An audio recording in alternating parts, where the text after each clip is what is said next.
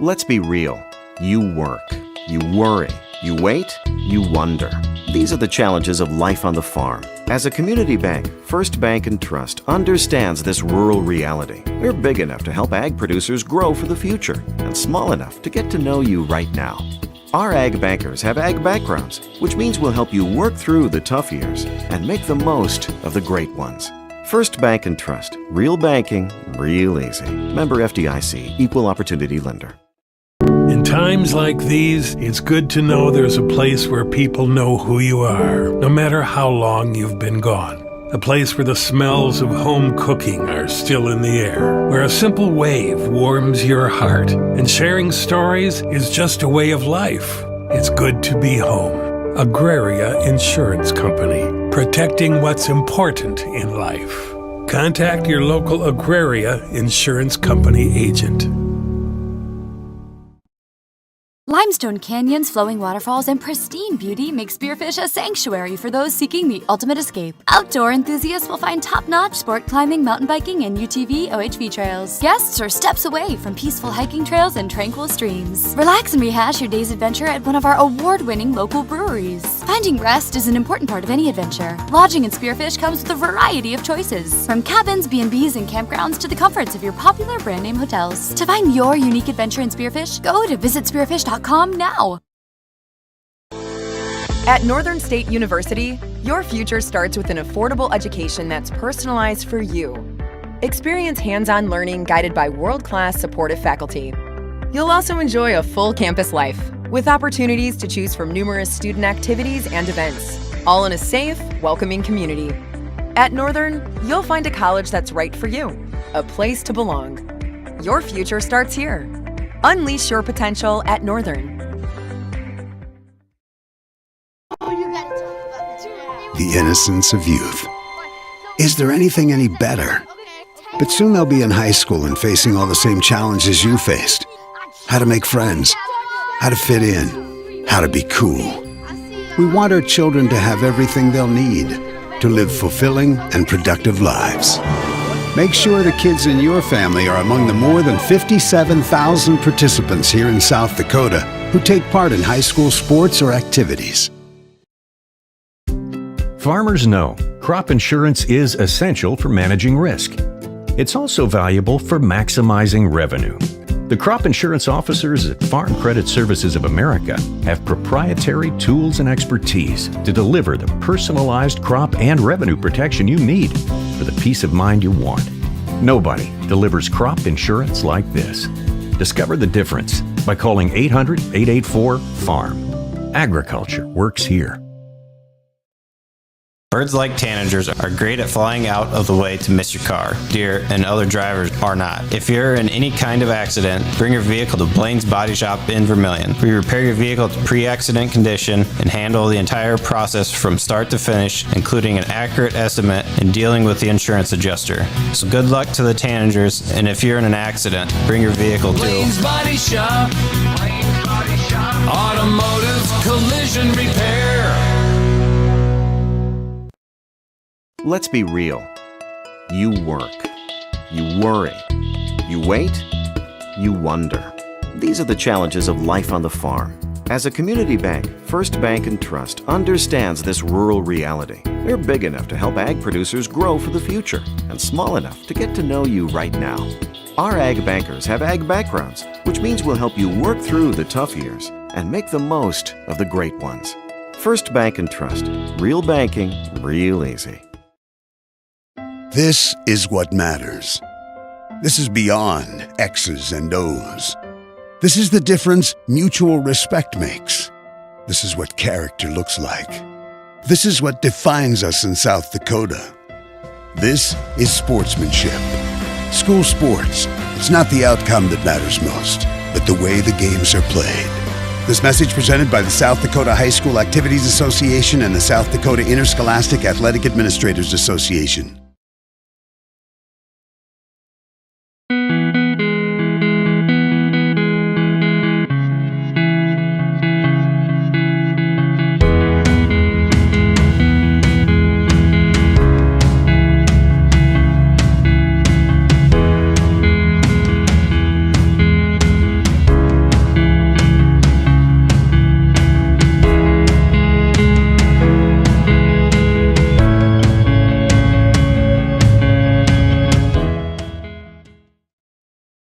In times like these, it's good to know there's a place where people know who you are, no matter how long you've been gone. A place where the smells of home cooking are still in the air, where a simple wave warms your heart, and sharing stories is just a way of life. It's good to be home.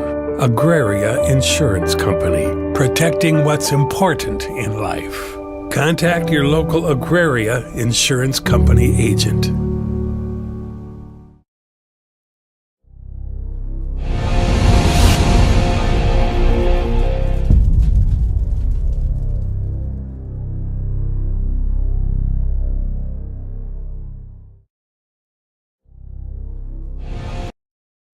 Advertising can be a struggle. Where to spend your money? Are you reaching the right audience? If you are looking for an effective method that reaches a large fan base at once, then here is your spot with Live Ticket TV.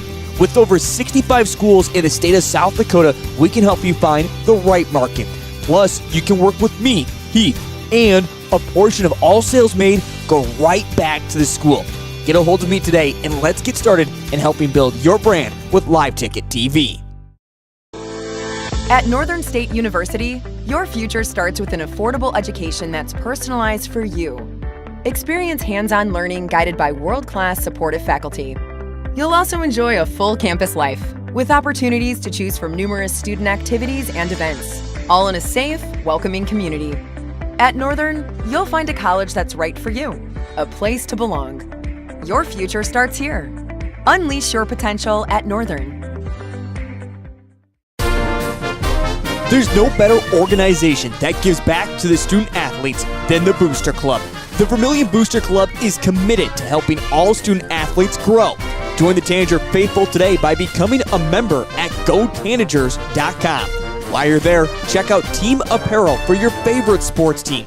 Like them on Facebook to stay up to date on all the latest information and sports games. Join the Vermillion Boosters today and go Tanagers!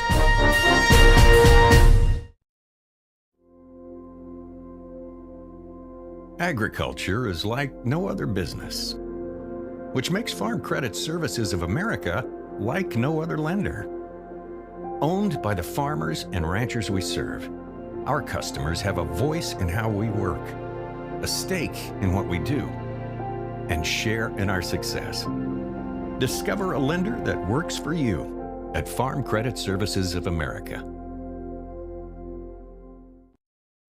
Hi, this is Kristen Cunningham with Chic Boutique by Kristen & Company in Centerville, South Dakota. We're an all-size inclusive boutique offering sizes small through 3X on many items, including denim jeans and jackets, shackets, pants, skirts, graphic tees and sweatshirts, joggers, school swag, hats and caps, many fashion accessories including purses and lots of jewelry. And we also offer gift items for birthdays and weddings. Get your shopping fix at 636 Broadway Street, Centerville, South Dakota, open Tuesday through Friday, 10 to 7 and Saturday, 10 to 4.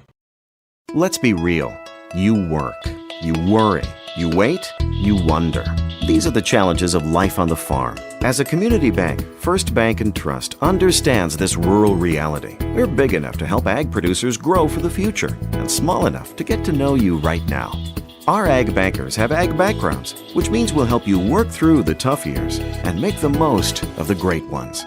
First Bank & Trust. Real banking, real easy. Member FDIC, Equal Opportunity Lender. In times like these, it's good to know there's a place where people know who you are, no matter how long you've been gone. A place where the smells of home cooking are still in the air, where a simple wave warms your heart, and sharing stories is just a way of life. It's good to be home. Agraria Insurance Company, protecting what's important in life. Contact your local Agraria Insurance Company agent. Limestone canyons, flowing waterfalls, and pristine beauty make Spearfish a sanctuary for those seeking the ultimate escape. Outdoor enthusiasts will find top-notch sport climbing, mountain biking, and UTV OHV trails. Guests are steps away from peaceful hiking trails and tranquil streams. Relax and rehash your day's adventure at one of our award-winning local breweries. Finding rest is an important part of any adventure. Lodging in Spearfish comes with a variety of choices, from cabins, B&Bs, and campgrounds to the comforts of your popular brand-name hotels. To find your unique adventure in Spearfish, go to visitspearfish.com now. At Northern State University, Your future starts with an affordable education that's personalized for you. Experience hands-on learning guided by world-class supportive faculty. You'll also enjoy a full campus life with opportunities to choose from numerous student activities and events, all in a safe, welcoming community. At Northern, you'll find a college that's right for you, a place to belong. Your future starts here. Unleash your potential at Northern. The innocence of youth. Is there anything any better? But soon they'll be in high school and facing all the same challenges you faced. How to make friends, how to fit in, how to be cool. We want our children to have everything they'll need to live fulfilling and productive lives. Make sure the kids in your family are among the more than 57,000 participants here in South Dakota who take part in high school sports or activities. Farmers know crop insurance is essential for managing risk. It's also valuable for maximizing revenue. The crop insurance officers at Farm Credit Services of America have proprietary tools and expertise to deliver the personalized crop and revenue protection you need for the peace of mind you want. Nobody delivers crop insurance like this. Discover the difference by calling 800-884-FARM. Agriculture works here.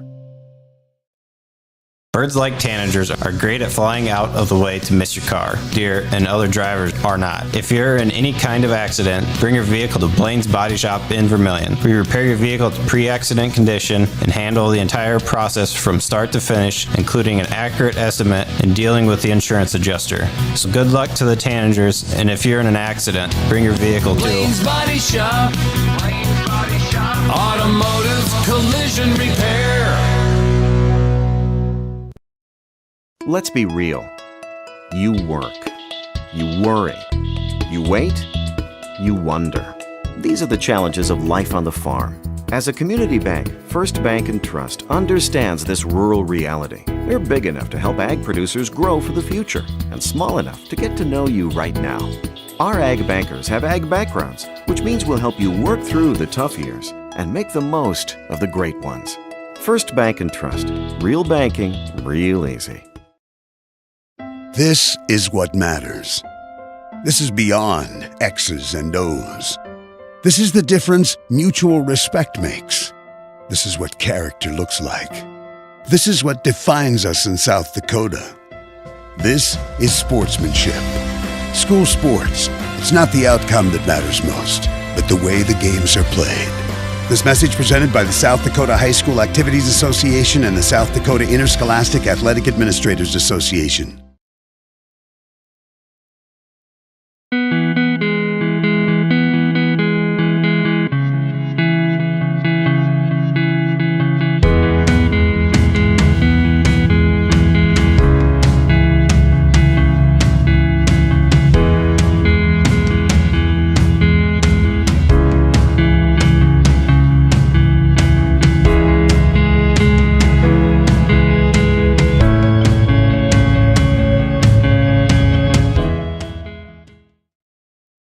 Times like these, it's good to know there's a place where people know who you are, no matter how long you've been gone. A place where the smells of home cooking are still in the air, where a simple wave warms your heart, and sharing stories is just a way of life. It's good to be home. Agraria Insurance Company, protecting what's important in life. Contact your local Agraria Insurance Company agent.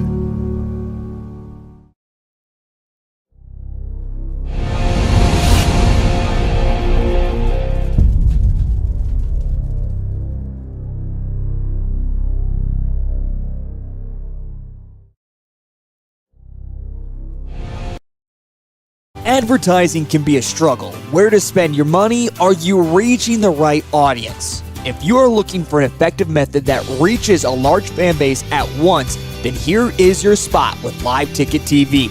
With over 65 schools in the state of South Dakota, we can help you find the right market.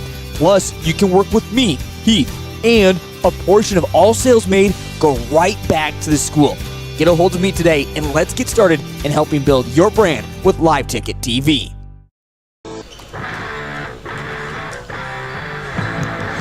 And good afternoon, ladies and gentlemen. Welcome to Vermillion, South Dakota in the Sanford Coyote Sports Center, home of the USD Coyotes for today. We've got a holiday classic going on for you, featuring 4 games. This first one will feature the Western Christian Wolfpack coming from Hull, Iowa, taking on the West Central Trojans coming from Hartford, South Dakota. West Central comes into this game not having a really great season so far, 0-2 to start the year. Their 2 losses include a loss against Dell Rapids and a loss against Sioux Falls Christian, 2 pretty solid teams in South Dakota Class A. And then Western Christian comes in almost the exact opposite of that. They come in 3-1 now that they played yesterday. They defeated West Sioux, they defeated West Harrison, and defeated Minneapolis North yesterday in the Arena Classic in the Tyson Event Center. They scored 90-something points in that game, Spencer, so we should have a good one here. They're 2-1, 62 points a game. They only allow 57. West Central, on the other hand, 38 points a game. They allow 59. Good afternoon once again, ladies and gentlemen. I'm Cole Larsch, joined today by Spencer Bewley. We've got the first 2 games for you. We're Western Christian and West Central playing on the first one. Western Christian girls will take on Crofton in the second. Then we'll turn it over to Heath Nimke. He'll have Vermillion boys taking on Crofton, then Vermillion girls taking on Worthington of Minnesota. All right here on Vermillion Tanagers Live and Live Ticket TV. So far, not very full here in the SCSC. However, compared to outside, it's 14 outside. I'd say it's probably 70 in here. Much better in here. Spencer, you walked across outside with no coat on. Yeah, that was a tough decision. I walked out there and instantly regretted it. Thought I could be a man and make that quick walk across from the dorms, but absolutely not. That was terrible. So definitely what we would call perfect basketball weather. Cold and snowy outside, nice and warm, and hopefully dry inside of the SCSC. First game, like I said, Western Christian Iowa taking on West Central. No, I didn't really get any stats for West Central, so we're going to give you the little rundown here on Western Christian, the Wolfpack coming from Hull, Iowa. Overall, they're led in all scoring by Caden Van Regenmorter, 13.7 points, 4 rebounds a game. Second leading scorer is his brother, Tate Van Regenmorter, 11.7 points, 8 rebounds. Ashton Van Hol, 8.6 boards, 5 assists. He's averaging per game, as Heath Nimke keeps showing me the Vikings score. In case you aren't watching or paying attention, the Minnesota Vikings are losing 33-0. And as a Vikings fan, that pains me. Spencer, as a Cowboys fan, you've got to be absolutely joyous, I'm sure. I always remind all my friends of the 40-3 victory where I don't know what broadcast it was, but whoever was broadcasting that on live television had to cut it in the middle of the third quarter. So that makes me happy. Yeah, CBS cut that game in the middle of the third quarter, and I couldn't have been happier because I was tired of watching that. Heath, of course, an Eagles fan. So we've really got all of the NFC covered here. Eagles, Vikings, Cowboys. I'm the only one today not wearing a USD shirt. Kind of feel out of place. Got about 6 minutes to go here, 5:53 until we're going to get tip-off. Just going to let the teams shoot around here. Really got no other background info other than West Central kind of needs to turn their season around. 2 tough losses against, like I said, decent teams. However, if you're giving up 60 points a game, that's not really going to fare you very well. Western Christian 3-1, probably averaging close to 70 points now with that big victory last night against Minneapolis North. So we're going to take a break. Probably it might be about a 5-minute break until we get to starting lineups and the national anthem. We are live on Vermillion Tanagers Live and Live Ticket TV from the Sanford Coyote Sports Center, Vermillion, South Dakota, for the SCSC Holiday Classic. We're going to take a break. We'll be right back after these messages. At Northern State University, your future starts with an affordable education that's personalized for you. Experience hands-on learning guided by world-class supportive faculty. You'll also enjoy a full campus life with opportunities to choose from numerous student activities and events, all in a safe, welcoming community. At Northern, you'll find a college that's right for you, a place to belong. Your future starts here. Unleash your potential at Northern. There's no better organization that gives back to the student athletes than the Booster Club. The Vermillion Booster Club is committed to helping all student athletes grow, Join the Tanager faithful today by becoming a member at GoTanagers.com. While you're there, check out Team Apparel for your favorite sports team. Like them on Facebook to stay up to date on all the latest information and sports games. Join the Vermillion Boosters today and go Tanagers!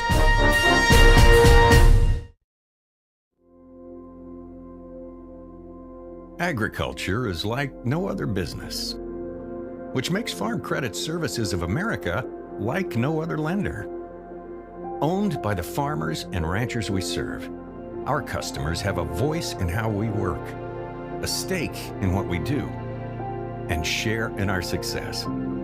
Discover a lender that works for you at Farm Credit Services of America. Hi, this is Kristen Cunningham with Chic Boutique by Kristen & Company in Centerville, South Dakota. We are an all-size inclusive boutique offering sizes small through 3X on many items, including denim jeans and jackets, shackets, pants, skirts, graphic tees and sweatshirts, joggers, school swag, hats and caps, many fashion accessories including purses and lots of jewelry. And we also offer gift items for birthdays and weddings. Get your shopping fix at 636 Broadway Street, Centerville, South Dakota. Open Tuesday through Friday, 10 to 7, and Saturday, 10 to 4. Let's be real. You work. You worry. You wait. You wonder. These are the challenges of life on the farm. As a community bank, First Bank & Trust understands this rural reality. We're big enough to help ag producers grow for the future and small enough to get to know you right now. Our ag bankers have ag backgrounds, which means we'll help you work through the tough years and make the most of the great ones. First Bank & Trust. Real banking, real easy. Member FDIC, Equal Opportunity Lender. In times like these, it's good to know there's a place where people know who you are, no matter how long you've been gone. A place where the smells of home cooking are still in the air, where a simple wave warms your heart, and sharing stories is just a way of life. It's good to be home. Agraria Insurance Company, protecting what's important in life. Contact your local Agraria Insurance Company agent. Limestone canyons, flowing waterfalls, and pristine beauty make Spearfish a sanctuary for those seeking the ultimate escape. Outdoor enthusiasts will find top-notch sport climbing, mountain biking, and UTV OHV trails. Guests are steps away from peaceful hiking trails and tranquil streams. Relax and rehash your day's adventure at one of our award-winning local breweries. Finding rest is an important part of any adventure. Lodging in Spearfish comes with a variety of choices, from cabins, B&Bs, and campgrounds to the comforts of your popular brand-name hotels. To find your unique adventure in Spearfish, go to visitspearfish.com now. At Northern State University, your future starts with an affordable education that's personalized for you. Experience hands-on learning guided by world-class supportive faculty. You'll also enjoy a full campus life with opportunities to choose from numerous student activities and events, all in a safe, welcoming community. At Northern, you'll find a college that's right for you, a place to belong. Your future starts here. Unleash your potential at Northern. The innocence of youth. Is there anything any better? But soon they'll be in high school and facing all the same challenges you faced. How to make friends, how to fit in, how to be cool. We want our children to have everything they'll need to live fulfilling and productive lives. Make sure the kids in your family are among the more than 57,000 participants here in South Dakota who take part in high school sports or activities. Farmers know crop insurance is essential for managing risk. It's also valuable for maximizing revenue. The crop insurance officers at Farm Credit Services of America have proprietary tools and expertise to deliver the personalized crop and revenue protection you need for the peace of mind you want. Nobody delivers crop insurance like this. Discover the difference by calling 800-884-FARM. Agriculture works here. Birds like tanagers are great at flying out of the way to miss your car. Deer and other drivers are not. If you're in any kind of accident, bring your vehicle to Blaine's Body Shop in Vermillion. We repair your vehicle to pre-accident condition and handle the entire process from start to finish, including an accurate estimate and dealing with the insurance adjuster. So good luck to the tanagers, and if you're in an accident, bring your vehicle to Blaine's Body Shop. Blaine's Body Shop. Automotive collision repair. Let's be real. You work. You worry. You wait. You wonder. These are the challenges of life on the farm. As a community bank, First Bank & Trust understands this rural reality. They're big enough to help ag producers grow for the future and small enough to get to know you right now. Our ag bankers have ag backgrounds, which means we'll help you work through the tough years and make the most of the great ones. First Bank & Trust. Real banking, real easy. This is what matters. This is beyond X's and O's. This is the difference mutual respect makes. This is what character looks like. This is what defines us in South Dakota. This is sportsmanship. School sports, it's not the outcome that matters most, but the way the games are played. This message presented by the South Dakota High School Activities Association and the South Dakota Interscholastic Athletic Administrators Association.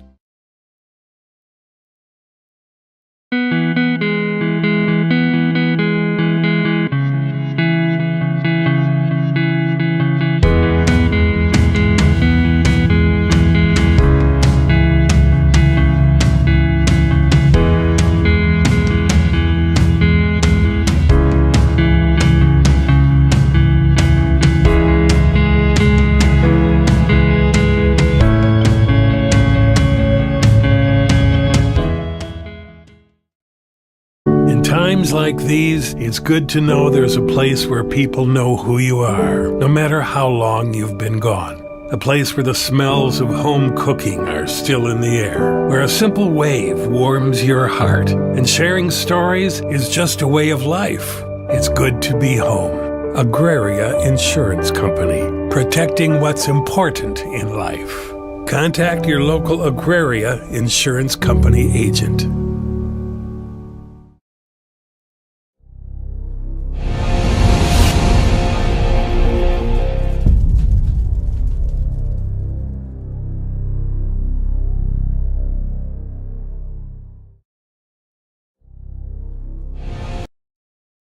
And for Western Christian. Welcome back to the Sanford Coyotes Sports Center, Vermillion, South Dakota, home of the USD Coyotes, where tonight, oh, the clock's running. I don't think they're supposed to be doing that. Anyway, we're going to get to your starting lines. We just had the national anthem. We're getting ready to play some basketball here in the Sanford Coyotes Sports Center.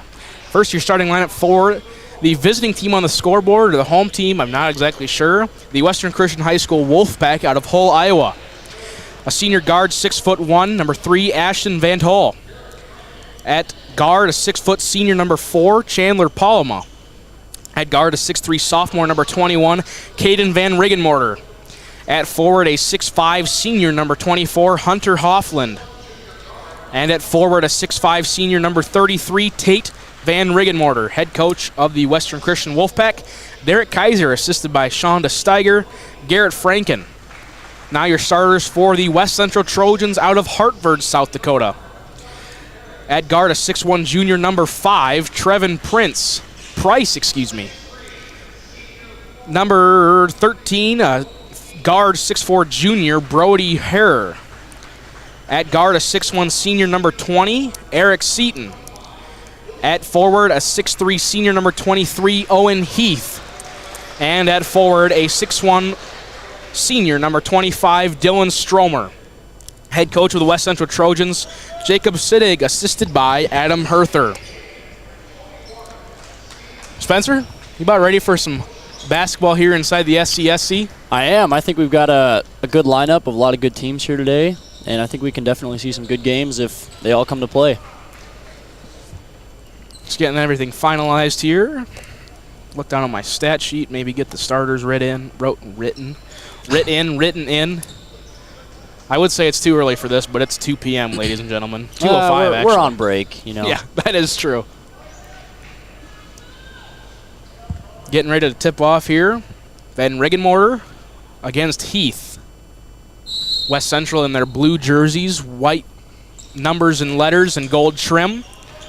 The Wolfpack in their white jerseys, early layup, no good. Rebound will go to Brody Herr. Early start there, as I was saying, Western Christian in their white jerseys, red letters and numbers.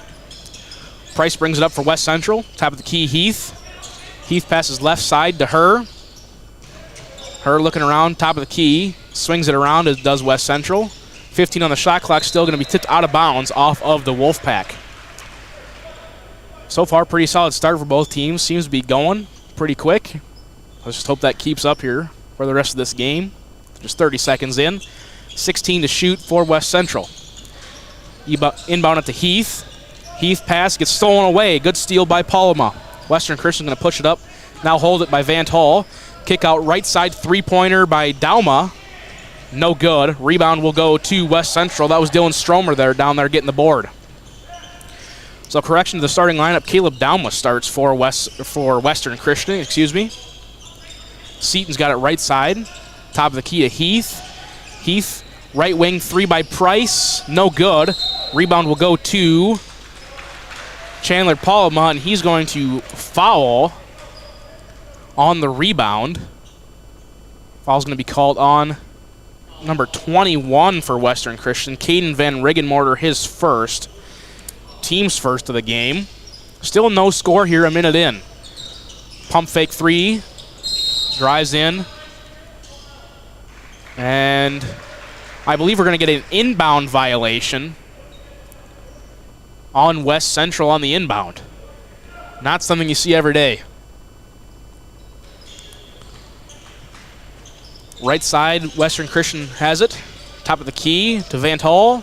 Swinging around, looking down low for Van Riggenmorter.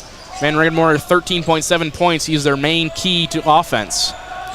Right side, Van Hall. Looking around, looking inside again. Van Riggenmorter's got it. One-on-one in the post against Heath. Shot no good. Rebound. We're not going to credit anybody with a rebound there. And it's going to be out of bounds off of Heath. It's a pretty good job by Van Riggenmorter there. That ball was going out, and he just threw it right off of the West Central player. Paloma's got it. Swing right side of Dauma. Swinging around around to the right side. Long three on the way, no good. Rebound will go to West Central. That was Brody Hare. Still no score here. 6:12 to play. And out of bounds, Eric Seaton was 6'1" senior guard. So a quick turnover again gives the ball back to the Wolfpack. 6:12 to play.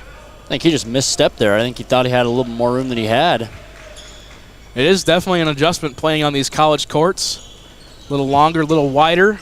And there's 3 3-point lines that you have to worry about. Right. So definitely an adjustment for both these teams. However, Western Christian just played in the Arena Classic in Sioux City in the Tyson Event Center as Tate Van Riggenmorter gets his first points of the game and the first points overall for both teams. That makes it 2-0. Heath drives in, stolen away. Fast break on the way. Van Riggenmorter, layup, good. So both Van Riggenmorter brothers have all the points for the Wolfpack early, 4-0. 5.5 minutes to go, first quarter. Price brings it up for West Central. Left side to Hare. Gets the screen. Pass taken away. Swinging around top does West Central. Good slip there on the screen. Can't find anything. Three-pointer on the way by Hare. Short. Doesn't hit anything but the front of the net. And we're going to have a mass exodus of subs. Connor Ike, number 3 that I don't have on the roster. Is that number? Am I seeing things right? That is number 3. Number 3 is not listed on the roster. And number 10, Carter Tetzloff, come in, all for West Central. Seems like we're getting good shots here early, good looks at least. Just both teams kind of not able to convert on their open looks. Seen a couple good drives to the basket, but I think we're going to need to see some more of that if the shooting keeps going this way. And another turnover by Western Christian gives the ball back to the Trojans. 5 minutes to play. 4-0 your score here inside the Sanford Coyote Sports Center. Just a reminder to all fans watching, we will have coverage of all 4 games here tonight on the same stream, so keep it here. We'll keep you covered. Vermillion Tanagers Live and Live Ticket TV. Tetzloff steps on the out-of-bounds line. Turnover, gives it back to Western Christian. You mentioned the new court, and that's twice now we've seen 2 players for West Central just step out of bounds. Definitely a big adjustment for these teams playing in these college arenas. Swinging it around. Van Hull's got it. Down low. Van Riggenmorter. Three-pointer on the way. Good. Chandler Paloma with his first bucket. makes it 7-0 in favor of the Wolfpack. Out of bounds off of West Central. So another turnover by West Central. They still have not scored a bucket yet. And we're going to get a timeout called, 30-second timeout. Tonight's broadcast, your scoreboard sponsor is Farmers Union Insurance. Why choose Farmers Union Insurance? They value what's important to you and your way of life. Whether you're a driver, homeowner, farmer, or business owner, let them show you how they can provide the protection you need. You'll find out more at farmersunioninsurance.com. As we're getting a roster adjustment here, broadcast also brought to you by Live Ticket TV, your new home for all things Vermillion sports and coverage of area teams. Now in over 70 schools across the state, Live Ticket TV has your ticket to the game. From the comfort of your own home or on the road, find complete coverage of your favorite team at Live Ticket TV or download the app today. Just search Live Ticket TV on the App Store or the Google Play Store. Western Christian's got it out of the timeout, leading 7-0.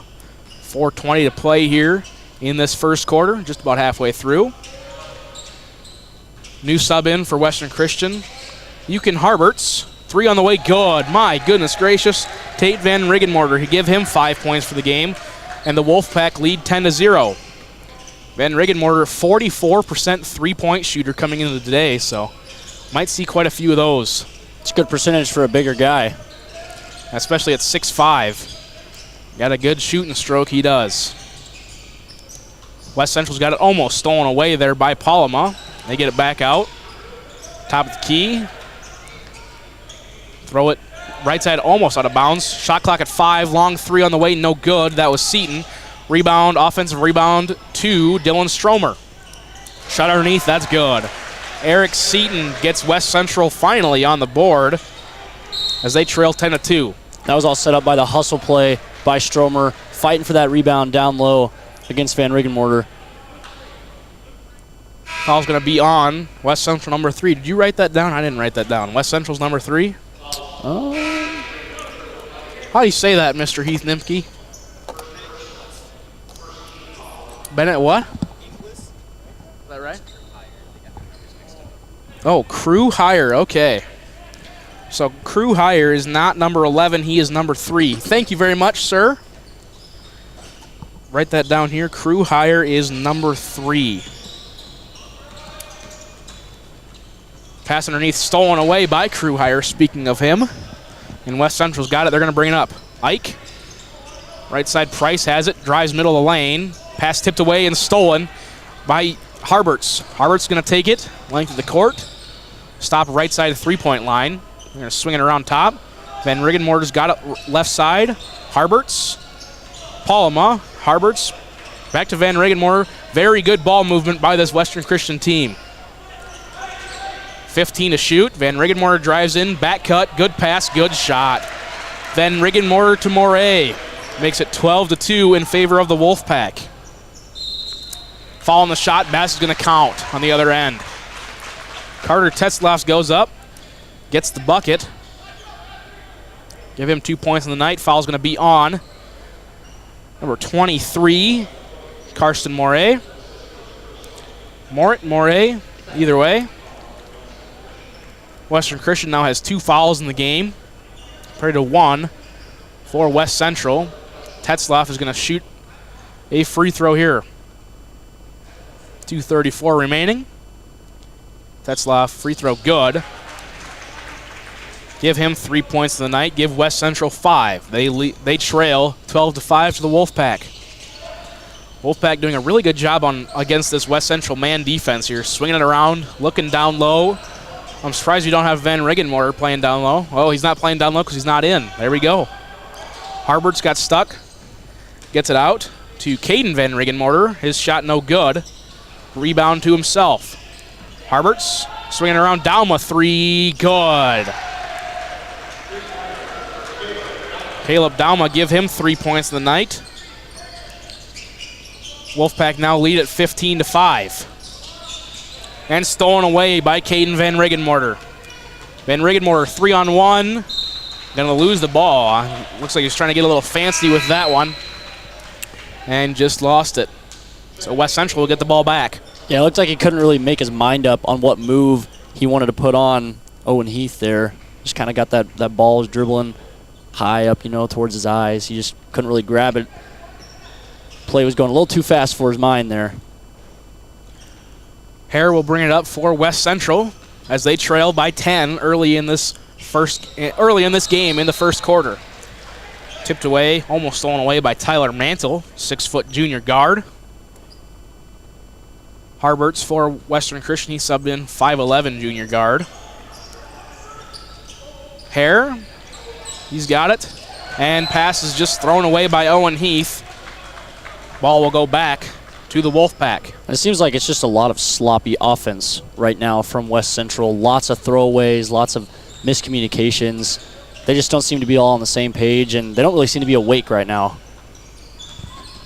And my excuse was it's early, but it is 2 p.m., ladies and gentlemen, here in the Holiday Classic in the SCSC, home of the USD Coyotes. Cole Larsch joined by Spencer Bewley. Heath Nimke took a break from announcing. He's on the camera. West Central's got it on their own end. It's just swinging it around top. 3 ball on the way by Hire, no good. Rebound will go to Caleb Dauma, and he wants to push. He's got it on the left side and then stops at the 3-point line. Morit, right side, travel called. Yeah, it looks like a travel. He didn't like the call, but I don't think he got the ball out of his hands before that third step came down in the paint. Almost a really good play, but I do believe that was the right call. So West Central will get it 51 seconds, and we're going to get a timeout called by Western Christian, 30-second timeout. Broadcast brought to you by Farm Credit Services of America. American Ag has grown to become the largest, most efficient, and productive food system in the world, but it remains a business of people. In everything they do, they work to become Ag's most valued financial partner. Find out how they are for the farmer to help grow. Find out how they are there for the farmer to help and grow at fcsamerica.com. So far, absolute domination here by the Wolfpack. Right. Yeah, like I was saying earlier, it seems like West Central's not really focused right now. They just don't seem ready to play. They don't seem like they have the same intensity that Western Christian has.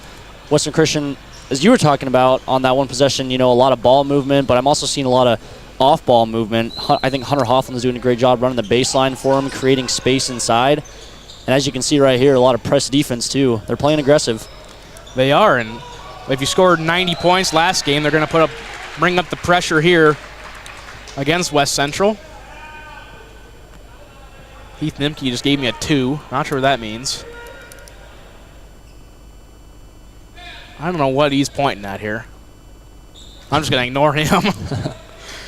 Never listen to the camera guy. West Central, tip out of bounds. That is not a 10-second call. 10 seconds reset on the out of bounds. Van Riggenmoor wanted that call, but he's not going to get it. Almost stolen away by Harberts, and a hard foul out front. Just trying to go for the ball there. That was going to be on Harberts. His team's third foul in this first quarter. They've got 3 compared to West Central's 1. 15-5 your score. 30 seconds to play. Shot clock is off. I like the aggression here, though, by Western Christian, kind of taking advantage of the flat-footedness of West Central early on. 22 seconds now. West Central nope, they're going to turn it over. Caden Van Riggenmoor with steal. Pass out front to Morit. Layup, no good. Rebound will go to Peyton Schulte, 6'1" junior guard for West Central. 10 seconds to play. Left side just kind of swinging around, and a travel call. Good call there. He did travel. Yep. So now Western Christian's going to get the ball with 5 seconds left. They're going to sub in a lot of players. Van Tull, Dauma, and Palma all check in, I believe. Looks like they sent it 4. Maybe I'm missing one. 5 seconds here. Van Riggenmoor. Kick left side. Dauma 3. Almost in. No good. That'll be your first quarter score. The Wolfpack 15, Trojans 5. We're going to take a break and return to the Sanford Coyote Sports Center in 60 seconds. You're listening to the SCSC Holiday Classic on Vermillion Tanagers Live and Live Ticket TV. Advertising can be a struggle. Where to spend your money? Are you reaching the right audience? If you are looking for an effective method that reaches a large fan base at once, then here is your spot with Live Ticket TV. With over 65 schools in the state of South Dakota, we can help you find the right market. Plus, you can work with me, Heath, and a portion of all sales made go right back to the school. Get a hold of me today and let's get started in helping build your brand with Live Ticket TV. At Northern State University, your future starts with an affordable education that's personalized for you. Experience hands-on learning guided by world-class supportive faculty. You'll also enjoy a full campus life with opportunities to choose from numerous student activities and events, all in a safe, welcoming community. At Northern, you'll find a college that's right for you, a place to belong. Your future starts here. Unleash your potential at Northern. Welcome back to the Sanford Coyote Sports Center, home of the USD Coyotes, where today we've got a little classic going for you. All 4 games here on Live Ticket TV, but this first game, Western Christian leads West Central 15-5 after 8 minutes of play. See what West Central can do to try and rebound, maybe get a little bit of a response here. Ike has it, passes it to Heyer. Heyer drives middle, little flip pass there to Tetzloff, and he's going to get that one to go. Tetzloff has 5 points in the night. Trojans now trail by 8. Good ball movement once again by Western Christian. Drive left side, layup, good. That was Chandler Palma for the Wolfpack. Give him 5 points in the night. He's tying for the leading scorer. Him and Tate Van Riggenmorter have 5 points for the Wolfpack. 17-7. Step back 3-pointer by Heyer, no good. Rebound goes to Ashton Van Hall. And a foul 85 feet from the hoop. Actually, it might be closer to 90 now that we're on this longer college floor.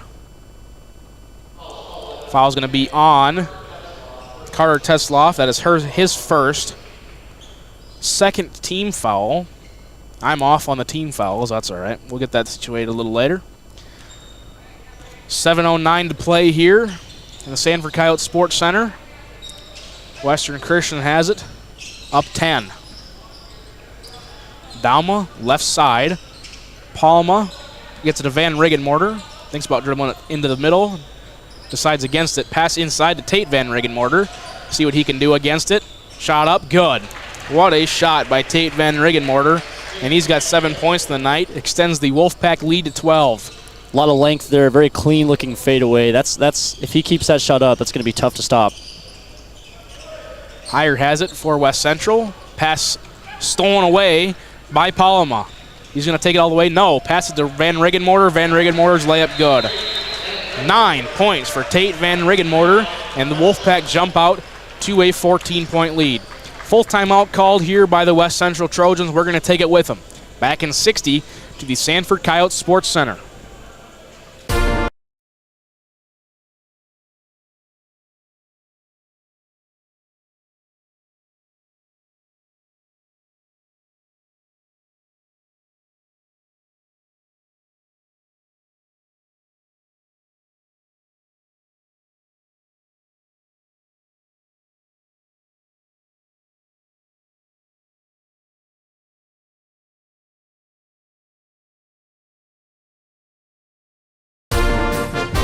There's no better organization that gives back to the student athletes than the Booster Club.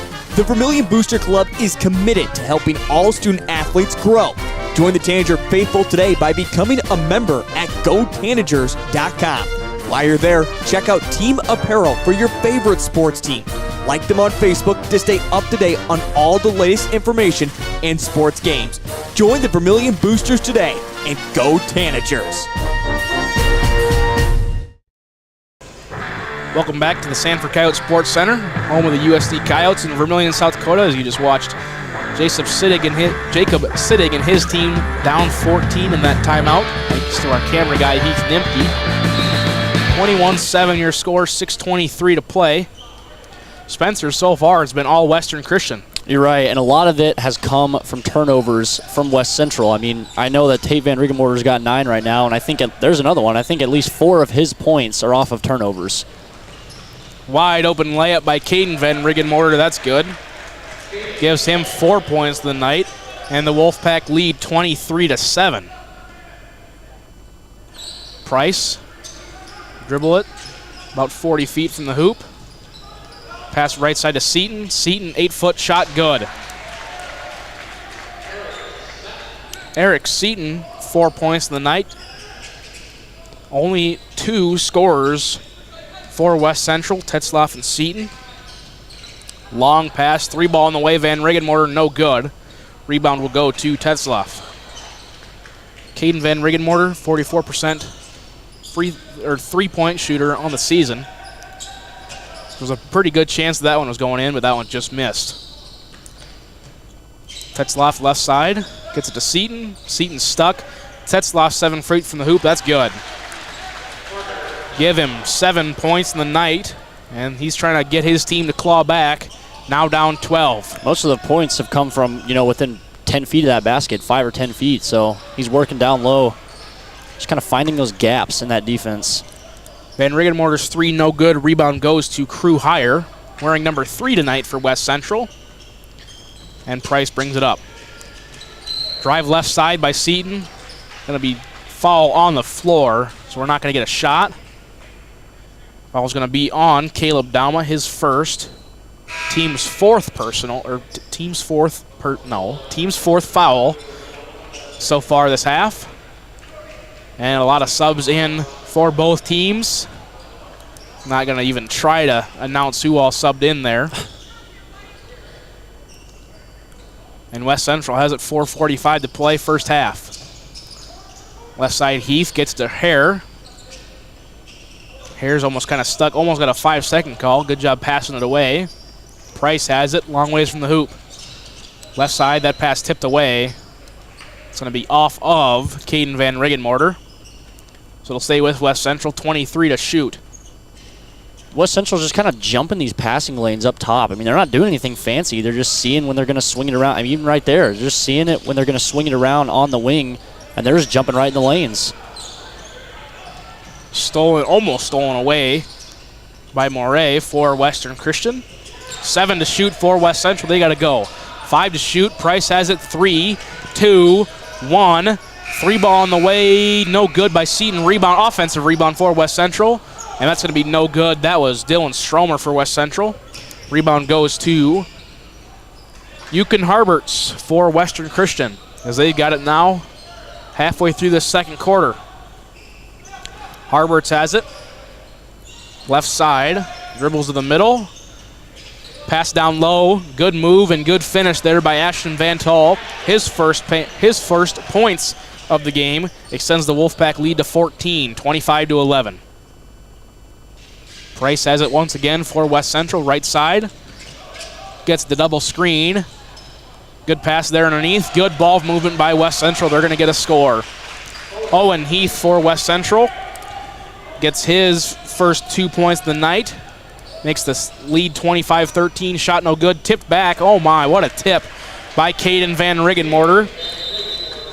Give him 6 points in the night. And we're going to get another timeout called by West Central. I didn't see if it was we're in a full timeout. We're going to keep it here. Tonight's broadcast sponsored by Visit Spearfish, surrounded by unmatched natural beauty. Spearfish offers something for everyone, old and young, the thrill seekers, and those longing for a much-needed reprieve. Plan ahead or don't. We're here to help you get on the path to unforgettable moments. Visit spearfish.com. Tonight's broadcast also brought to you by Blaine's Body Shop. Blaine's has expanded, now with more room than ever before.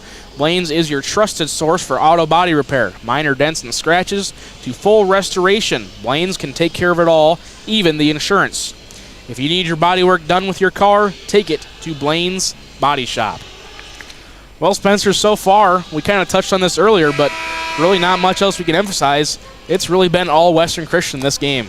You're right, and I think a big part of it is stemming from their defense. I was talking earlier about how Western Christian, especially the wingmen, seem to be jumping the passing lanes. I think West Central's got to get a little bit more creative with their ball movement up top. They can't just be swinging it around the perimeter, and I think they need to get the ball inside more. You saw that last possession, they got the ball inside to Stromer, and then he dished it out to Owen Heath, and it was an easy bucket. And I think they need to kind of break up that defense a little bit by getting the ball more inside rather than just hanging out on the perimeter and swinging it around, because they're going to get that ball stolen a lot more if they keep doing that.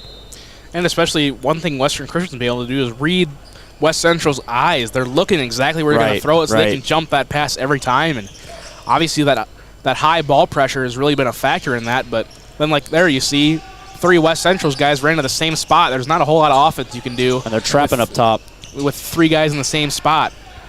Got to keep the ball moving here if you're West Central. They got 10 to shoot. Price drives in. He's going to get fouled on the way up, and he will shoot 2 free throws. Foul's called on, I believe it was 33. Tate Van Riggenmorter, his first. Team's 5th foul of the half. So Price will shoot 2. First free throw, no good. So still a 14-point game, 27-13. Second free throw on the way.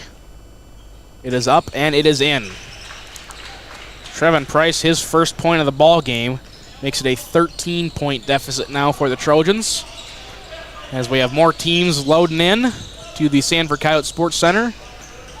Not sure if that is Worthington or if that's Crofton. I think it's Worthington. Good shot there by Tate Van Riggenmorter. He has 11 points in this ball game. It's now 29-14. It's coming pretty easy to him down low. He's just using that big body of his and working off those defenders. Shot up no good by Dylan Stromer. He's going to take a hard foul. So he will get 2 free throws. I've been told that is Crofton now walking into the Sanford Coyote Sports Center. They play the next game here, where they take on Western Christian girls game. Stromer's free throw no good. That foul was on Harberts, was that correct? Harberts? I believe so. I did not catch the number. It's his second foul. Team's 6th of the half. Stromer's second free throw up and good. That's his first point of the ball game. Makes it 29-15. Back to the 14-point deficit. Western Christian has it now. 2:17 to play here, second quarter. Shot up and good. Good drive by Chandler Palma, the 6-foot senior guard. As now he has 7 points in the ball game. 31-15. And when Tate Van Riggenmorter is playing the way that he is, as soon as he got that ball down low on the block, the defense kind of collapsed around him, and that allowed the easy drive from Chandler Palma there. Well, when Van Riggenmorter's got 11 points, if you're West Central, you got to stop him. Right. As Price goes up, he's going to get fouled again. And so he'll shoot some more free throws. Fouls on number 2, Ashton Winterfeld.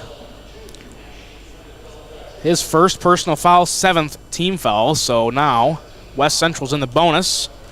Price to shoot 2 free throws. 1 for 2 today. Make that 2 for 3. That's his only 2 points of the game. Makes it 31-16. I think with West Central being in the bonus, it's especially crucial now, Western Christian being in the bonus. I think it's crucial now that West Central keeps driving to the basket and at least trying to draw some reach-in fouls or block fouls or something like that. It doesn't always have to be a 2-point play. And just an easy fast break bucket there by Ashton Van Tol for Western Christian. Makes it 33-16. Minute 30 left to go in the first half. West Central really getting beat back, really on both ends of the floor. I mean, they're just getting out-hustled completely here today. Fadeaway by Heyer is good. So Crew Heyer, that is his first 2 points of the night. Makes the score now 33-18, minute 10 to play. Western Christian has it. Van Riggenmorter swings it around. Palma has it left side, down low to Van Tol. Back out to Palma. Thought about 3, didn't take it. Van Riggenmorter drives middle, little floater, no good. Rebound will go to Eric Seaton of West Central. 50 seconds to play here, first half. West Central's got it Price, and he's going to get fouled out front. Foul's going to be on number 21, Caden Van Riggenmorter, his second. He was not happy about that one. No, and I think he knows that it just was kind of a silly foul. You always mention the feet away from the basket. Yeah. I'm not exactly sure how far that was away from the basket, but it was far enough that he knows as soon as he committed that foul that it wasn't needed, it wasn't necessary. About 35 feet, in case you're wondering, just a rough guess. Price 2 for 4. Free throws makes that 2 for 5. Offensive rebound goes to Connor Ike. Connor Ike, and he's going to get it stolen away. No, foul called on Western Christian. Foul is on 13, Caleb Dauma, his second. Team's now 10th foul. No, 9th foul, excuse me. So that will send Connor Ike to the line. They definitely need to start dropping some of these free throws, though. I need to put these in. This is a perfect time to kind of start building that comeback if you need it, is at the free throw line. First free throw is good by Ike. And when you look at West Central's offense, really the most of their points have been from the free throw line right so far tonight. So like you said, if you can make some of these shots, I think they've missed 4 or 5 of them now. That makes this game from a 14-point game to a 10-point game. And their offense hasn't shown, at least right now, to just be, explosive in playmaking. So they just got to kind of slowly chip away at that lead if they want a shot at coming back. 38 seconds to play here, first half. Trojans get it within 13 points. Hook shot no good. Offensive rebound and the putback. Carson Moray gets to go, and he's going to get the foul. So give him 4 points of the night. Fouls on 14. I don't have a 14. I also don't have a 14. Free throw is good. So give him 5 points of the night. We'll try and figure out who number 13 is. Or 14, excuse me. I don't have him. I was looking down, West Central turned it over. So Western Christian's going to get it. 24 seconds left. They lead by 16 here in this first half. Van Tull is just going to dribble it up slowly for Western Christian. Looks like they're going to take the last shot. Van Riggenmorter, left side. Palama drives right side. Good pass, good finish by Ashton Van Tull. 6 points in the night. 2 seconds, 1 second, long three on the way, no. And that's how the first half will end. Your score inside the Sanford Coyote Sports Center, Vermillion, South Dakota. Western Christian Wolfpack 38, West Central Trojans 20. We're going to take about a 3-minute break. Come back to you with halftime stats and analysis. You're listening to the SCSC Holiday Classic on Vermillion Tanagers Live and Live Ticket TV. Agriculture is like no other business, which makes Farm Credit Services of America like no other lender. Owned by the farmers and ranchers we serve, our customers have a voice in how we work, a stake in what we do, and share in our success. Discover a lender that works for you at Farm Credit Services of America. Hi, this is Kristen Cunningham with Chic Boutique by Kristen & Company in Centerville, South Dakota. We're an all-size inclusive boutique offering sizes small through 3X on many items, including denim jeans and jackets, shackets, pants, skirts, graphic tees and sweatshirts, joggers, school swag, hats and caps, many fashion accessories including purses and lots of jewelry. And we also offer gift items for birthdays and weddings. Get your shopping fix at 636 Broadway Street, Centerville, South Dakota. Open Tuesday through Friday, 10 to 7, and Saturday, 10 to 4. Let's be real. You work. You worry. You wait. You wonder. These are the challenges of life on the farm. As a community bank, First Bank and Trust understands this rural reality. We're big enough to help ag producers grow for the future and small enough to get to know you right now. Our ag bankers have ag backgrounds, which means we'll help you work through the tough years and make the most of the great ones. First Bank and Trust. Real banking, real easy. Member FDIC, Equal Opportunity Lender. In times like these, it's good to know there's a place where people know who you are, no matter how long you've been gone. A place where the smells of home cooking are still in the air, where a simple wave warms your heart, and sharing stories is just a way of life. It's good to be home. Agraria Insurance Company, protecting what's important in life. Contact your local Agraria Insurance Company agent. Limestone canyons, flowing waterfalls, and pristine beauty make Spearfish a sanctuary for those seeking the ultimate escape. Outdoor enthusiasts will find top-notch sport climbing, mountain biking, and UTV OHV trails. Guests are steps away from peaceful hiking trails and tranquil streams. Relax and rehash your day's adventure at one of our award-winning local breweries. Finding rest is an important part of any adventure. Lodging in Spearfish comes with a variety of choices, from cabins, B&Bs, and campgrounds to the comforts of your popular brand-name hotels. To find your unique adventure in Spearfish, go to visitspearfish.com now. At Northern State University, your future starts with an affordable education that's personalized for you. Experience hands-on learning guided by world-class supportive faculty. You'll also enjoy a full campus life with opportunities to choose from numerous student activities and events, all in a safe, welcoming community. At Northern, you'll find a college that's right for you, a place to belong. Your future starts here. Unleash your potential at Northern. The innocence of youth. Is there anything any better? But soon they'll be in high school and facing all the same challenges you faced. How to make friends, how to fit in, how to be cool. We want our children to have everything they'll need to live fulfilling and productive lives. Make sure the kids in your family are among the more than 57,000 participants here in South Dakota who take part in high school sports or activities. Welcome back to the Sanford Coyote Sports Center, home of the USD Coyotes. Today we've got a little holiday classic for you. First game, Hull Western Christian and West Central. Just the first of four. We'll have all of them here for you on Vermillion Tanagers Live and Live Ticket TV. But here, your halftime score, Western Christian 38, West Central 20. Leading the way for Western Christian, Tate Van Riggenmorter, 11 points. And leading the way for West Central, Carter Tetzloff has 7 points. Well, Spencer, we kind of heard how West Central's season has gone so far. 0-2, only scoring 38 points a game, allowing almost 60. And here tonight, it's almost that exact same situation. Right. You think there's anything they can do to try and fix this? I mean, the biggest thing is I think they just need to rein in the focus on offense, get on the same page. There was a lot of what seemed to be, miscommunications, guys cutting when the ball's coming to them. But the biggest thing is they were just getting pressured by that Western Christian defense, and they just didn't really seem ready for it.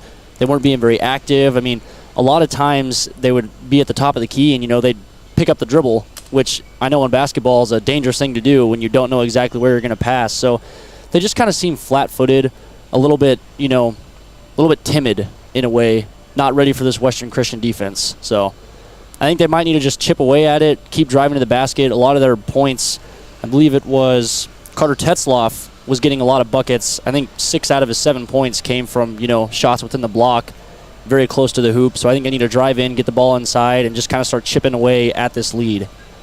And Western Christian, I mean, they've done a lot of good things this game, lots of good ball movement. You think there's anything they can do that just maybe makes this lead from 20 to 50 at the end of the game? Feed Tate Van Riggenmorter. That's all I would say. I mean, he's been pretty unstoppable in the paint right now. Those easy hook shots, using his length, using his body. I think if they just keep getting the ball inside, that West Central defense is going to kind of collapse around him, and it's going to open up a lot of guys that, haven't been as in the mix. We've already seen that once with Chandler Palama's drive. They kicked it into to Van Riggenmorter, and then kicked it. He just swung it right back out to Palama, and Palama had a wide open lane because you had 3 West Central defenders collapse down on Van Riggenmorter. So I think they keep feeding him. It's going to open up a lot more players to get involved on the scoring end, and I think they can expand this lead, especially if they keep the pressure on defense.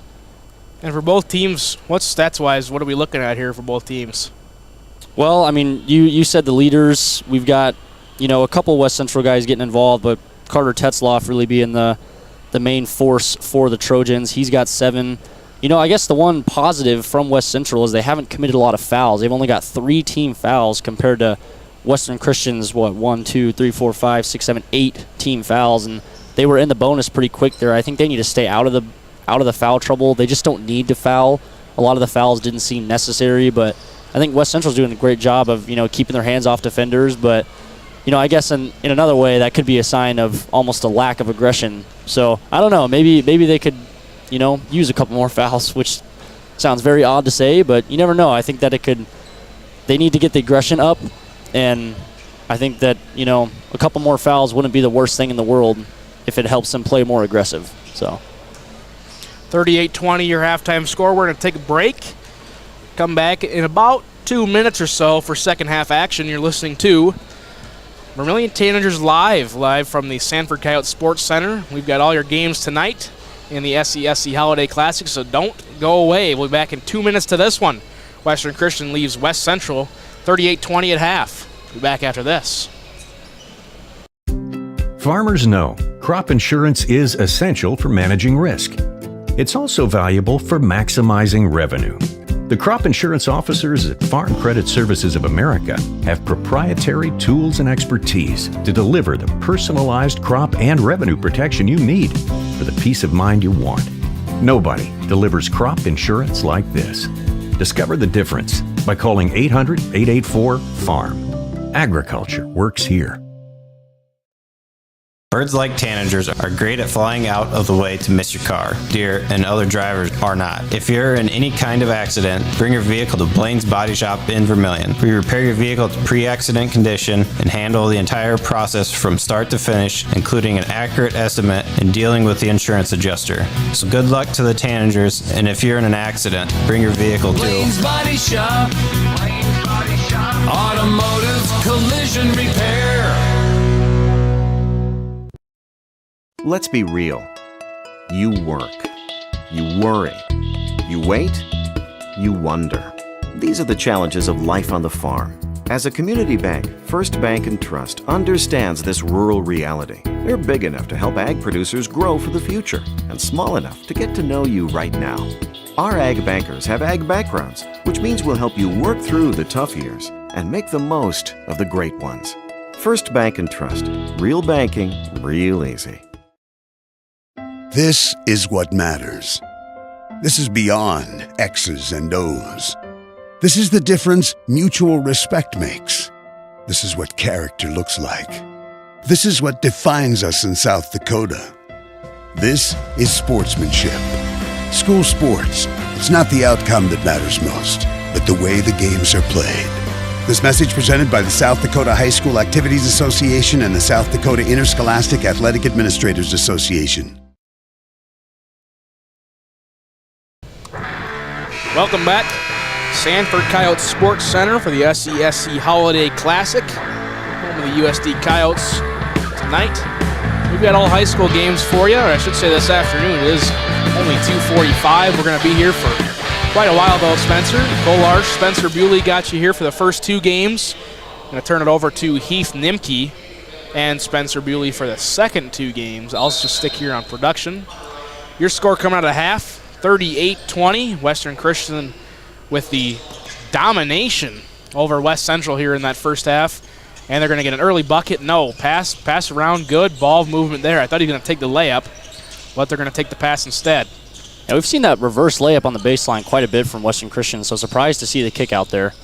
Balma kicks out Van Hall, Van Riggenmorter. Van Riggenmorter all the way across the court, still moving the ball around, 8 to shoot. Might have to almost force something up here. Van Riggenmorter shot no good. Rebound, Ashton Van Hall. He's going to take it up himself. Shot blocked. No good. Rebound goes to Trevin Prince, who also got the block. 38-20, so about a 40-second offensive possession there for Western Christian.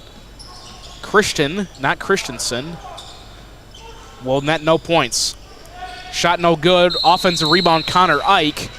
And we're going to get a jump ball on the rebound. Possession will stay with West Central. Good to see Ike come out for the Trojans there, kind of fighting for that possession. It's a sign that they're not going down easy. You know, they're going to keep fighting, they're going to keep playing hard, and that's what you need, especially right out of the halftime break. Try to get your team back into it. West Central's got it now. Fresh shot clock. And a travel called on Trevin Prince, on that left side. So ball will go back to Western Christian. We're a minute in. No points on the board yet in this first game inside the SCSC. Reminder, Live Ticket TV and Vermillion Tanagers Live has you covered all 4 games here tonight. After this one, we've got the Western Christian girls. They'll take on Crofton.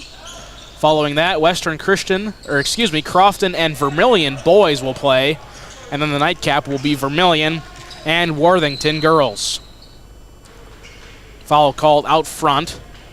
Foul's going to be on Caden Van Riggenmorter, his 3rd personal foul. Team's first of the half. Might have to watch him a little bit. He's our 2nd leading scorer, 11.7 points a game, also 8 rebounds a game. Ike goes up, no good.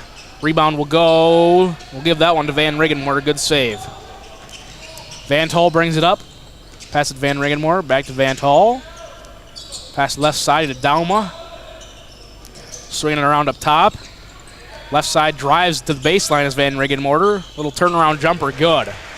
And he's just done that little turnaround all day long. It's just they're going to have to get a little bit more aggressive on guarding him because he's just going to use his length and just go up and over every time. 3 ball in the way. Eric Seaton, no good. Rebound will go to nobody. Out of bounds. Possession will stay. Or will go to, Western Christian. Subs in. Crew Hire. Brody Hare. And Carter Tetzloff. They'll sub in for West Central as they trail 20 points here in this 3rd quarter. West Central, a defense that's allowing 59 points per game so far this season. Then Riggenmorter has it down low. Good pass and cut. However, the shot is no good by Van Tol. Rebound will get hit out to Eric Seaton. And then that will be tipped out of bounds by Western Christian. In case you're wondering about an NFL score, the Indianapolis Colts lead the Minnesota Vikings 36-21. 7 minutes to play in that one. That game at 1 point, 33-0.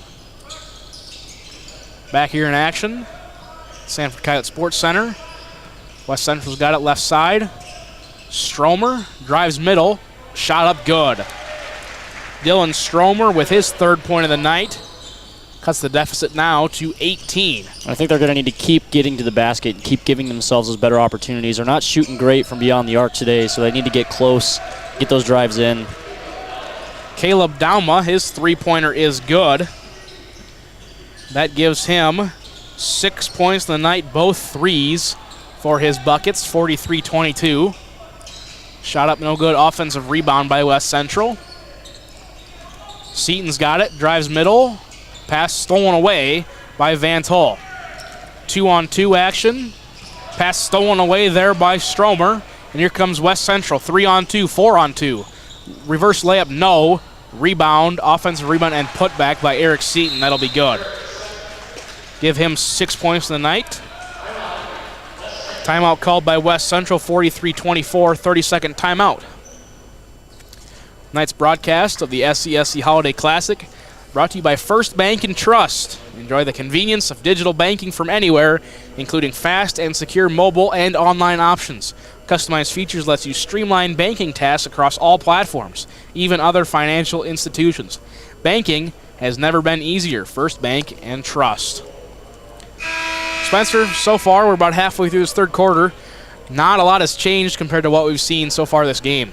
No, but I do think West Central has come out with a little bit more aggression, a little bit more fuel, it looks like. You know, they got a couple steals. They're getting to the basket more. They're getting a couple offensive rebounds, too, giving themselves a couple second-chance opportunities, which I think they're definitely going to need because they can't keep trading buckets with Western Christian if they want a shot at coming back. They're going to have to, make a stand on defense, get down there, get to the basket, maybe draw some fouls, and then convert some of the free throws if they get those opportunities. Like I've been saying, they just got to keep chipping away and playing aggressive. Harbutz will bring it up for Western Christian. Up 19 points, 4:16 to play, 3rd quarter. Harbutz inside to Hovland. 3-pointer on the way, no good. Rebound, offensive rebound to Hoffland. Hoffland's shot, no good. Rebound will go off of West Central, so Western Christian will keep it. Sanford Coyote Sports Center filling in a little bit here. A couple more fans coming in, probably for the next game. As I said, next game, Western Christian girls and Crofton will play immediately following the conclusion of this one. Western Christian swings it around. Right side is Morit. Cross pass gets to Harberts. Harberts to Morit. 8-footer, no. Offense, no. Rebound will go to Crew Hire of West Central. And he wants to take it. We're going to get a foul called out front on the ground. Foul's going to be on number 13, Caleb Dauma, his third personal foul. Team's second so far. No fouls by West Central so far in this second half. Inbounds play. Trying to look for Price in the corner. Good defense there by Palma of Western Christian. Hire has it. Price, 3-ball, right side, no. Rebound will go to Chandler Palma. And he wants to push. He's going to take it all the way himself. Left side of Dauma. Palma's got it. Drives middle. Rejected, stolen away, but kept possession, then eventually stolen by Tetzlaff. 2-on-1. Pass tipped, and will go out of bounds off of West Central. Good defense there by Harberts to deflect the pass and then get it to bounce out of bounds off of West Central. I want to kind of pick on Carter Tetzlaff here a little bit. You know, you're down 19. He shoots that 3-ball, and the first thing he does is after that release, he's jogging back down the court. He's fading away from it. That's great if you're a great three-point shooting team and all, and if you're maybe Steph Curry or someone like that in the NBA. But, you know, I think this is a time where you need to let that 3-ball fly, and then you need to get in there and try and fight for that offensive rebound, because you've got to get some second-chance opportunities if you're not going to make them on the first. Good analysis there by my color man, Spencer Bewley on Cole Arsh. We'll bring you the first two games here, then Heath Nimke and I will switch. He'll take Vermillion, and Spencer will be color commentating all 4 games. So if you want more great analysis there, stay tuned for the rest of the games. Offensive rebound and a block out front. We're going to get a held ball called. And it'll stay with Western Christian. 2 subs in for West Central. Owen Heath and Dylan Stromer. In case you're wondering the NFL score, Vikings just kicked. No, they just scored a touchdown. It's 36-28. As I kind of said in the pregame, me, Vikings fan, Heath Nimke, Eagles fan, Spencer Bewley, Cowboys fan. We've got the whole NFC covered. Back to action here in the Sanford Coyote Sports Center. Still a 19-point game. And that one's going to be out of bounds off of Western Christian. Ball will go to West Central. Seems like Western Christian's really trying to work the offense and kind of hold the ball a little bit more on that side of the floor. I think they're trying to kind of milk the clock a little bit, maybe work on some things while they have the lead, which is a very common practice, you know, and these kind of, I guess, quote, blowout type games, which I'm not sure if this one's quite a blowout yet, but they've definitely got a comfortable lead to work that offense and keep that time of possession up. Right, exactly. Comfortable lead, so slow it down. Don't need to let West Central get any more offensive possessions than they need. Shot no good. Defensive rebound, Tate Van Riggenmorter. Pass it to Caden Van Riggenmorter. Right side, Harberts. Bounce pass inside of Mantle, excuse me. Van Riggenmorter, 3-ball on the way, no good. And rebound will go to the floor. And we're going to get a timeout called by West Central. They've only got fulls left, so that is their last timeout of the game. We're going to take it with them. We're back to the Sanford Coyote Sports Center in 60 seconds following these messages.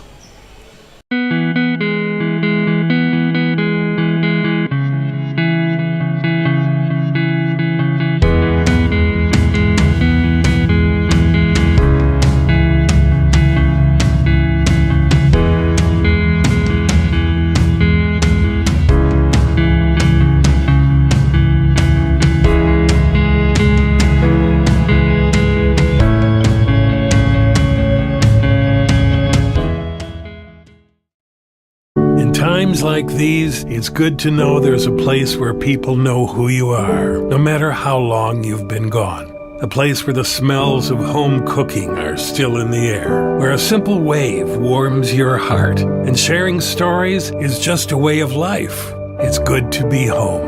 Agraria Insurance Company, protecting what's important in life. Contact your local Agraria Insurance Company agent. Welcome back to the Sanford Coyotes Sports Center, home of the University of South Dakota Coyotes. We've got a little holiday classic. It might be 14 degrees outside, feels like -2, but in here, a balmy 7 degrees as fans are starting to pour in from different teams. As this game's starting to near its conclusion, we've still got a quarter left to play after this. Your score 43-24. West Central's got it. 1:36 to play, third quarter. Down 19 points. Not a whole lot of scoring in this quarter. 5-4 is your quarter score if you're going by quarter. Well, as you mentioned earlier, a lot of that's been because Western Christian's been slowing it down on offense and just running some different plays, seeing what they can get to work. Boy, that was almost a heck of a play there by Trevin Price. Wrapped up by 2 defenders and still almost got the up and under to fall. That would have been one of his on his huddle there, no doubt about it. First foul on Ashton Van Hull of the game. That is the third team foul. As Heath is going crazy, I believe we have a defensive touchdown. Yes, it is. Defensive touchdown by the Minnesota Vikings. Oh, they're going to call him out of bounds. Wow, okay. Back to action here. Price missed both free throws. No, he made one, excuse me. Sorry about that. He made the first one. Price is now 3 for 7 from the free throw line tonight. He's only got 3 points. Mantle. They're going to swing it around left side. Van Riggenmorter, 3 good. 16 points for Tate Van Riggenmorter. His squad now leads by 21. It's a dangerous man at that size with that pretty of a jump shot. Tate Van Riggenmorter only a 27% three-point shooter on the season so far. However, with that one, it looked like he was about a 40% shooter. Caden Van Riggenmorter's got it. He's going to get it right side to Palma, inside to Tate Van Riggenmorter. Left side, Palma, 3, no good, short. And he's going to fight for his own offensive rebound. He will not get it. We're going to get a held ball. Alternating possession will go to West Central. So in case you're wondering about an NFL score, that touchdown did not count. I'm only looking at the score. They're calling a penalty now. I better stop looking. West Central's got it. 23 seconds to go here, third quarter.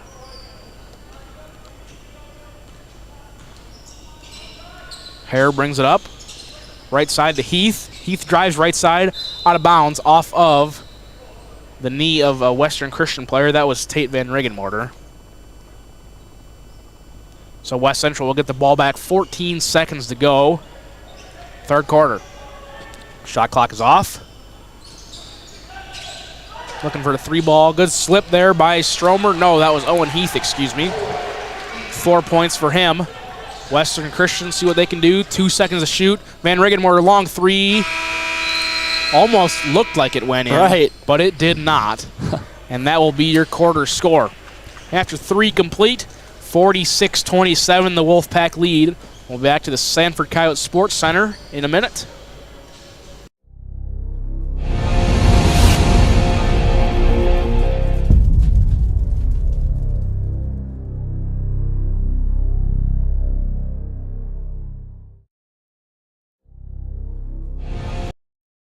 Advertising can be a struggle. Where to spend your money? Are you reaching the right audience? If you are looking for an effective method that reaches a large fan base at once, then here is your spot with Live Ticket TV.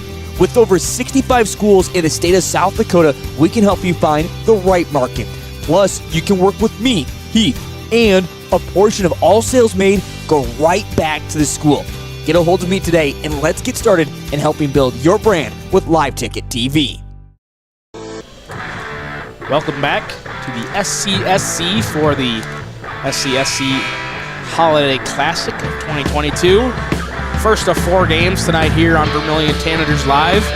Here to stick with us here. This game going into the last quarter, the Wolfpack lead by 19. Second game after this, the Wolfpack girls will take on Crofton. Third game, Vermillion Tanager boys will take on the Crofton boys. And then the nightcap, starting at hopefully about 6:30, I think, is the scheduled start time. The Vermillion Tanager girls and Worthington, Minnesota. Not a lot of scoring in that third quarter. Van Riggenmoor blocked, huge block by Heath, and West Central's got it.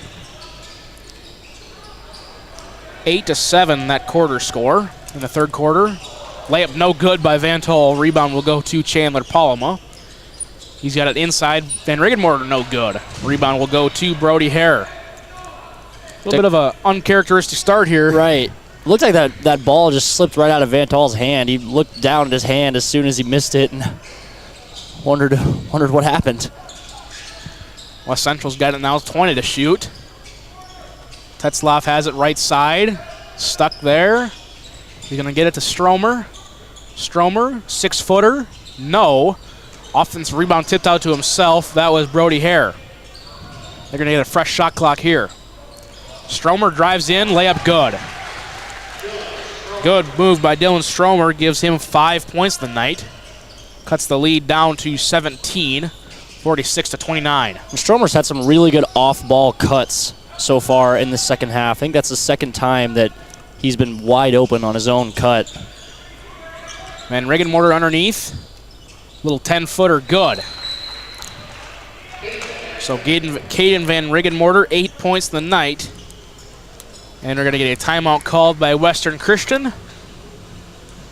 A 30-second timeout. Tonight's broadcast brought to you by Kristen & Company in Centerville.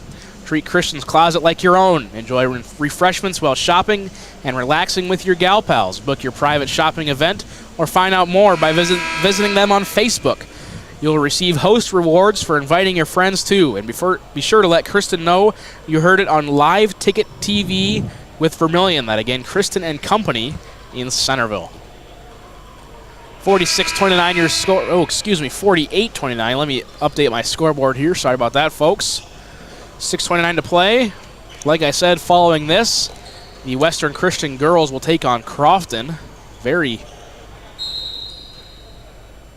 good game, I should be, if I'm remembering my pregame notes correctly. Again, that'll be about, I'm assuming about 20 minutes after the conclusion of this one here. Just going to roll the schedule back to back to back to back. We'll have it all on one stream here, Vermillion Tanagers Live. West Central is going to take it. Brody Hare with that shot. He's going to get fouled on the way up. So I think they're going to get 2 free throws here. Caden Van Riggenmoor, that's his 4th personal foul. 4th team foul. No, foul is going to be on the ground. Subbing in for Western Christian, Ashton Winterfeld. And a little bit of confusion there on who is subbing out for Western Christian, but they've got it taken care of now. West Central's got it, 6:10 to play. Inside the higher, shot blocked. I think he would have been better off if he just went up with that ball as soon as he got it. I don't think he needed that power dribble there. Kind of ran right in to Tate Van Riggenmoor. Van Riggenmoor at the half circle, thought he got fouled, but no call. Rebound will go to Eric Seaton. Higher, left side to Hare. Hare shot no, excuse me, that was Stromer. No good. Rebound will go to Ashton Winterfield, 6-foot senior guard. And we're going to get a line change here on the next dead ball for Western Christian. All 5 players are going to sub out. For now, Winterfield's got it. Van Hall outside of Dauma, his 3 short. Rebound will go to nobody. It'll actually go to the basketball hoop. Like I said, 5 subs in for Western Christian. And number 14 for West Central, Caden Alfson. Little late right in here. As he checks in now. That shot almost, or that pass, excuse me, almost hit the rim. Stromer's got it, right side. Higher for three, no. Rebound to J.D. Pettit, a 6'3" junior forward. Good shot fake there, layup good. Tyler Mantle. His first 2 points of the night. Makes it 50-29. I'm a little bit surprised here to see Western Christian run this press defense. I mean, they've got a comfortable lead, but I guess as I was talking earlier, you know, it's a great time to work on some new things, implement some new defenses, and I guess if you have a whole line change, then maybe you want to get those guys some of that extra work that you can't really simulate in practice. So exactly, especially with it being early in the season like this. It's just their fourth game. No, excuse me, fifth, because they played yesterday at the Arena Invitational, Tyson Event Center. Vermillion's supposed to play there Thursday. However, Mother Nature said no to that plan. Stromer's shot, no. Rebound, J.D. Pettit. If anything, it's going to help out West Central here. You know, get them some more experience playing against a tight press defense. So, absolutely. Just looking at the bright side, the best of both worlds here. You can look at it as a win-win. You can look at it as a win-lose or a lose-lose, depending on what side you want to take it. Spencer Bewley, my color analysis man, takes it win-win. Van Regenmoor's 3, no. Rebound will go to West Central. Again, as I mentioned before, Spencer and I, we've got both these first two games. Then I'll switch out there for Heath Nimke, our camera guy right now. And Heath and Spencer will take you through both the Vermillion games, scheduled to start at 5 and 6:30. Excuse me. Steal out front, Tyler Mantle. He's got a 2-on-2. He's going to take it, give it to Van Regenmoorder. Pass out right side, or left side, excuse me. And that's stolen away. Karsten Moray. Seaton, long 3, no. Rebound, Van Regenmoorder. Van Regenmoorder's got numbers, 4-on-2. Pass right side, Moray. Shot up good. Give him 7 points in the night. We've got 52-29. Right side, Stromer. Good back cut there and pass good. Eric Seaton with the cut. Makes it 52-31. We're going to foul 75 feet from the hoop. Seaton's 8th point of the night. And we're going to get a line change by both teams. 5 in for Western Christian, 3 in for West Central. I didn't see who that foul was called on. All right, I think it was Seaton. I don't think it's going to matter much here. 21-point game, almost 3 minutes to play. Got some new faces in. Caden the Jaggers got it. 6-foot sophomore guard. Left side, that's Winterfield. Vantal. Paloma slips out of his hand. The Jaggers got it. I believe all dressed players have played so far tonight. Vantal shot no good. Rebound Tate Van Regenmoorder. And his shot's going to count. Foul's going to be on number 1, Connor Ike, his first. Tate Van Regenmoorder got 18 points tonight, going for his 19th. I mean, he's just been dominant down low. He's used all of his size. He's just been a force to be reckoned with in that paint today, especially, I mean, even on the boards too. And he's not missing the free throws either. He's really led this Western Christian team, and I feel like he's going to lead them probably all season. Tate Van Regenmoorder on the season, the second leading scorer. However, tonight he leads all scoring with 19 points. Layup is good. That is Trevin Price for West Central. Makes it 55-33. 2.5 to play here in the game. Minor, don't go away. We've got more action for you after this. Western Christian and Crofton. Paloma's 3-0. Hits nothing, excuse me. Rebound will go. I don't know why I said the rebound's going to. I just said it hit nothing. Rebound goes to the student section on that side of the basket. Student section goes to what I believe is the west side of the court. Hires got it. Pass it to Ike. Ike to Heath. Heath drives baseline. Good cut, good pass, good finish there. Brody Hare gets the points. That is his first 2 points of the night. Makes it 53-35. Still a 20-point game. 2 minutes left. I don't think a comeback's necessarily possible here. However, good chance for West Central to get some experience here trying to stop this really good Western Christian offense. Ike's got it. 3-ball on the way. Higher, no good. Rebound goes to Hunter Hoffland. In case you're wondering about NFL score, 36-28. Colts just attempted a quarterback sneak on 4th and inches, which would essentially ice the game. I don't know if they made it or not. We'll see in about 2 minutes when I look back up there. Air ball there by Hoffland. Rebound goes to West Central. Central's got it. Right side 3, no good. Offensive rebound to Connor Ike. Ike, put back good. Connor Ike, 4 points in the night. Makes it an 18-point game. And we're going to get a foul 90 feet from the hoop. I was going to say, I think that's the farthest one we've had all day there, Cole. Fouls on Owen Heath. Third team foul in the second half. That foul number is still really low for West Central. I thought that they did a better job of playing some more aggressive defense, but as I was kind of trying to wrap up in the first half, I think that low foul number kind of goes hand in hand with a little bit low aggression and intensity levels, but thought they did a better job in the second half. Tetzloff steal, layup good.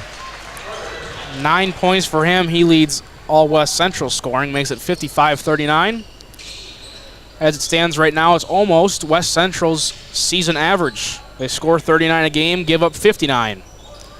3 on the way, no. Rebound to Brody Hare. Passed up ahead to Hire. Thought about 3, didn't take it. They're just going to swing it around top. 18 seconds to play. Pass down low to Hire, And West Central will step out of bounds again. Carter Tetzloff. Ruling on the field in the NFL game, the Colts were short of the line to gain, so the Vikings will take over. 1st and 10, 2 minutes, 19 seconds to go. They got no timeouts. There's hope for you after all, Cole. There might be. As Western Christian is going to dribble this one out. Your final score inside the Sanford Coyote Sports Center. Western Christian 55, West Central 39. Take about a 2-minute break. Get some stats and analysis ready. Get a little post-game show. Then come back and we've got pregame. Western Christian girls and Crofton play next after this. For now, we're going to take about a 2-minute break. We'll be back right back here to the Sanford Coyote Sports Center for this SCSC Holiday Classic after these messages from our wonderful sponsors. At Northern State University, your future starts with an affordable education that's personalized for you. Experience hands-on learning guided by world-class supportive faculty. You'll also enjoy a full campus life with opportunities to choose from numerous student activities and events, all in a safe, welcoming community. At Northern, you'll find a college that's right for you, a place to belong. Your future starts here. Unleash your potential at Northern. There's no better organization that gives back to the student athletes than the Booster Club. The Vermillion Booster Club is committed to helping all student athletes grow. Join the Tanager faithful today by becoming a member at GoTanagers.com. While you're there, check out Team Apparel for your favorite sports team. Like them on Facebook to stay up to date on all the latest information and sports games. Join the Vermillion Boosters today and go Tanagers!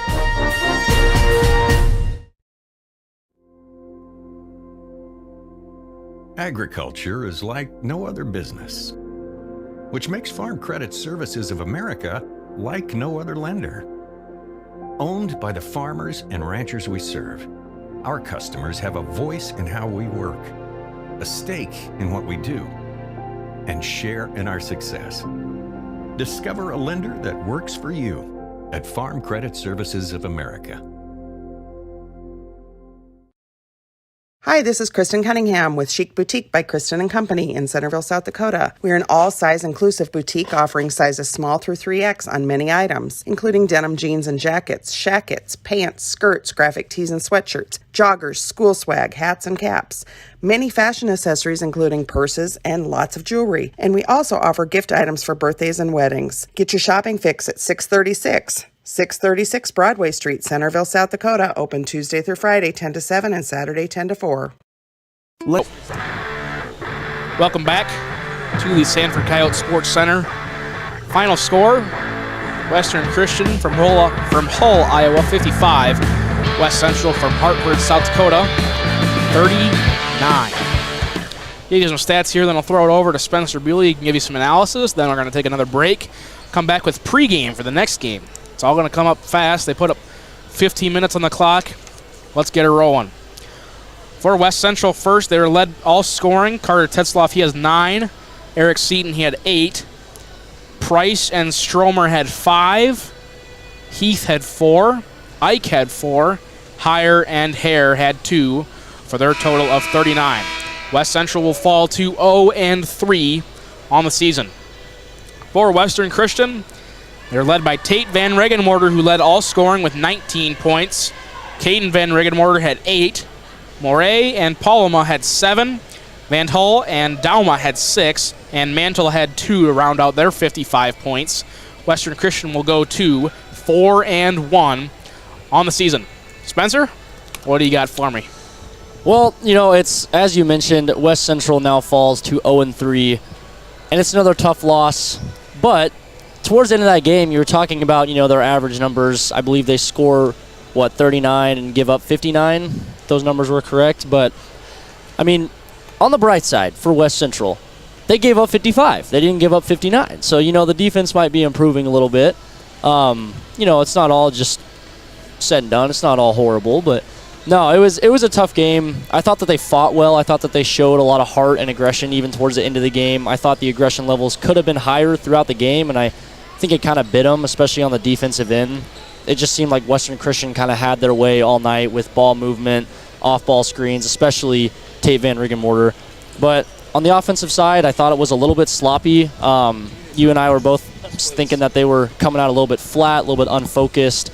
And Western Christian just did a phenomenal job. Credit them, of course, with steals and jumping the passing lanes, especially up top. But for this West Central team, I think the biggest key is they're going to need to drive to the basket more. They're going to need to draw more fouls. They're not, filled with a lot of size. But I think they're shifty, and I think that they can get to the basket. And the one nice thing about when you don't have a lot of size is you can draw fouls easier, I think. You get down there, you get with bigger guys, and a lot of times they'll get handsy with you. They'll get, more excited when they see a smaller guy coming to the basket, and they're more inclined to foul you that way. So I think that's going to be a key for them.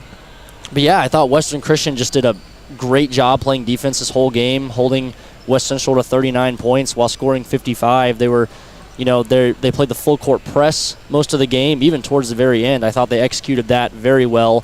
It really, you could tell it made West Central very uncomfortable, very antsy when they got the ball. So I think Western Christian is going to be a great team this year. I think they've got a lot of talent, a lot of size, especially in guys like Tate Van Regenmorter, who played phenomenal tonight.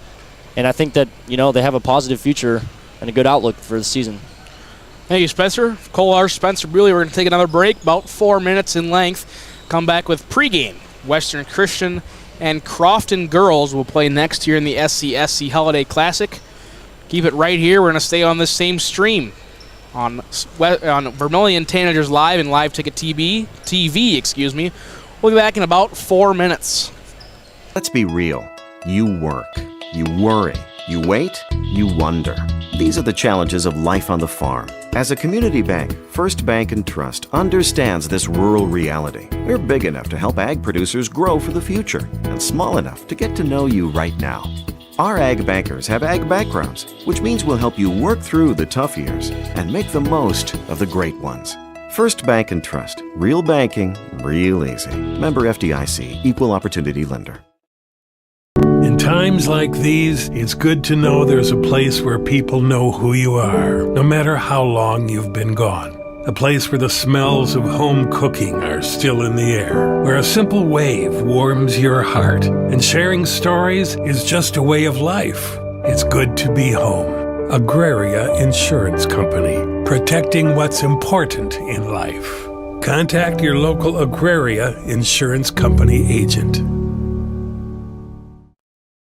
Limestone canyons, flowing waterfalls, and pristine beauty make Spearfish a sanctuary for those seeking the ultimate escape. Outdoor enthusiasts will find top-notch sport climbing, mountain biking, and UTV OHV trails. Guests are steps away from peaceful hiking trails and tranquil streams. Relax and rehash your day's adventure at one of our award-winning local breweries. Finding rest is an important part of any adventure. Lodging in Spearfish comes with a variety of choices, from cabins, B&Bs, and campgrounds to the comforts of your popular brand-name hotels. To find your unique adventure in Spearfish, go to visitspearfish.com now. At Northern State University, your future starts with an affordable education that's personalized for you. Experience hands-on learning guided by world-class supportive faculty. You'll also enjoy a full campus life with opportunities to choose from numerous student activities and events, all in a safe, welcoming community. At Northern, you'll find a college that's right for you, a place to belong. Your future starts here. Unleash your potential at Northern. The innocence of youth. Is there anything any better? But soon they'll be in high school and facing all the same challenges you faced. How to make friends, how to fit in, how to be cool. We want our children to have everything they'll need to live fulfilling and productive lives. Make sure the kids in your family are among the more than 57,000 participants here in South Dakota who take part in high school sports or activities. Farmers know crop insurance is essential for managing risk. It's also valuable for maximizing revenue. The crop insurance officers at Farm Credit Services of America have proprietary tools and expertise to deliver the personalized crop and revenue protection you need for the peace of mind you want. Nobody delivers crop insurance like this. Discover the difference by calling 800-884-FARM. Agriculture works here. Birds like tanagers are great at flying out of the way to miss your car. Deer and other drivers are not. If you're in any kind of accident, bring your vehicle to Blaine's Body Shop in Vermillion. We repair your vehicle to pre-accident condition and handle the entire process from start to finish, including an accurate estimate and dealing with the insurance adjuster. So good luck to the tanagers, and if you're in an accident, bring your vehicle to Blaine's Body Shop. Blaine's Body Shop. Automotive collision repair. Let's be real. You work. You worry. You wait. You wonder. These are the challenges of life on the farm. As a community bank, First Bank & Trust understands this rural reality. They're big enough to help ag producers grow for the future and small enough to get to know you right now. Our ag bankers have ag backgrounds, which means we'll help you work through the tough years and make the most of the great ones. First Bank & Trust. Real banking, real easy. This is what matters. This is beyond X's and O's. This is the difference mutual respect makes. This is what character looks like. This is what defines us in South Dakota. This is sportsmanship. School sports. It's not the outcome that matters most, but the way the games are played. This message presented by the South Dakota High School Activities Association and the South Dakota Interscholastic Athletic Administrators Association.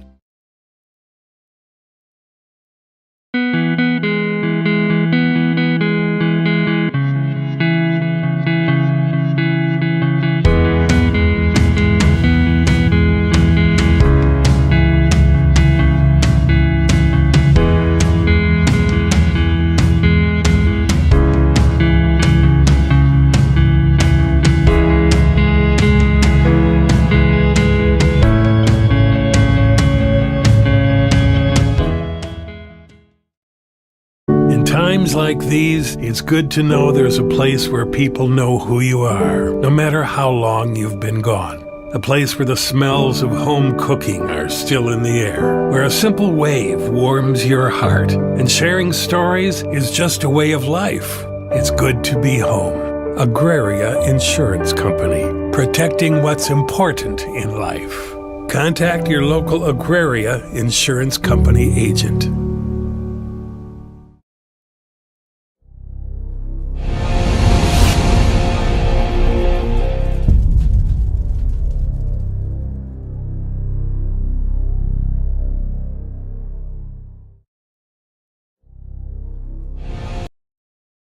Advertising can be a struggle. Where to spend your money? Are you reaching the right audience? If you are looking for an effective method that reaches a large fan base at once, then here is your spot with Live Ticket TV.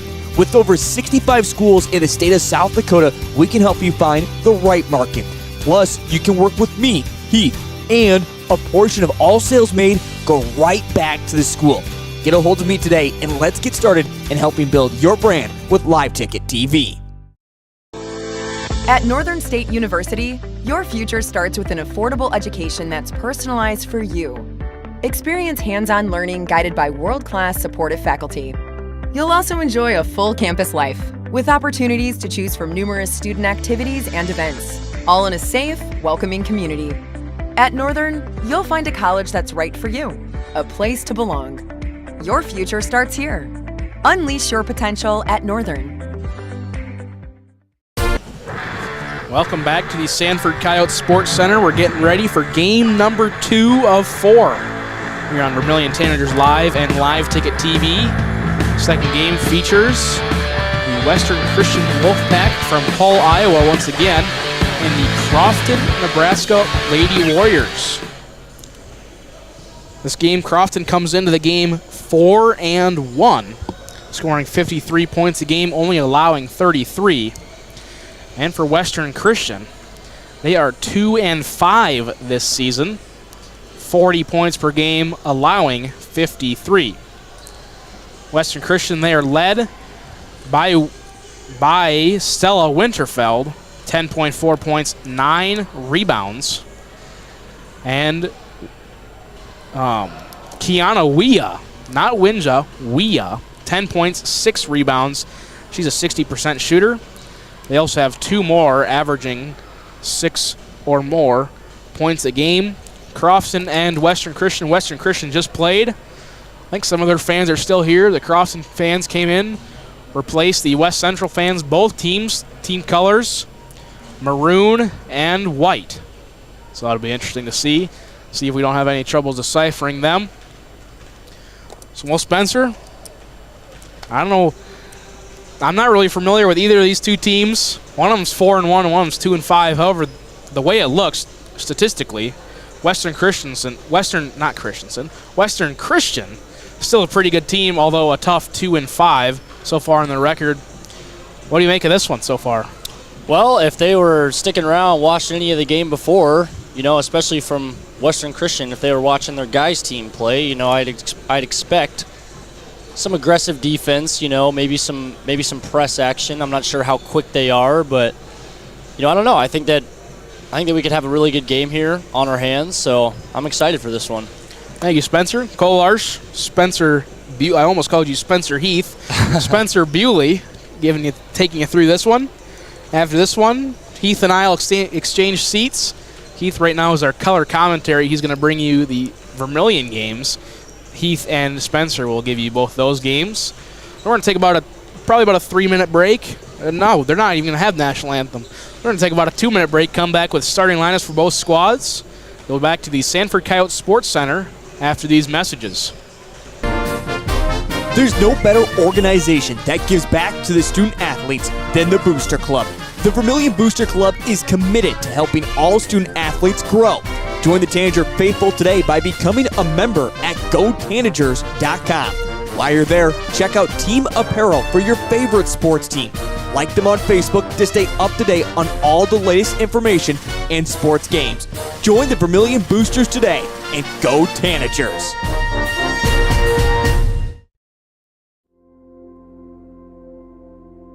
Agriculture is like no other business, which makes Farm Credit Services of America like no other lender. Owned by the farmers and ranchers we serve, our customers have a voice in how we work, a stake in what we do, and share in our success. Discover a lender that works for you. at Farm Credit Services of America. Hi, this is Kristen Cunningham with Chic Boutique by Kristen & Company in Centerville, South Dakota. We're an all-size inclusive boutique offering sizes small through 3X on many items, including denim jeans and jackets, shackets, pants, skirts, graphic tees and sweatshirts, joggers, school swag, hats and caps, many fashion accessories including purses and lots of jewelry. And we also offer gift items for birthdays and weddings. Get your shopping fix at 636 Broadway Street, Centerville, South Dakota, open Tuesday through Friday 10 to 7 and Saturday 10 to 4. Let's be real. You work. You worry. You wait. You wonder.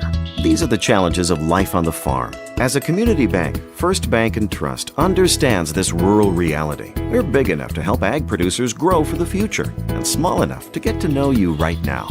Our ag bankers have ag backgrounds, which means we'll help you work through the tough years and make the most of the great ones. First Bank & Trust. Real banking, real easy. Member FDIC, Equal Opportunity Lender. In times like these, it's good to know there's a place where people know who you are, no matter how long you've been gone. A place where the smells of home cooking are still in the air, where a simple wave warms your heart, and sharing stories is just a way of life. It's good to be home. Agraria Insurance Company, protecting what's important in life. Contact your local Agraria Insurance Company agent. Good afternoon, ladies and gentlemen. Welcome back to the Sanford Coyote Sports Center, home of the USD Coyotes, where it might be 14 outside, but it's a balmy 70 in here. We're going to get you started with starting lineups for both teams. Western Christian in their maroon. We're going to start with Crofton in their white jerseys. Excuse me, 5'4" sophomore number 3, Cassie Allen. 5'5" sophomore number 4, Sammy Allen. 5'9" sophomore number 5, Lexi Wiebelhaus. 6' junior number 32, Caitlin Gunther. And a 5'6" junior number 34, Allie Tramp. Head coach of the Crofton, Nebraska Lady Warriors, Maggie Moon, assisted by Hallie Bollinger and Tiffany Panning. 4-1 so far this season. And now your starting lineups for the Western Christian Wolfpack out of Hull, Iowa. 5'7" junior guard number 5, Apayo Harberts. A 5'8" senior guard number 10, Taylor Stama. Number 12, a 5'9" senior forward, Stella Winterfeld. A 5'8" senior forward, number 15, Aubrey Fetters. And a 6' junior forward, number 23, Kiana Wea. Head coach of the Western Christian Wolfpack, Clay Biker, assisted by Katie Ritzema and Brandon Browersma. The Wolfpack 2-5 this season. Same officials as last game.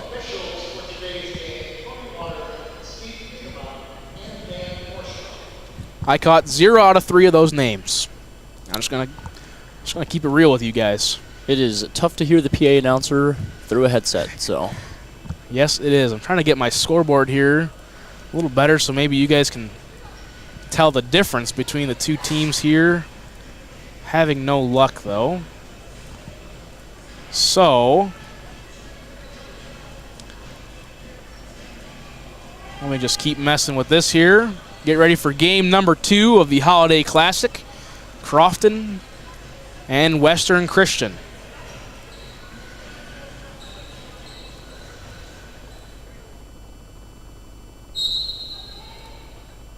There you go.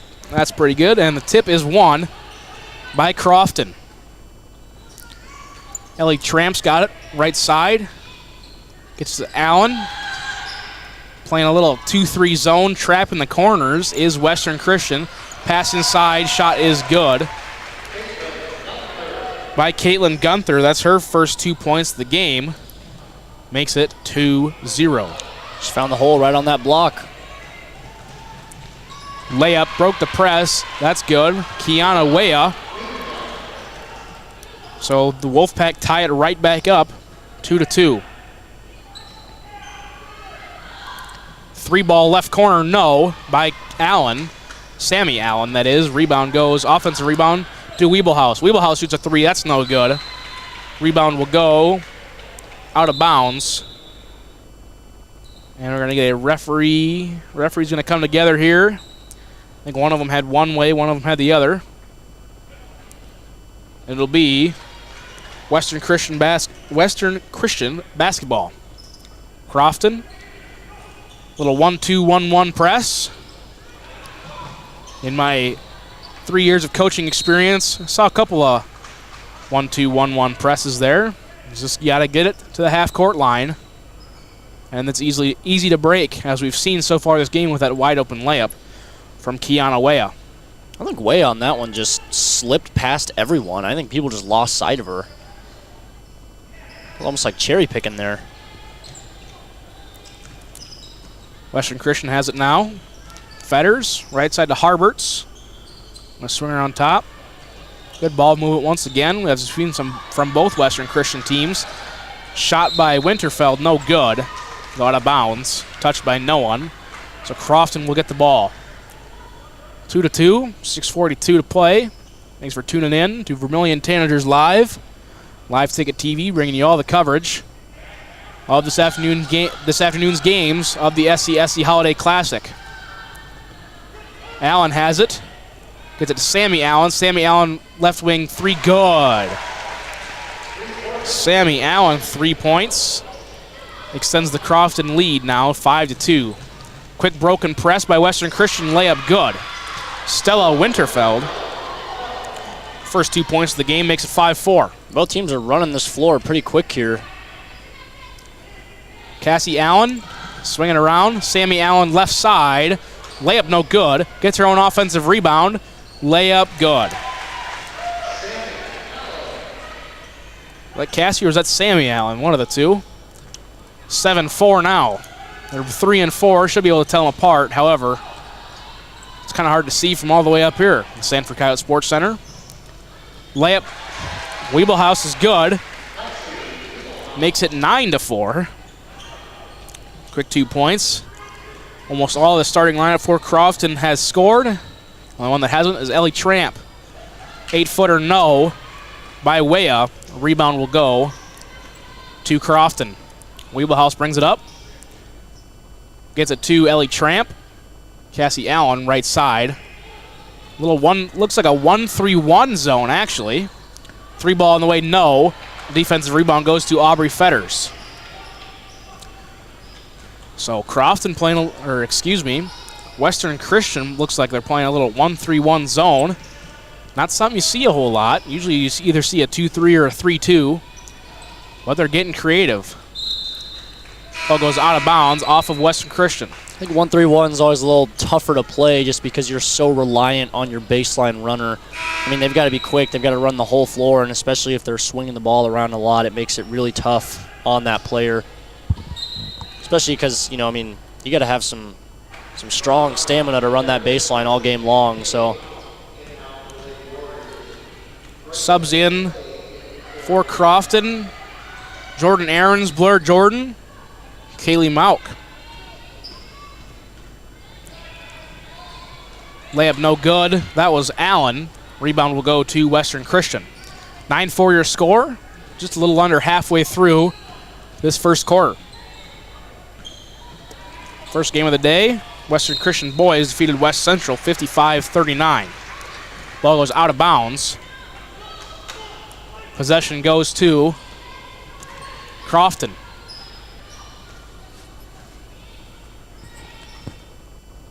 Crofton's got it now. Cassie Allen, top of the key. Blair Jordan, 5'7" senior, just subbed in. Got it now, top key. Looking for somebody to help. Gets to Jordan Aarons, 5'6" junior. Layup no by Aarons. Offensive rebound and putback no good by Lexi Wiebelhaus. And we're going to get a jump ball called. Possession will stay with Crofton.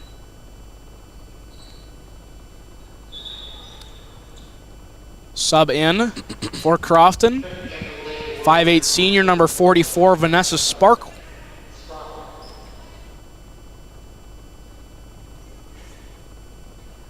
Sprackle, excuse me. I typed that into my sheet wrong. Sprackle. Weah subs back in. Winterfeld goes out. Make sure to change that here. Vanessa Sprackle for Crofton. And a travel called on number 11, Aubrey Quaker. It's a good trap there out of that press. Kind of forcing that travel. You got one on the back, one on the front. Nowhere to really go. Just takes that unnecessary step forward. Good catch on that errant pass by Jordan Aarons for Crofton. I'm going to try and push it inside here. That's Jordan. Gets it out to Allen, excuse me. Free throw line. 10-footer. Sprackle no good. Rebound goes to Aubrey Fetters. Aubrey Fetters active on the boards early here. If I'm correct, I believe that's her 4th rebound. She's getting that possession for Western Christian, helping them a lot here.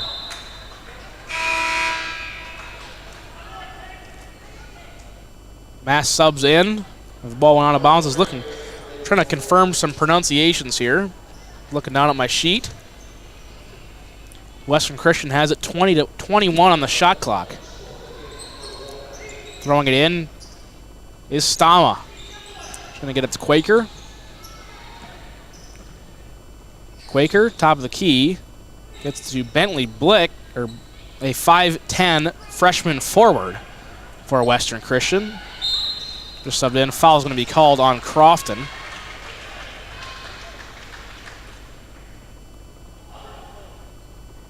Foul called on Crofton, number 34. Ellie Tramp, her first foul of the game. 2:51 to play, first quarter. Throwing it in is Taylor Stama. 5-second violation. Good defense there. Seems like both teams aren't super comfortable in their offenses early on, especially Crofton. You're seeing a lot of, skip passes rather than just kind of confidently swinging it around. It'll be interesting to see how these two settle in against each other. It's playing pretty fast so far. Shot no good. Rebound will go to Bentley Blake. As I said, 5'10" freshman forward. Quaker brings it up for Western Christian. They're going to lose the ball out of bounds. Possession will go to Crofton.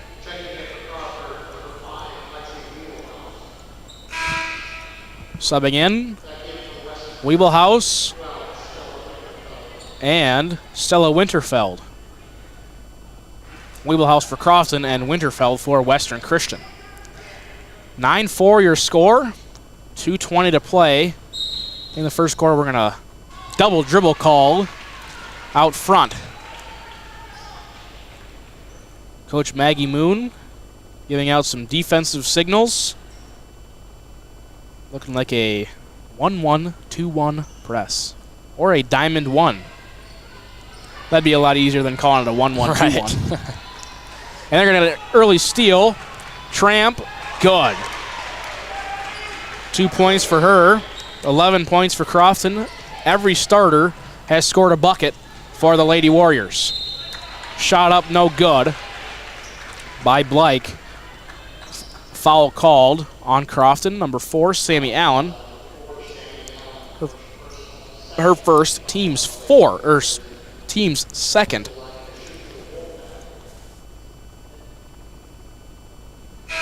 Blake's shot, first free throw, no. Good. I do not believe Bleak has shot a free throw all season yet for the Wolfpack. Second one, good. Bentley Bleak, 1 point. Gives Western Christian 5. Makes the score 11-5. Ball goes out of bounds. Possession will stay with Crofton.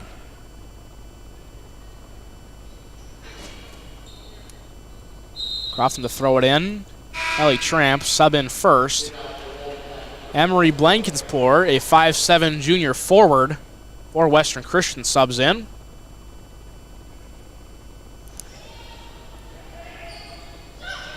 Shot up early by Gunther, no good. Offensive rebound and putback is good. That's Ellie Tramp.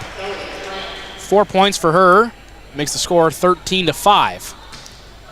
Pass way out of bounds by Taylor Stama.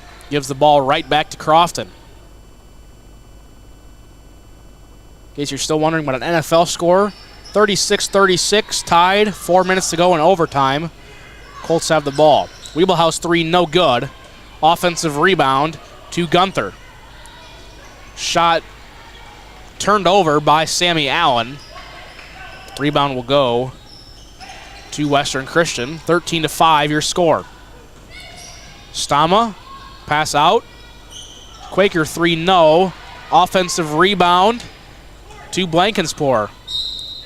Ball underneath, shot up and fouled. That was Sella Winterfeld. So she'll shoot 2. It's going to be a number 32. Caitlin Gunther, her first, team's third. And Winterfeld will shoot a pair. Winterfeld, 60% free throw shooter on the season. Makes that first one, so that's her third point of the night. Makes it 13-6. Aubrey Fetters checks back in for Western Christian. Harberts as well. Second free throw on the way is good. Sella Winterfeld, 4 points. Makes it 13-7 in favor of Crofton. Throwing it around up top. And a travel called on Crofton. That was Jordan Ahrens. Who's going to get subbed out? Cassie Allen will sub in. Stama will bring it up the floor for the Wolfpack. Less than a minute to go, first quarter. Going to be tipped out of bounds by Crofton. Coach Biker of Western Christian discussing with one of the referees about something. Can't quite hear that from all the way up here, although it would be cool to have mics just to hear what they're talking about. Maybe sometimes you don't want to hear what they're talking about. Right, yeah. A lot of times it's not appropriate to air, to say the least. Well, good thing we don't have FCC violations here. But even then, I don't think you'd be able to air it. 3 ball on the way, no good. A rebound will go to Sammy Allen. To Cassie Allen. Weeblehouse drives baseline. She's going to get fouled on the way. Foul's going to be on Taylor Stama. Her first, team's first foul of the game. They said correction, second team foul. I don't think it was the second. Was it? I only have one. I also only have one. The board has one. PA announcer has 2. Well, I guess we'll find out pretty soon here. Sammy Allen has it. 16 to go in the first quarter. Skip pass. Sammy Allen drives baseline. Pass out to Gunther. Gunther's shot good. That was a great find. That's a tight window to thread that needle through, but great pass and great finish. Harbert's long ball, no good. And that will be how the quarter ends. Your score after 1 quarter, Crofton Lady Warriors 15, Western Christian Wolfpack 7. We'll be back to the Sanford Coyote Sports Center in a minute. Limestone.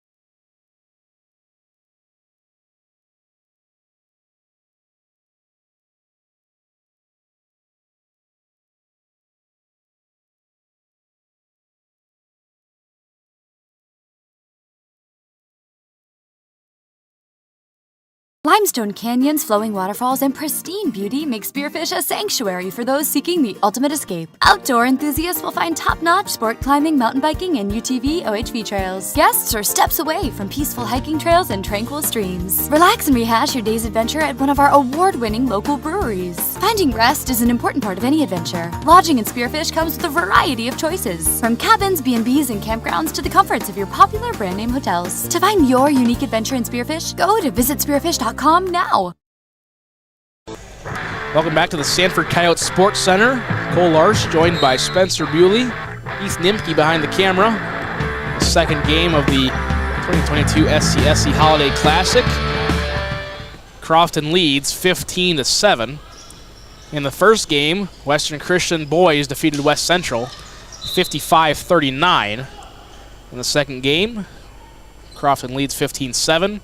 Third game, we've got Vermillion Tanager boys against the Crofton boys. And in the nightcap, Vermillion Tanagers against Worthington, Minnesota in a girls' game. Should be a good one there. Heath Nimke will have all those covered here on Vermillion Tanagers Live. Spencer Bewley is going to be sticking around all 4 games for color commentary. Swinging it around. 10 seconds to shoot now for Western Christian. Stama's got it. She's going to lose the ball. Stolen away by Crofton. 3-on-2. Allen, layup, no good. Offensive rebound to Cassie Allen. Allen's got it right side. They're going to swing it around. Tramps got it. Long 3-ball Cassie Allen, no good. Rebound will be out of bounds off of Crofton. Possession will go to Western Christian. You know, Crofton hasn't quite converted every time, but it's pretty early in the game, and we've seen a lot of second chance opportunities for them, a lot of offensive boards. And I think it's a big part of, you know, why they're leading right now in this game, is they're getting those opportunities to put some more points on the board. And with that, you know, they take them away from West Central, or Western Christian, excuse me. Lots of Wests and lots of WCs here today. So yes, exactly. And I had originally, I believe the stat sheet that we were using last game was titled in my computer WC/WC. Western Christian and West Central. Going to get a timeout called by the Western Christian Wolfpack. 30-second timeout. Today's broadcast brought to you by Masaba. At Masaba, people are valued as much as performance and ethics are a way of life. Join the talented team developing and delivering unparalleled, dependable solutions to partners around the world. Share your expertise, skill, and commitment to excellence with them and become a rock star of their growing company. Apply today, masaba.com. 15-7. Minute into this second quarter, no score. As I'm watching Heath Nimke plagiarize my tweets. It's okay, I forgive you.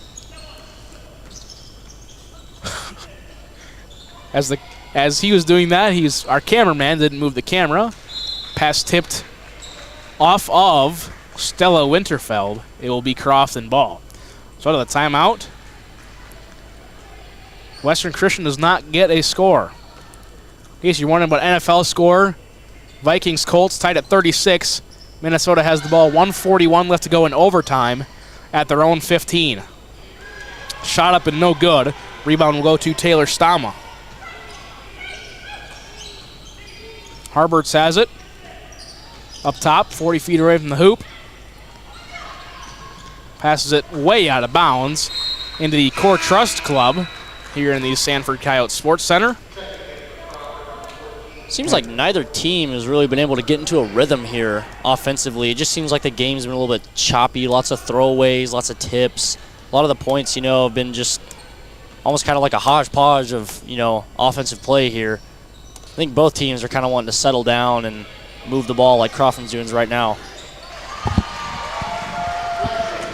Weebelhaus layup good. I need to switch pens here. She's got 4 points. First 2 points of the quarter by either team makes it 17-7. 3-ball, no.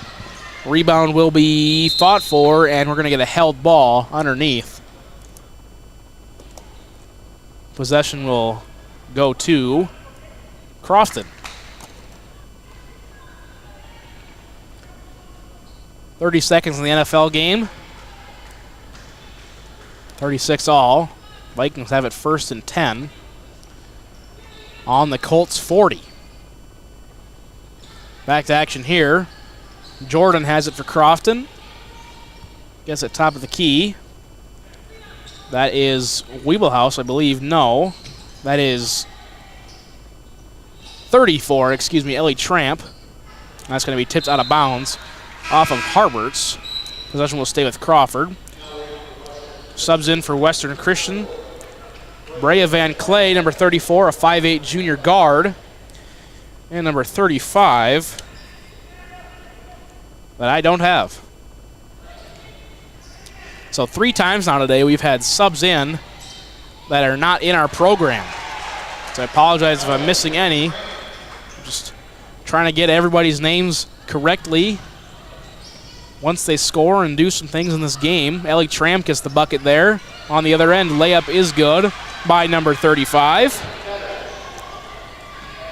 Oh, that's 55. Nope, that is 35. That is McKenna Fetters, ladies and gentlemen, is number 35. Originally 31, is now 35 today. Got to credit Heath Nimke with that mistake. He wrote down Fetters as 55 for me instead of 35. And we're going to get a out of bounds. Is that what they told you down there? I don't believe you. I'll take your word for it, but I don't believe you. So McKenna Fetters, not wearing 31, is wearing 35 tonight for Western Christian.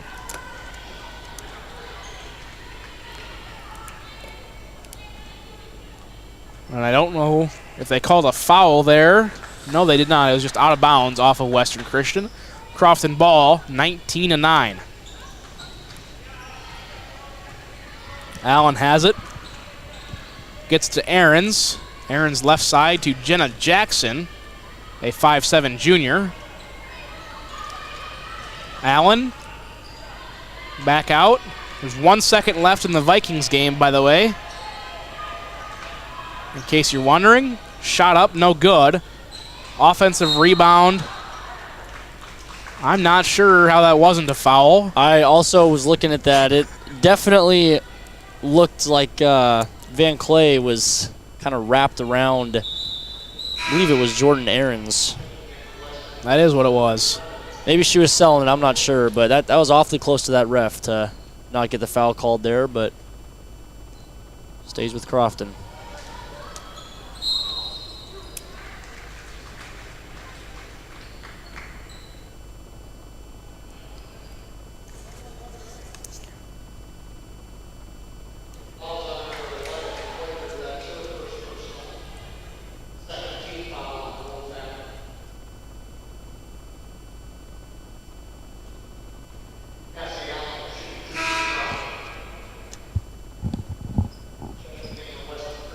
Spencer, fill me in on what just happened there.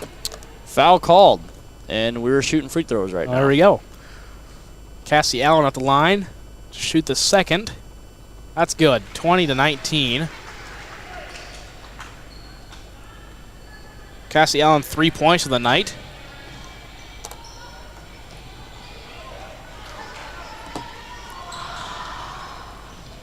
Layup good by Cassie Allen on the other end. 5 points for her, 22-9. Oh, I gave those points to the wrong team. 22-9. Almost turned over again out front. Layup no good by Fetters. Shot up again no good. And the offensive rebound will go to Harberts. 3 ball on the way, right side, good. Bentley Bleak. Not sure. We don't get a pronunciation guide on this one. But she gets her team up. 22-12. Heath is giving me hand signals. Not sure it's... Oh, pointing at the Vikes game. Yes, I know the Vikings won. My mom texted me and spoiled it. So thank you, Mom. Love you. Shot up no good. Defensive rebound by Western Christian. As they now have it. Down 10. 2:52 to play. Harberts, no good. Rebound will go to Crofton. Going to get a jump ball. Possession will stay with Western Christian. So the Vikings complete a 33-0 comeback. They trailed 33-0 at the end of the first half. Of course they completed it. Of course they did. Why we were down 33-0 to the Colts in the first place, I have no idea. Three ball on the way, right side, no good. Rebound will go to Crofton. Allen, left side to Tramp. Swings it around.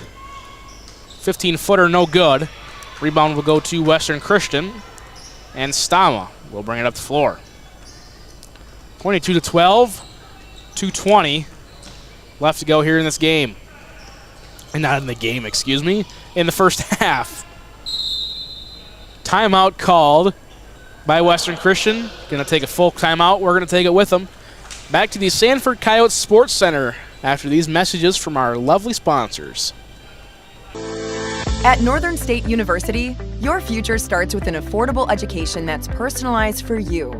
Experience hands-on learning guided by world-class supportive faculty.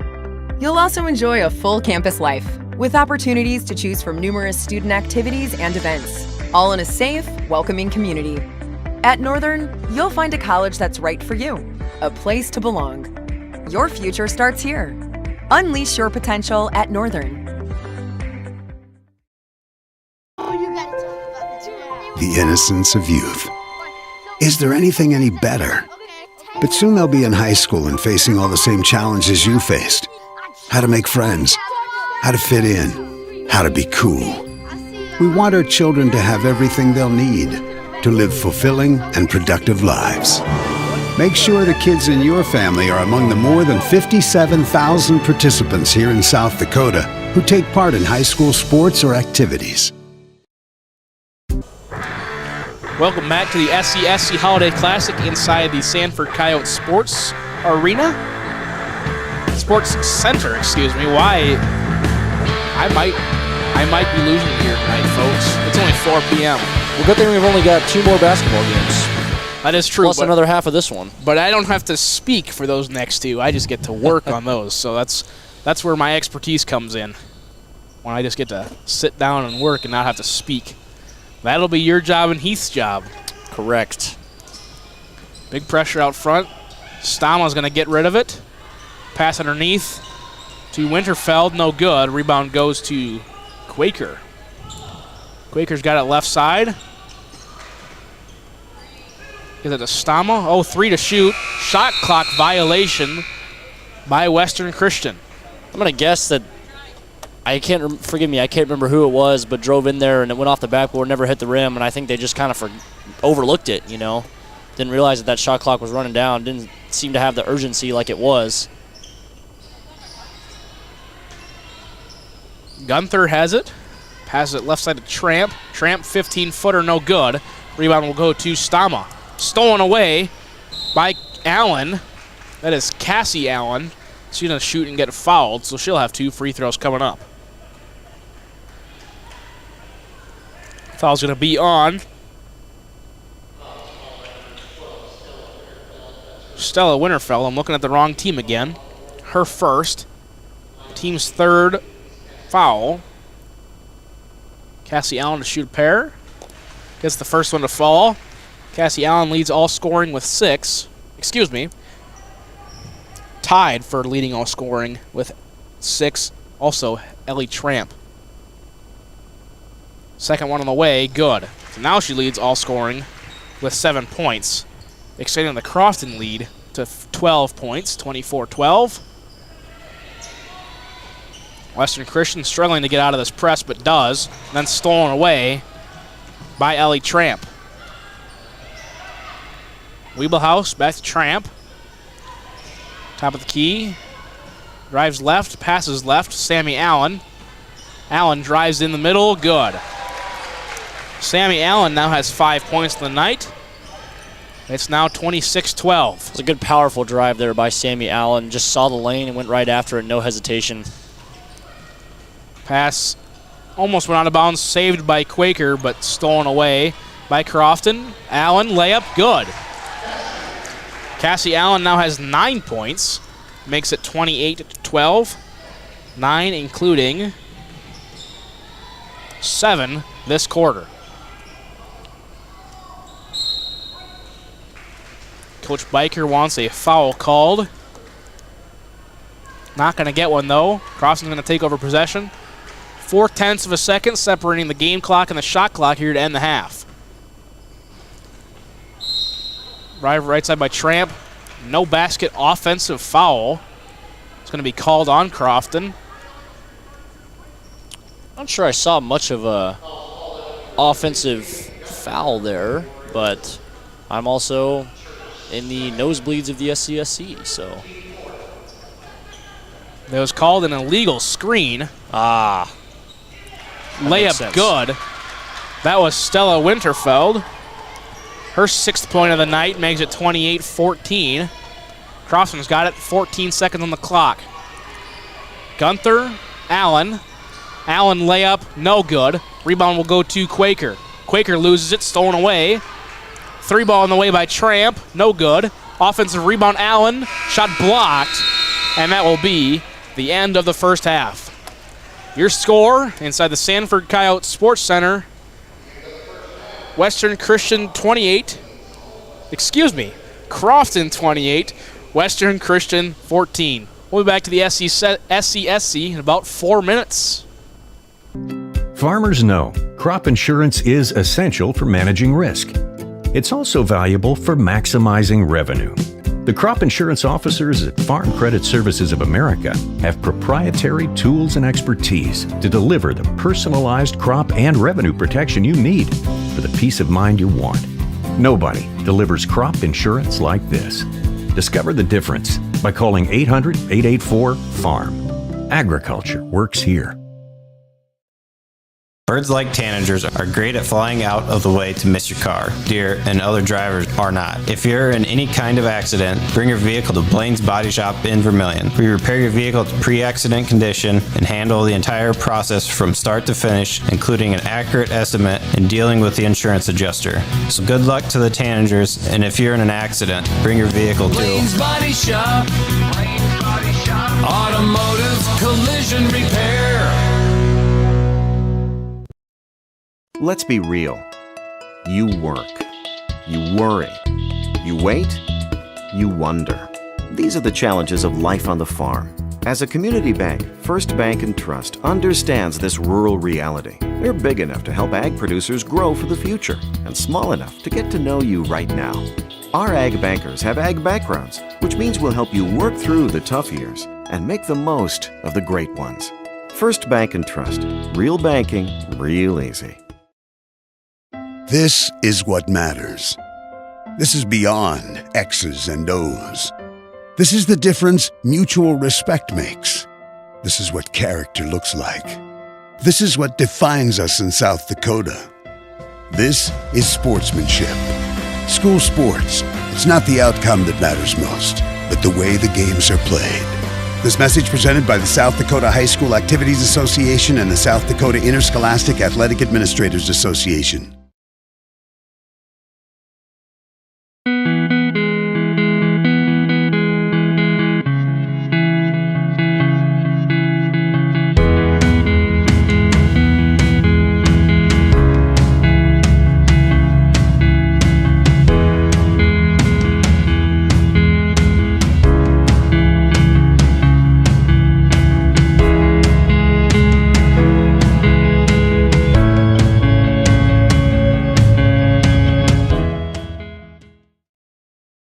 Times like these, it's good to know there's a place where people know who you are, no matter how long you've been gone. A place where the smells of home cooking are still in the air, where a simple wave warms your heart, and sharing stories is just a way of life. It's good to be home.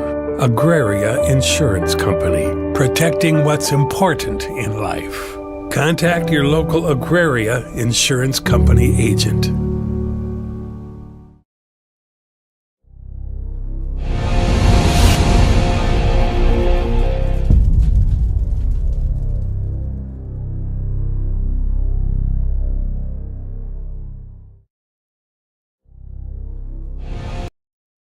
Advertising can be a struggle. Where to spend your money? Are you reaching the right audience? If you are looking for an effective method that reaches a large fan base at once, then here is your spot with Live Ticket TV. With over 65 schools in the state of South Dakota, we can help you find the right market. Plus, you can work with me heat, and a portion of all sales made go right back to the school. Get a hold of me today and let's get started in helping build your brand with Live Ticket TV. At Northern State University, your future starts with an affordable education that's personalized for you. Experience hands-on learning guided by world-class supportive faculty. You'll also enjoy a full campus life with opportunities to choose from numerous student activities and events, all in a safe, welcoming community. At Northern, you'll find a college that's right for you, a place to belong. Your future starts here. Unleash your potential at Northern. There's no better organization that gives back to the student athletes than the Booster Club. The Vermillion Booster Club is committed to helping all student athletes grow. Join the Tanager faithful today by becoming a member at GoTanagers.com. While you're there, check out team apparel for your favorite sports team. Like them on Facebook to stay up to date on all the latest information and sports games. Join the Vermillion Boosters today and go Tanagers!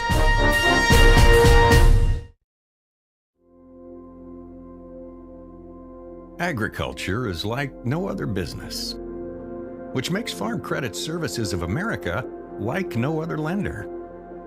Owned by the farmers and ranchers we serve, our customers have a voice in how we work, a stake in what we do, and share in our success.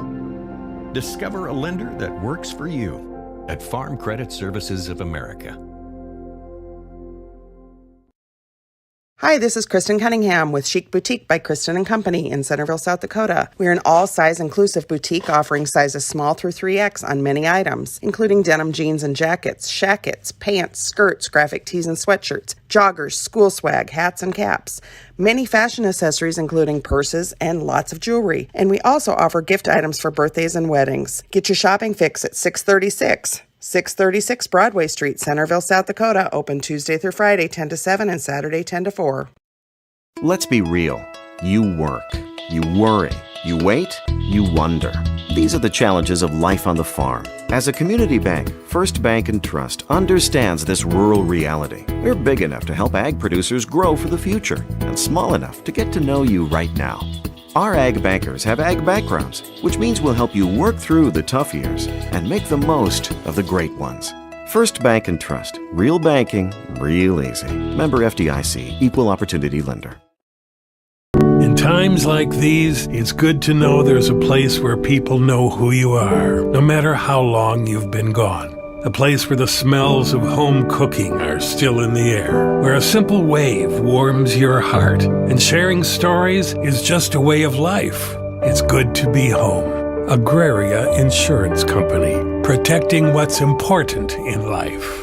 Contact your local Agraria Insurance Company agent. Limestone canyons, flowing waterfalls, and pristine beauty make Spearfish a sanctuary for those seeking the ultimate escape. Outdoor enthusiasts will find top-notch sport climbing, mountain biking, and UTV OHV trails. Guests are steps away from peaceful hiking trails and tranquil streams. Relax and rehash your day's adventure at one of our award-winning local breweries. Finding rest is an important part of any adventure. Lodging in Spearfish comes with a variety of choices, from cabins, B&Bs, and campgrounds to the comforts of your popular brand-name hotels. To find your unique adventure in Spearfish, go to visitspearfish.com now. At Northern State University, your future starts with an affordable education that's personalized for you. Experience hands-on learning guided by world-class supportive faculty. You'll also enjoy a full campus life with opportunities to choose from numerous student activities and events, all in a safe, welcoming community. At Northern, you'll find a college that's right for you, a place to belong. Your future starts here. Unleash your potential at Northern. The innocence of youth. Is there anything any better? But soon they'll be in high school and facing all the same challenges you faced. How to make friends, how to fit in, how to be cool. We want our children to have everything they'll need to live fulfilling and productive lives. Make sure the kids in your family are among the more than 57,000 participants here in South Dakota who take part in high school sports or activities. Farmers know crop insurance is essential for managing risk. It's also valuable for maximizing revenue. The crop insurance officers at Farm Credit Services of America have proprietary tools and expertise to deliver the personalized crop and revenue protection you need for the peace of mind you want. Nobody delivers crop insurance like this.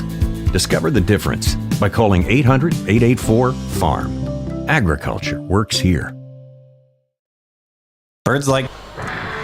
Welcome back to the Sanford Coyotes Sports Center, home of the USD Coyotes. We're in the second half of Game 2 of the SCSC Holiday Classic. Reminder, we've got all 4 games for you here on Vermillion Tanagers Live and Live Ticket TV. But here in this one, it's been all Crofton as they lead 28-14.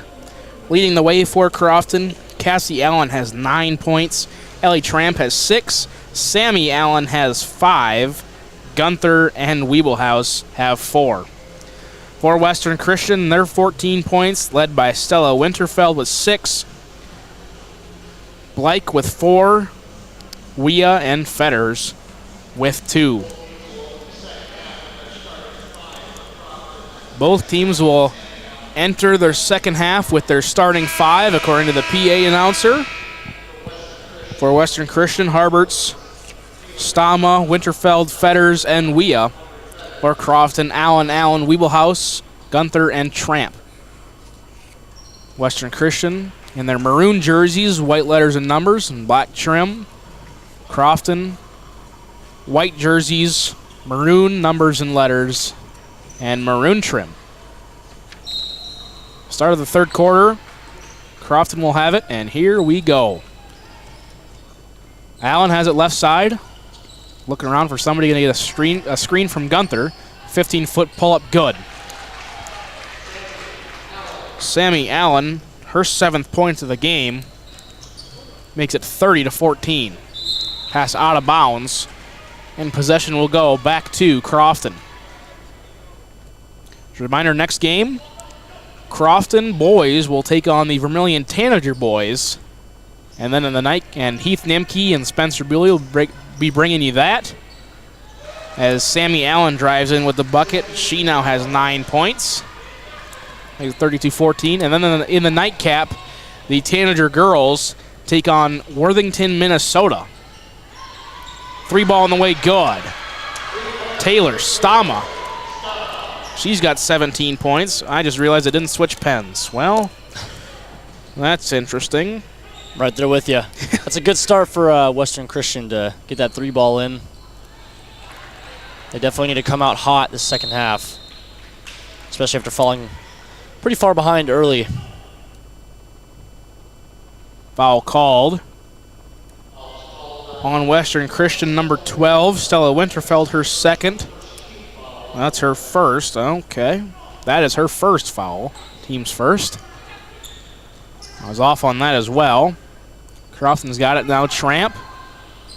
Allen drives. Right-handed layup. Good. Sammy Allen, 11 points in the game. She's now the leading scorer. Foul called. Foul's called on Ellie Tramp, her 2nd. Team's first.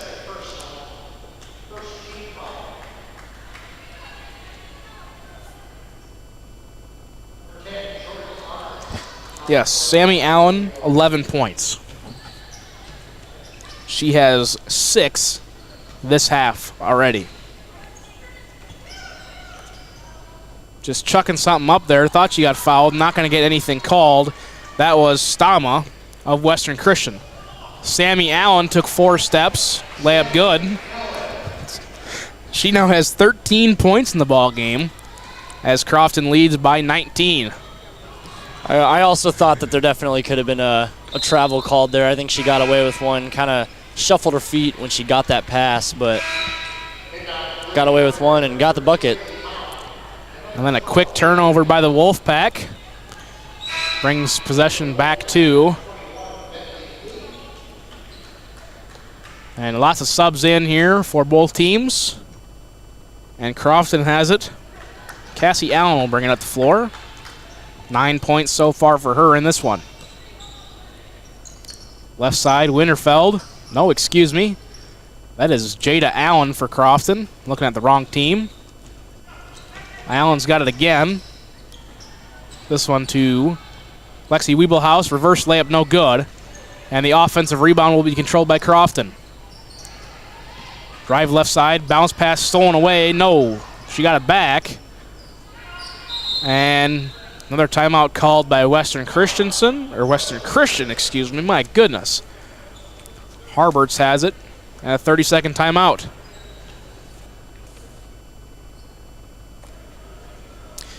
Tonight's broadcast is brought to you by Live Ticket TV, your new home for all things Vermillion sports and coverage of area teams. Now in over 70 schools across the state, Live Ticket TV has your ticket to the game. From the comfort of your own home or on the road, find complete coverage of your favorite team at Live Ticket TV or download the app today. Just search Live Ticket TV. 36-17 your score, 5:38 to go third quarter.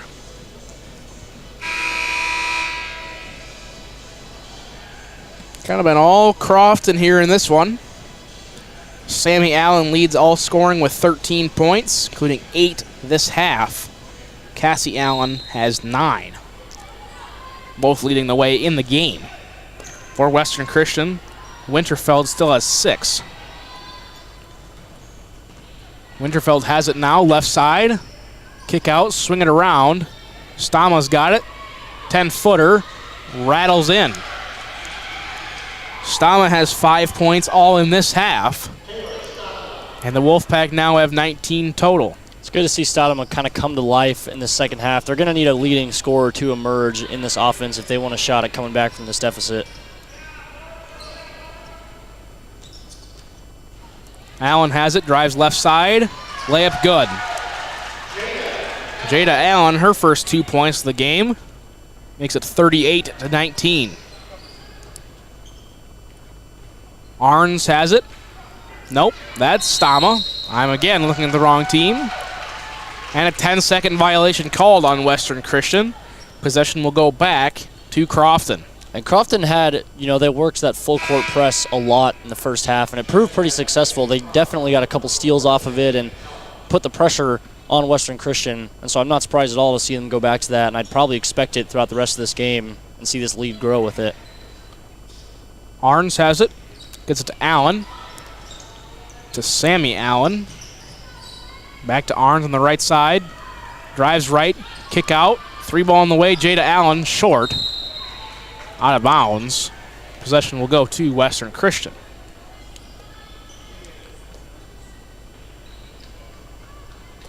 Western Christian down 19. And now Heath Nimke's changed his computer from NFL to college football, where the SDSU Jackrabbits lead Montana State 28-9. Foul will be called on Crofton as Winterfeld goes up. She will shoot a pair. Foul's on Sammy Allen, her second.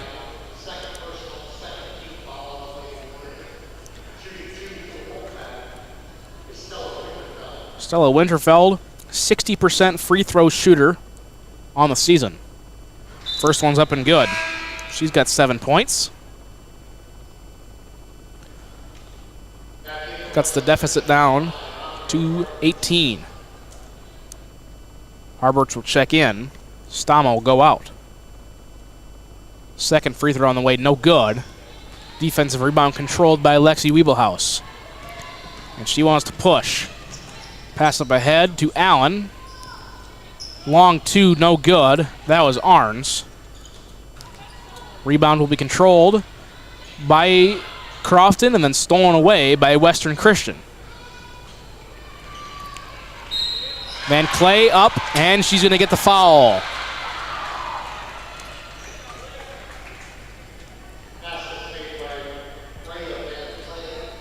Rhea Van Clay, basket's good. Foul's going to be called on Sammy Allen, her third personal.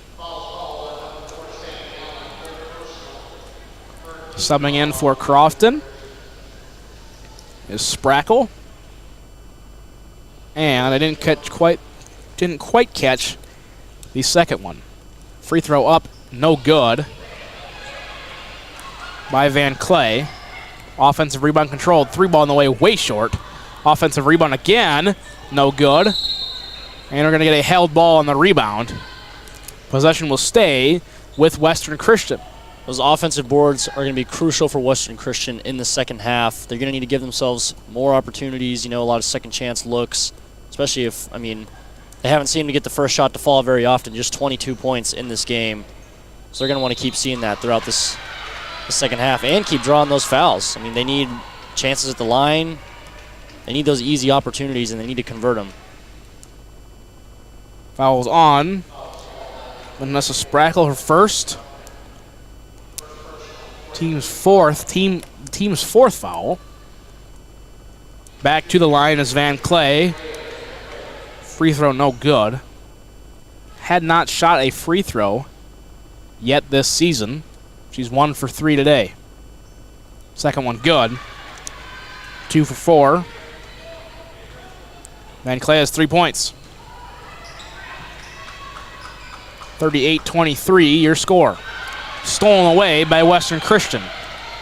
Blake goes all the way, fouled on the way up. She will shoot 2. Not a bad foul there. That's probably going to be a pretty easy bucket if she doesn't get a hand in there, so.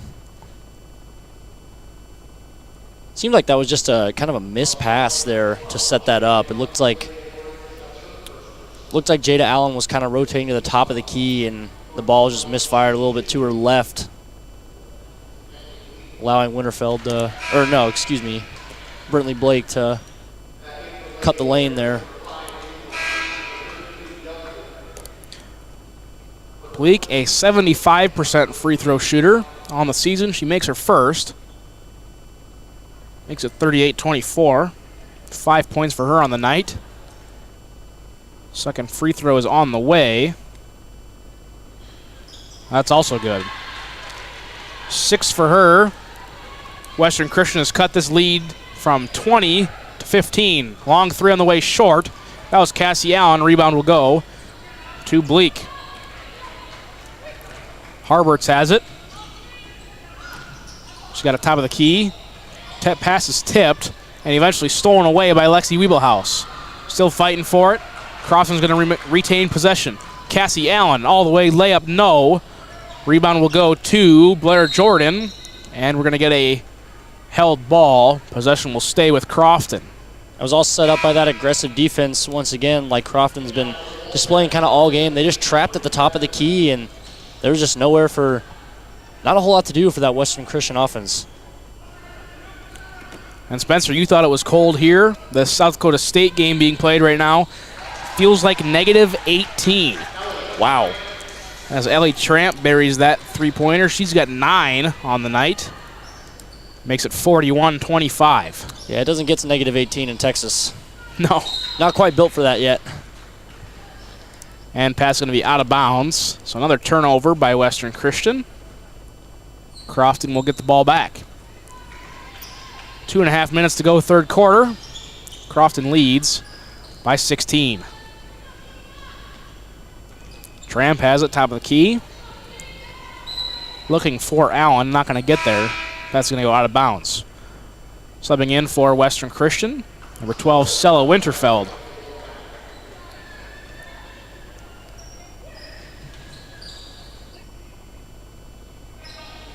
Gunther. Just passing it back around. Tramp has it, top of the key, dribbles right. Elevator or zipper screen, you can call it, off the top of the key for Cassie Allen. She's going to drive left side, 3 to shoot, and she gets the layup in. Cassie Allen, she's got 11 points in the night, 43-25. Seen a lot of really good drives from both Cassie and Sammy Allen. I think that's why they're both the leading scorers for Crofton in this game. They're just going hard to the basket, and I mean they're not letting any reach-ins or any hands stop them, and they're completing those drives and finishing them. Offensive foul called on Wea of Western Christian. Her first, team second. That'll give the ball back to Crofton. Layup no good. That is Blair Jordan. She's going to get fouled. So she will go to the line. Foul's called on That is number 23, Kiana Wea, her second. Third team foul. Free throw up and no good. That is Blair Jordan.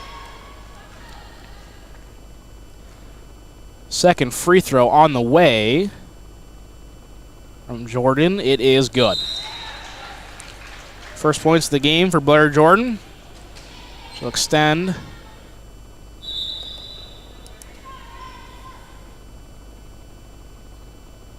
Somehow, the scoreboard says 42-30.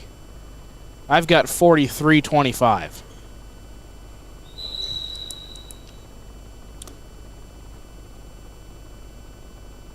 Looks like they are confused as well. The stoppage of play. Stoppage of play here. Tonight's broadcast brought to you by Northern State University. At Northern State, our students thrive inside and outside the classroom with hands-on learning opportunities guided by dedicated faculty and a close-knit campus community. Students are set on a path to succeed and make a difference in the world.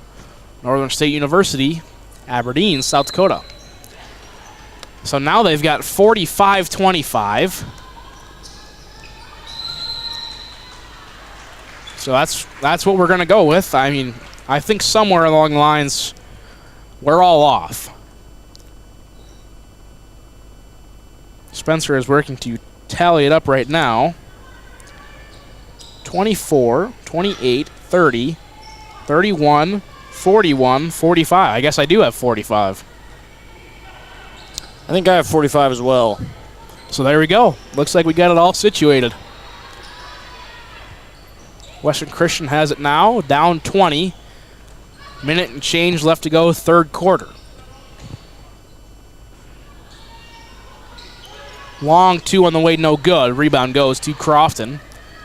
That was Lexi Wiebelhaus with that rebound. Tramp has it. Passes off to Allen. Allen thought about the long two, didn't take it. Gunther. Back to Cassie Allen. Allen's got it to Wiebelhaus, top of the key. Thought about the three, doesn't take it.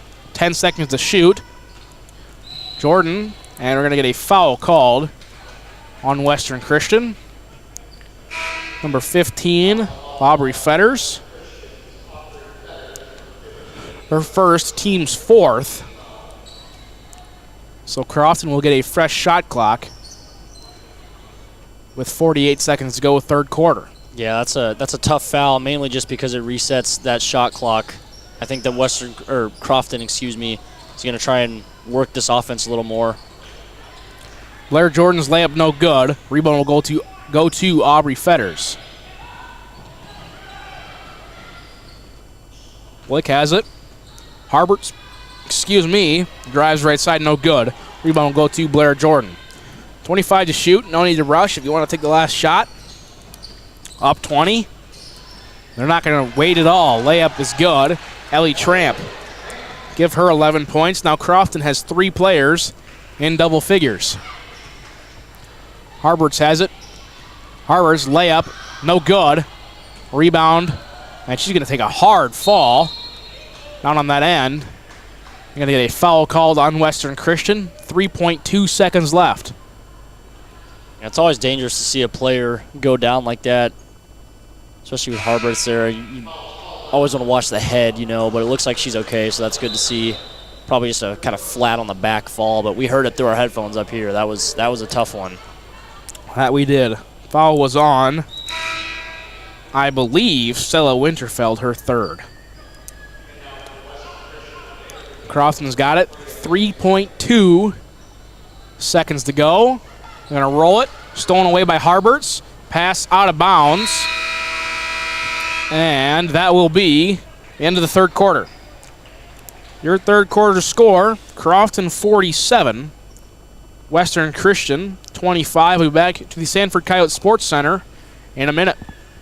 Tanagers are great at flying out of the way to miss your car. Deer and other drivers are not. If you're in any kind of accident, bring your vehicle to Blaine's Body Shop in Vermillion. We repair your vehicle to pre-accident condition and handle the entire process from start to finish, including an accurate estimate and dealing with the insurance adjuster. So good luck to the Tanagers, and if you're in an accident, bring your vehicle to Blaine's Body Shop.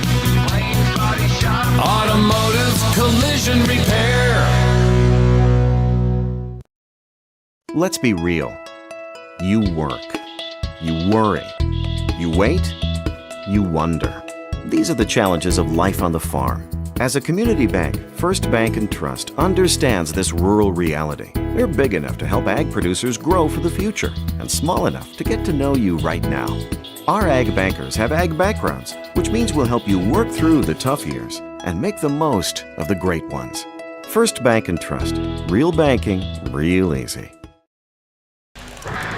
Welcome back to the Sanford Coyote Sports Center, home of the USD Coyotes. Where today we've got the 2022 SCSC Holiday Classic, hosted by the Vermillion Tanagers. We're in the second game of the Classic. The Crofton Lady Warriors lead the Western Christian Wolfpack 47-25 after 3 quarters. After this one, don't go anywhere.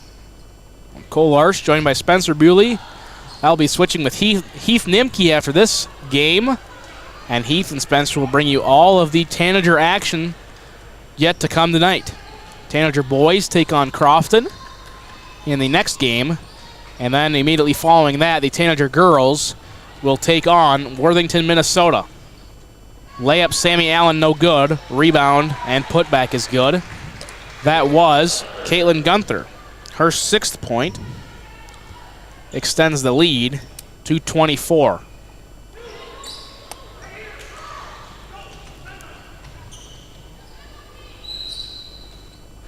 Then they're going to get a foul called. I thought Coach Biker called timeout, but he's not going to get it.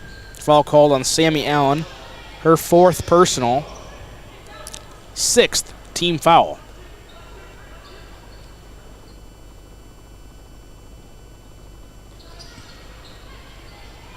Stama has it, passes it off to Fetters. Fetters almost loses it, gets it to Blake. Blake stolen away by Tramp. Whole lot of bodies hitting the floor, nothing called. And Western Christian maintains possession. Layup no good by Van Clay. Rebound will go to Crofton all the way up the court. Cassie Allen, layup good. Both Cassie and Sammy Allen have 13 points on the night. Full timeout called by Crofton. We're going to take it with them.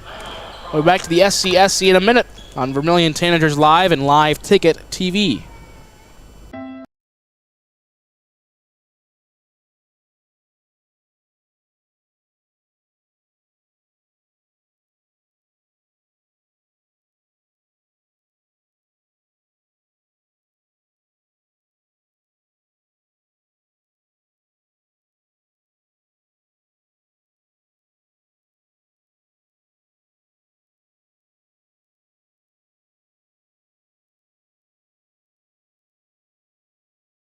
This is what matters. This is beyond X's and O's. This is the difference mutual respect makes. This is what character looks like. This is what defines us in South Dakota. This is sportsmanship. School sports, it's not the outcome that matters most, but the way the games are played. This message presented by the South Dakota High School Activities Association and the South Dakota Interscholastic Athletic Administrators Association. And welcome back. Crofton leads Western Christian out of Hull, Iowa, 51-25. Earlier contest today, the Western Christian boys defeated West Central 55-39. As I mentioned earlier, coming up after this, it is Tanager basketball. A foul called. No. So we're not going to count the basket, but we're going to shoot 2 free throws. That seems like an interesting call. Sure, we're rolling with it. Just got a notification that Heath Nimke tweeted.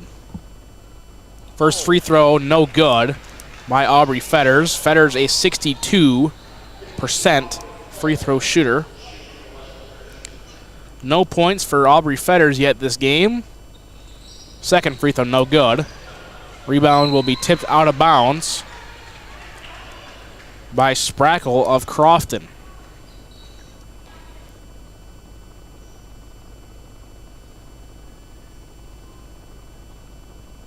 So Western Christian will have it. Fresh shot clock. Stama to throw it in. Throws it underneath to Winterfeld. Winterfeld's shot good. 9 points for her. She leads the Wolfpack in scoring. And we're going to get a steal out front by Winterfeld, and a foul will be called. Foul's going to be on Blair Jordan, her first. However, that is the team's 8th foul.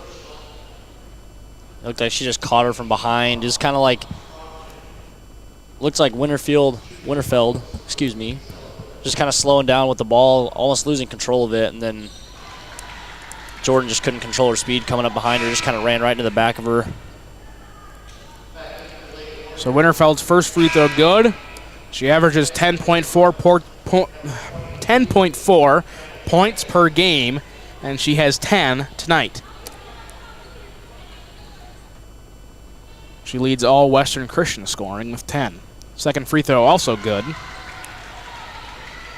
Winterfeld's 60% free throw shooter. Makes both of those, makes it 51-29. Arns has it. Pass it to Allen. Long three, Jenna Jackson, no good. Rebound will go off of Crofton, out of bounds. Possession will stay.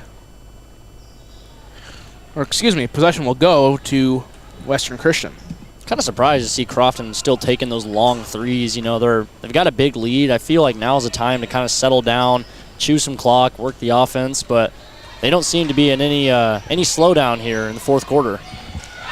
Three ball by Kiana Weha. That's good. She's got 5 points on the night. Makes it 51-32. Weha averages 10 points a game.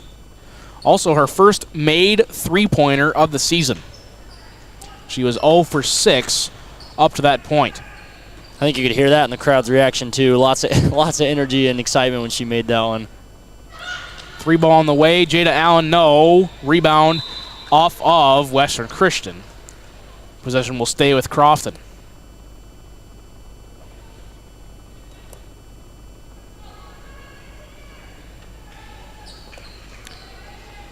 Pass up. Weebelhaus has it at the elbow. Allen will travel. And Western Christian will take over possession. 5:11 to go. Down 19.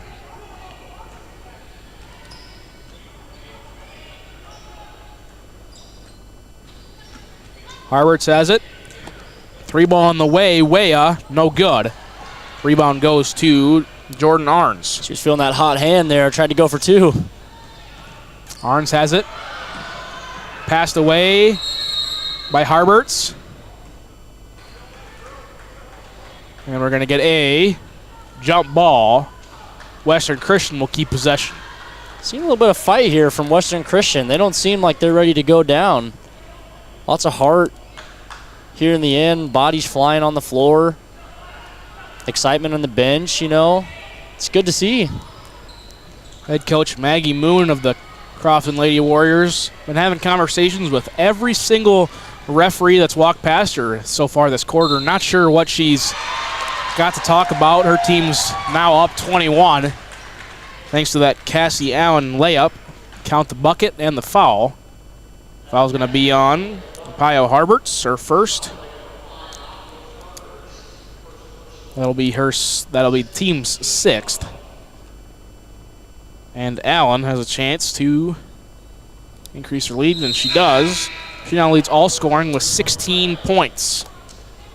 And she will check out. 3 subs come in for Western Christian. Looking like a line change here for both teams. But we will see. I think Cassie Allen stays in, I believe. Did she stay in? Oh, yes, she did. She did. That was Sammy Allen that checked out, excuse me. Lots of Allens. You got 3 Allens on. 3 Allens wearing white jerseys, so. We're going to get a held ball called. So, possession will go back to Crofton. I think one thing Cassie Allen's done very well this game is drive strong to the hoop, like I was saying. She's gotten a lot of fouls down low, lots of and ones, you know. She's just been really active in getting to the hoop. 3 ball on the way. Cassie Allen, no good. Offensive rebound goes back to Crofton. Back out to Cassie Allen. Jackson has it. Gets it to Allen, Jordan Allen. Or Jada Allen, excuse me. Jordan Arns got it. Kicks it out to Cassie Allen. Her 3 good. She now has 19 points in this game. Her squad leads 57-32, excuse me. She must have heard me talking about her driving skills. I can shoot too, she says. I mean, she has just been all over it today, leading this Crofton team. So now a 25-point ball game. And it looks like we had a changing of the guard for Crofton. Western Christian still in that 1-3-1 zone. New Lady Warriors in. Arns was in before. Jada Allen's out there. Blair Jordan's out there. That is Jenna Jackson. Who else am I missing out there? Ashlyn Schieffer, a 5'6" freshman, is out there for Crofton. And give her credit for a rebound. Yeah, give her credit for the rebound anyway. She'll get it. So now Western Christian will have the ball. 3 minutes to play. Down 25.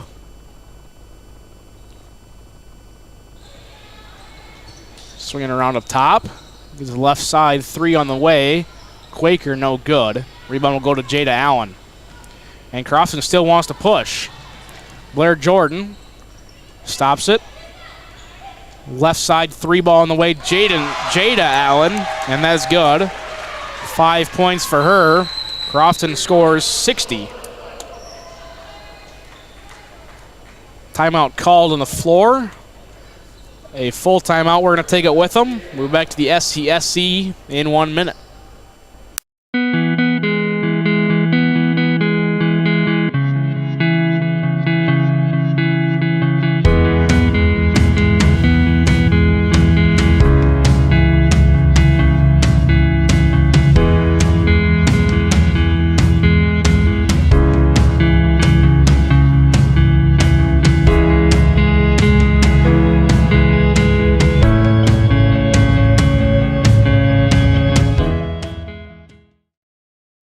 Times like these, it's good to know there's a place where people know who you are, no matter how long you've been gone. A place where the smells of home cooking are still in the air, where a simple wave warms your heart, and sharing stories is just a way of life. It's good to be home.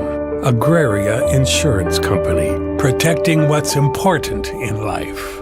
Contact your local Agraria Insurance Company agent. Welcome back to the Sanford Coyotes Sports Center, 2022 SCSC Holiday Classic, where the Crofton Lady Warriors are 2 minutes and 35 seconds away from going 5-1 on the season. Cole Arsh joined by Spencer Bewley, bringing you all the action here. After this game, we'll have a changing of the guard. Heath Nimke will be the play-by-play. Spencer Bewley will stay on the color commentary as the Vermillion Tanagers take on the Crofton boys. And then in the nightcap, the Tanager girls take on the Worthington Trojans, I believe, if I remember correctly. Getting a nod, yes. So I got that one correct. Foul on Blair Jordan, her second. Team's 9th. Shooting the bonus. No good. Taylor Stama. She is a 27% free throw shooter on the season. Layup no good. That was Jordan Arns. Rebound will go to Western Christian. 2 minutes to play. 60-32 your score. Layup good. Didn't quite catch who that was. I'm assuming it was Aubrey Fetters. Correct. 2 points. And then another turnover. Stama's got it. Layup no good. Rebound goes to Harberts. Harberts shot good. Harberts her first points and Fetters' first points there. Make it 60-36. Minute and a half to play. Just a bit too little too late here. Corner shot off the glass for Blair Jordan. That goes in. Her third point of the night makes it 62-36. Fans starting to roll in here. Vermillion fans, maybe more Crofton fans.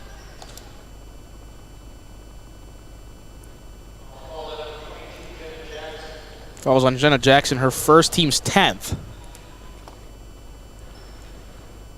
So now, Winterfeld will shoot 2. Her first one's good. 12th point of the night. Winterfeld 60% from the line. And a full substitution, except for the shooter, is in for Western Christian. Get you some of the names here when we get a chance. 13 points now. Or Winterfeld. Looks like we've got Kayla Van Otterloo is out there. Cambry Cricky is out there. Van Clay, we got number 35, McKenna Fetters is out there as well. Let's see, who else am I missing? 24, Emery Blankenspoor. She was in earlier. She checks back in. And Jenna Van Otterloo.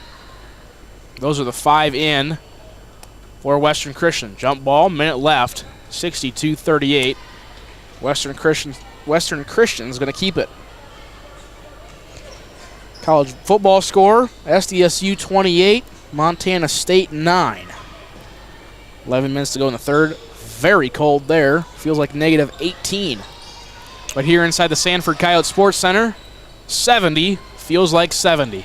Maybe we'll see South Dakota State come on down to Frisco, Texas. Just right outside of McKinney where I'm from. It'd be kind of cool. I'd probably go watch them. Shot up and good. Blair Jordan, 64-38. Blair Jordan, 5 points. Following the conclusion of this one, very short post game, and then we'll turn it over to Heath Nimke in his pregame. McKenna Fetters, 4 points. 64-40. Like I said, Spencer and I, very short post game here. Turn it over to Heath Nimke for the Vermillion Tanager pregame. And then he and Spencer will take you through all the remaining action here in the SCSC. Remember, this is just game 2 of 4. Western Christian's going to let the clock expire. Your final score, 64-40. A little bit of post game here.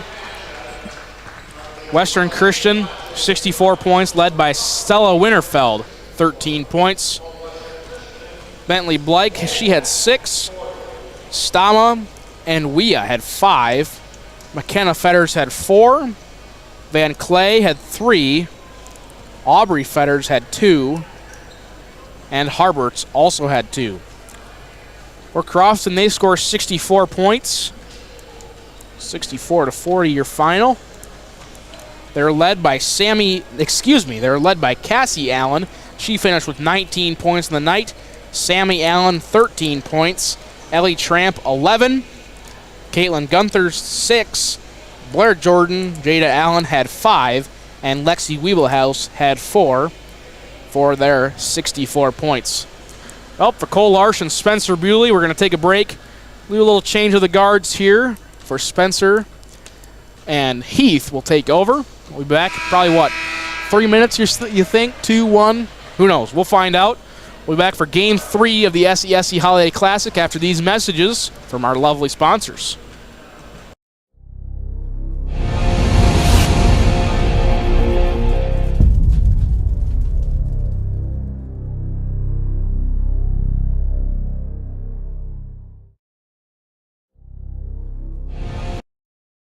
Advertising can be a struggle. Where to spend your money? Are you reaching the right audience? If you are looking for an effective method that reaches a large fan base at once, then here is your spot with Live Ticket TV.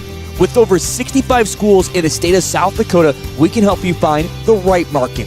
Plus, you can work with me, Heath, and a portion of all sales made go right back to the school.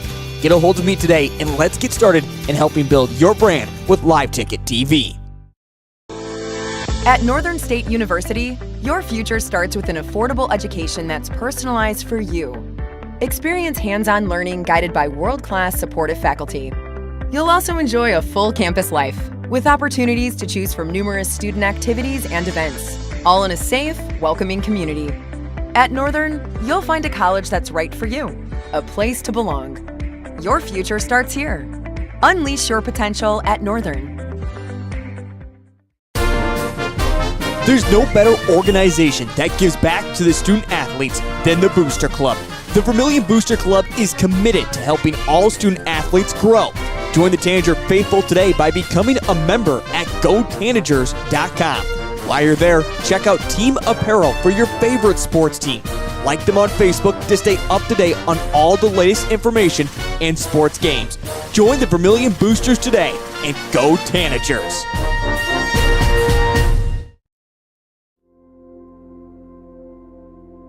Agriculture is like no other business, which makes Farm Credit Services of America like no other lender. Owned by the farmers and ranchers we serve, our customers have a voice in how we work, a stake in what we do, and share in our success.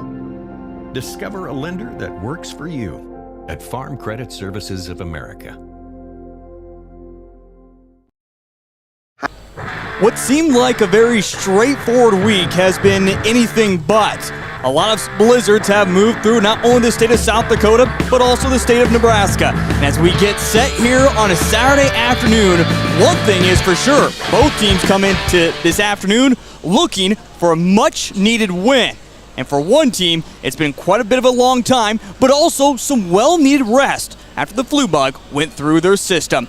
Welcome into the Sanford Couch Sports Center here on Vermillion Tanagers Live and Live Ticket TV. I'm Heath Nimke along with our producer Cole Larsch. We'll catch up with Spencer Bewley here in just a moment to bring you full coverage of game number 3 of this holiday classic inside the SCSC being hosted by the Vermillion Tanagers. 2 games already in the books with the Crofton Lady Warriors getting a victory, and earlier it was Western Christian from the state of Iowa, Hall from the town they are from, got the victory over the West Central Trojans. We'll talk more about those games, but right now it's time to get into our coaches' interviews as we caught up with both head coach Jay Drake and head coach Frank Gade of the Crofton Warriors talking about this matchup here this afternoon. Let's begin with head coach of the Crofton Warriors here on the pregame show. It's Frank Gade. Well, Coach, as you get ready to take on the Vermillion Tanagers, actually your second year now doing and being part of this tournament, playing against the Vermillion boys. But before we talk about the game, let's talk about the season so far. You've had a little bit more of experience of at least games underneath of your belt, besides the Vermillion Tanagers only having 1 game so far this season. Going into this game, how does it help your team already having 5 games of action underneath the belt? We kind of figure out how I suppose we want to operate this year. Now, how well we actually get to doing that is a little bit different question. But definitely having 4 or more games in compared to those guys helps a little bit. Certainly does. Now, I know the season hasn't necessarily been the one that you wanted to get started with. I mean, as we mentioned, 1-4. You do have some experience back from last year, but still kind of a younger squad. How has the learning process been so far in these first 5 games? It's a learning process. It's exactly what you said. We have a couple guys who played some minutes last year, but not a whole lot. So it's one of those where you just have to keep your eye on the positives and understand that, some mistakes we're going to make just because we don't have the experience. And that's one of the main reasons we keep coming up there and playing, a big school like Vermillion. It's another game, which is another chance at our kids, for our kids to get better. Well, you talk about the Vermillion Tanagers and getting ready for them, but this also comes on the heel of a kind of a blizzard that we've had in the area the past few days, which means no school, which means no practice. How do you get ready for a team like Vermillion when you really haven't had the time to be with the boys to get ready for them? We're just going to operate, and we've done this for several games this year, where we're just going to focus on what we need to do to be successful, and not worry so much about the other squad. If we can't do what we know we need to do to be successful, then there's no point in us worrying about 2 points on an out of bounds play that we scouted the hands off of. So we're just as the last 2 snow days that we've had, I'm almost kind of viewing it like a holiday tournament. When we come back for our holiday tournament, it's a lot of days with no practice, and sometimes just some ugly basketball to begin with. Yeah, I'd say for Vermillion, it certainly has been a learning curve for them as well, with 90% of their offense missing. They've had 5 seniors that graduated, a great squad over the past couple of years. What do you know about Vermillion from just seeing 1 game so far with a completely new team than what you've seen from last year? Honestly, we haven't even watched their 1 game. We haven't even pulled the film up. I've been working on watching our guys re-scout us to focus on, like I said before, we need to fix us before we can go figure out somebody else. So we're trying to get that right, and then we'll move on to the next step. Coach, this is another holiday tournament. As I mentioned, you participated this in last year. You get these opportunities throughout the school season. How much do you enjoy getting your opportunity to hop out of the state and see someone new? I'm just excited for our kids. It's pretty rare to get to play, in a venue like that, and then also play that level of competition as well. When I took over 3 years ago, we were short. I think 2 or 3 games. So we've been playing. I kind of told our AD, anybody, everybody, we'll take them and we'll play them, just because I want these kids to have the opportunity to play as many games as possible. And for all that us coaches do in practice, you can't simulate a game. So playing games is what I think we need. So that's why I'm trying to do it. Once again, that is head coach Frank Gade of the Crofton Warriors here on the pregame show. Let's continue on here on the pregame show and jump into our next coaches conversation as we caught up with head coach Jay Drake earlier this morning, talking about, a week ago, a loss to open up the season against the South Sioux City Cardinals, but how they bounced back after missing 2 games this week. Here he is on our pregame show. It's head coach of the Vermillion boys, Jay Drake. Well, Coach, as we get ready for the Holiday Classic, it has been, over a week now since you had your last game, but let's go back to that game against South Sioux City, a team out of the state of Nebraska. Looking back at that, competitive throughout at one point. The Cardinals were able to pull away, but we came into this season knowing this was going to be an unexperienced squad. Take away from that game, what'd you think, how'd you think it went, and what'd you grade yourself at? Yeah, I think for everything that went on, obviously, that night with the game and stuff, I thought we showed some positive signs for Game 1 for a group that really hasn't played much varsity basketball. 3 guys that do have any really varsity experience with Zolan Robinson, Carter Stotesburg, Carter Hansen, and we're going to lean on those guys, especially for a lot of things on the floor, leadership as well. But those three, I thought, did some nice things and kind of led us in all areas that night. But like anything, we've talked about having to be patient as a coaching staff, and we saw it that night with we had spurts of looking like we could be a solid basketball team and doing some very positive things, but then we went into lapses and maybe lost a little focus and concentration. And give South Sioux credit, maybe some of that was due to some of the things they were doing.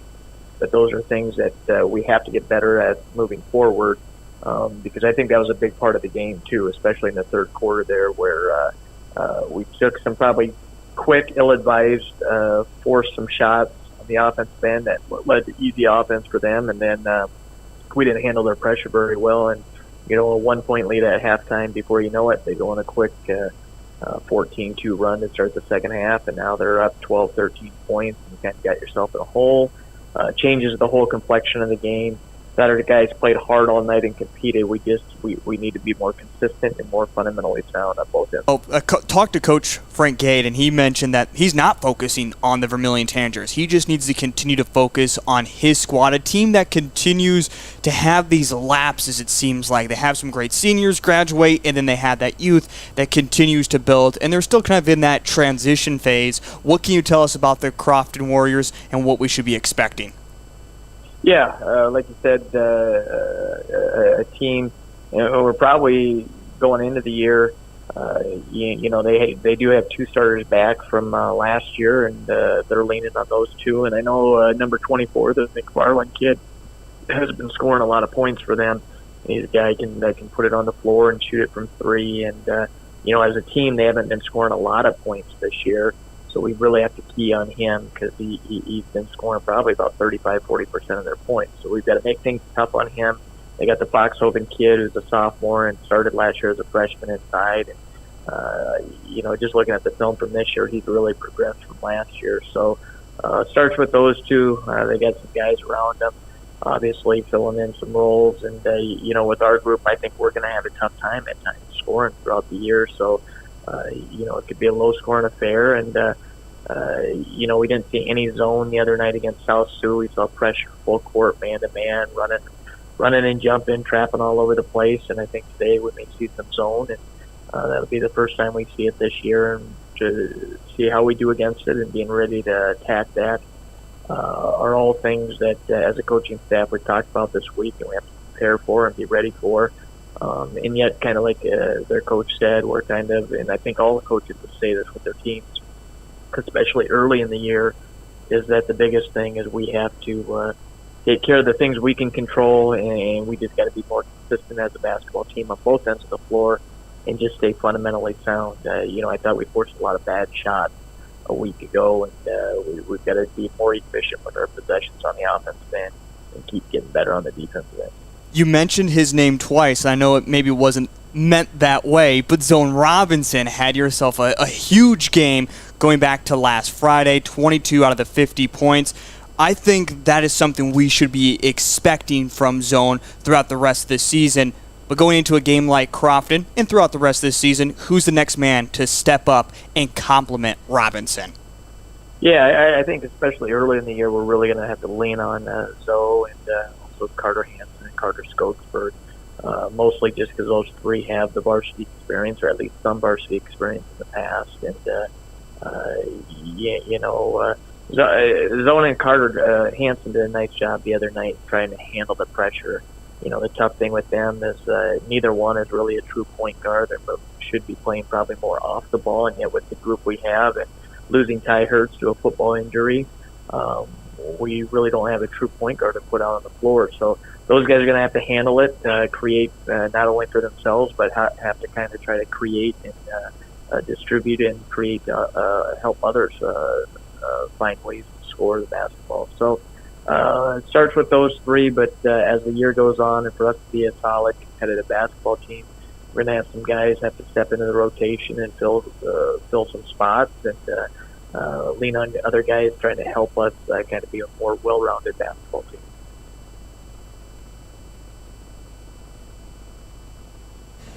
Once again, that is head coach Jay Drake here on our pregame show as I caught up with him earlier this morning talking about this matchup right here, the Crofton Warriors and the Vermillion Tanagers. Two teams really looking for some big wins. Crofton Warriors coming into this game tonight 1-4 overall. But in fact, it's been an 0-4 streak. They opened up their season almost, 3 weeks ago with a victory, but haven't had as much game action. Of course, they were also affected by the storms and the blizzards that went through over the past few days. And the Vermillion Tanagers, as we know, it was supposed to be this Nebraska preseason, playing different teams, including West Central on Tuesday, then Boys Town in the Arena Invitational on Thursday, and then Crofton tonight. But again, we talk about all the crazy weather that we saw, and the games never happened. And now it's been over a week's time. Both teams coming in slightly rusty, but again, looking for a victory. Let's get into our starting lineups for both the Crofton Warriors and for the Vermillion Tanagers. First up for the Crofton Warriors, their starting lineup will be number 3, Zach Arns, the junior. Number 13, Chase Foxhoven, the junior. Number 24, Simon McFarland, the senior, who's had himself a great year so far. He is the leading scorer with just 15.5 points per contest. After that, it'll be number 32, Braxton Foxhoven, the sophomore. And finally, rounding it out will be number 35, Jeffrey Brigger, the junior senior for the Crofton Warriors. Again, overall 1-4 are the Crofton Warriors. Head coach is Frank Gade. For the Vermillion Tanagers, they have not only been dealing with the blizzard so far the past few days, but also influenza has hit their squad hard. And Cole Tweeten, a man who has been getting some playing time throughout the years and including last Friday night, is not going to be here tonight as he is out sick. Otherwise, the same starting 5 that we saw from just a few days ago. Here they are. Number 14, Ethan Kerner, the 5'10 senior guard. Number 23, Zone Robinson, the 6'1 junior shooting guard who put up 22 points a little over a week ago. Number 24, Carter Hansen, the 6'2 sophomore small forward. He put up 12 points last Friday night. Number 32, Wyatt Gestring, the 6'2 senior guard. We nicknamed him Splash. He hit just a three-pointer last Friday. He'll be looking to find his stroke a little bit more from beyond that three-point line. And finally, rounding things out, the big man inside, number 52, Carter Skogsberg, the 6'4 senior power forward for the Vermillion Tanagers. Again, the Tanagers come in 0-1 overall, have yet to play a Region 4 game, have yet to play a DAC 12 team. Their next game is coming up on Tuesday when they take on the Tri-Valley Mustangs. But right now, they're just worried about the Crofton Warriors who are in front of them. Again, this is the SCSC Holiday Classic. It's the second annual, as last year was the inaugural. It was actually these two teams that met up in this same exact classic a year ago. And we don't really need to tell you who won that one. You may remember it was the Vermillion Tanagers who dominated against a very young Crofton squad, and Crofton was also missing some of their key players in that one. We are set and ready to go as the ball is up in the air. The opening tap is back towards the side of the maroon, and we are underway here in quarter number 1. The Crofton Warriors in their maroon jerseys with numbers and letters that are in white. The Vermillion Tanagers in their home uniforms, all in white, numbers and letters that are in red. As they move it around the perimeter, really haven't found their space inside. Right now controlled with McFarland. Again, he is the shooter for the Crofton Warriors. Already down to 5 seconds on the shot clock. Drive in, stripped away, 2 seconds. Quick little side note, by the way, since we are in the state of Nebraska, we have to play by, the state of South Dakota, we play by South Dakota rules, not Nebraska rules. Nebraska has not adopted the shot clock yet. So these teams aren't necessarily realize they have to go so quickly, and there you instantly see the shot clock violation. Again, not featured in the state of Nebraska, but of course featured in the state of South Dakota. So the first possession comes up empty for the Crofton Warriors, and here come the Vermillion Tanagers, first time on offense with Ethan Kerner. They get it inside the lane to Hansen. Hansen trying to find some space, kicks it back out, splash, shoots the three, leaves it short though. Ball ping-pongs around and picked up by the Crofton Warriors. Coming across the South Dakota logo is Foxhoven. Pass back out to the top of the key with Arns as they work it now to the near side. Now back over to the far wing to the corner, three-pointer. This one is off the mark for McFarland, but an offensive rebound. Driving back in off the glass, not strong enough to finish it down the rabbit hole. Opposite way come the Tanagers with Zone Robinson. He's going to go himself, rims around and down and in. Zone Robinson opens up the scoring for both teams. Vermillion leads 2-0 with 6:28 first quarter. Foxhoven taking his time, getting across the timeline. Bounce pass down to McFarland. Over to the far corner, back to the top of the key. They go. Foxhoven controls. Inside, back out, corner three. This one is good. No, they say foot was on the line for the big man, Jeffrey Berger, so it will only be 2 points. It's 2-2. Here on the scoreboard at the SCSC, they have it 4-0. They'll get that figured out. It's only game 3 of 4. Quick turnover, opposite way come the Crofton Warriors. They splash it off the glass with Braxton Foxhoven. And quickly, the Crofton Warriors now lead it 4-2. By the way, we see 3 different arcs here. One was added just recently for these contests today.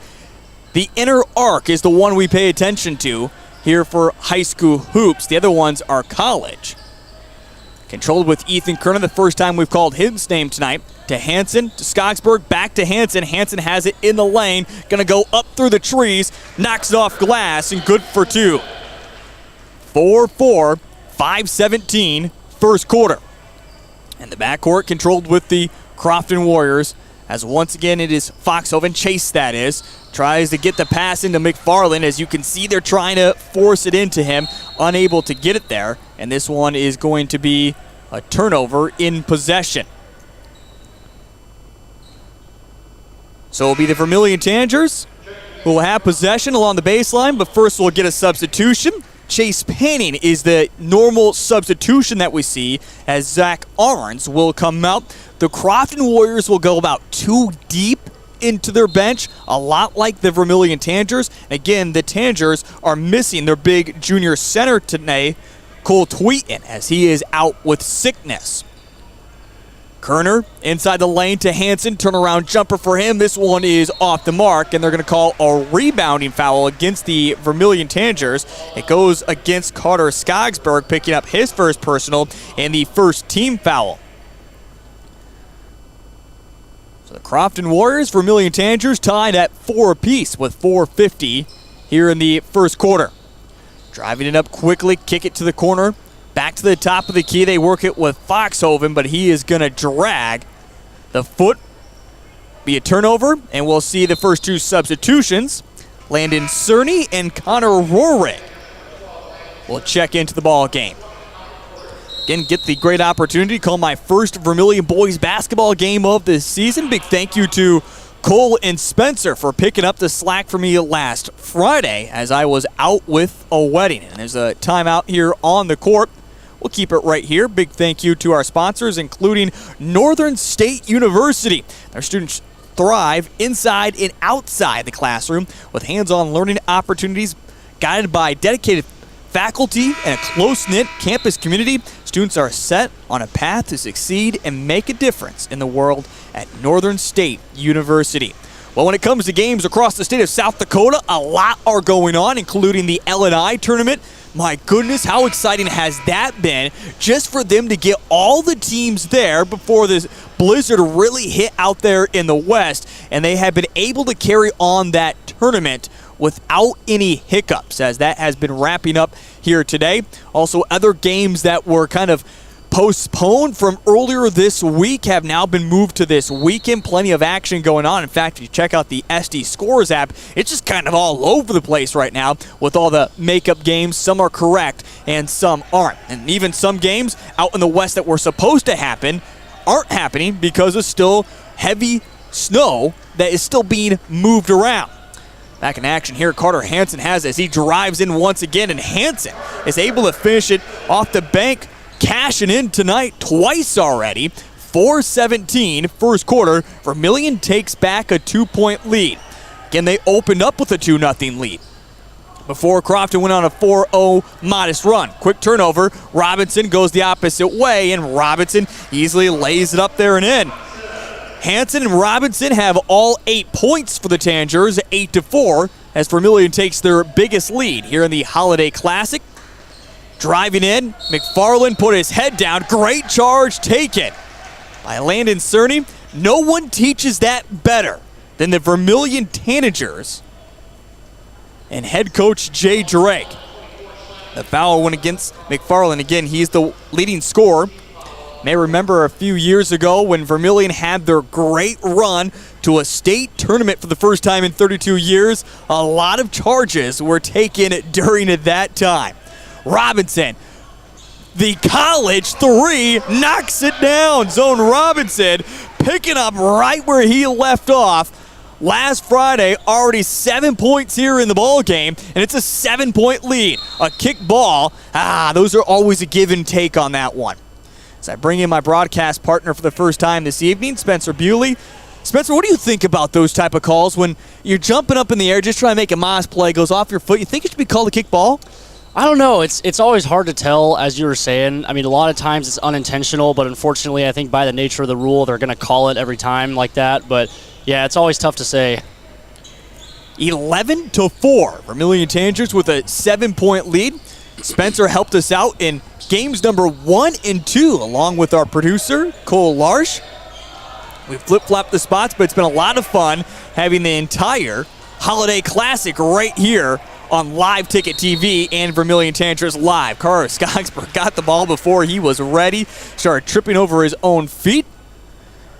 Took about 3-4 giant steps there, and turnover for Vermillion. Tanagers, if you look at their shoes, if you're into the shoe game, a lot of them do wear the similar shoe of black and red. A little bit different for the Crofton Warriors, as right now it's McFarland. He's been held in check so far this evening.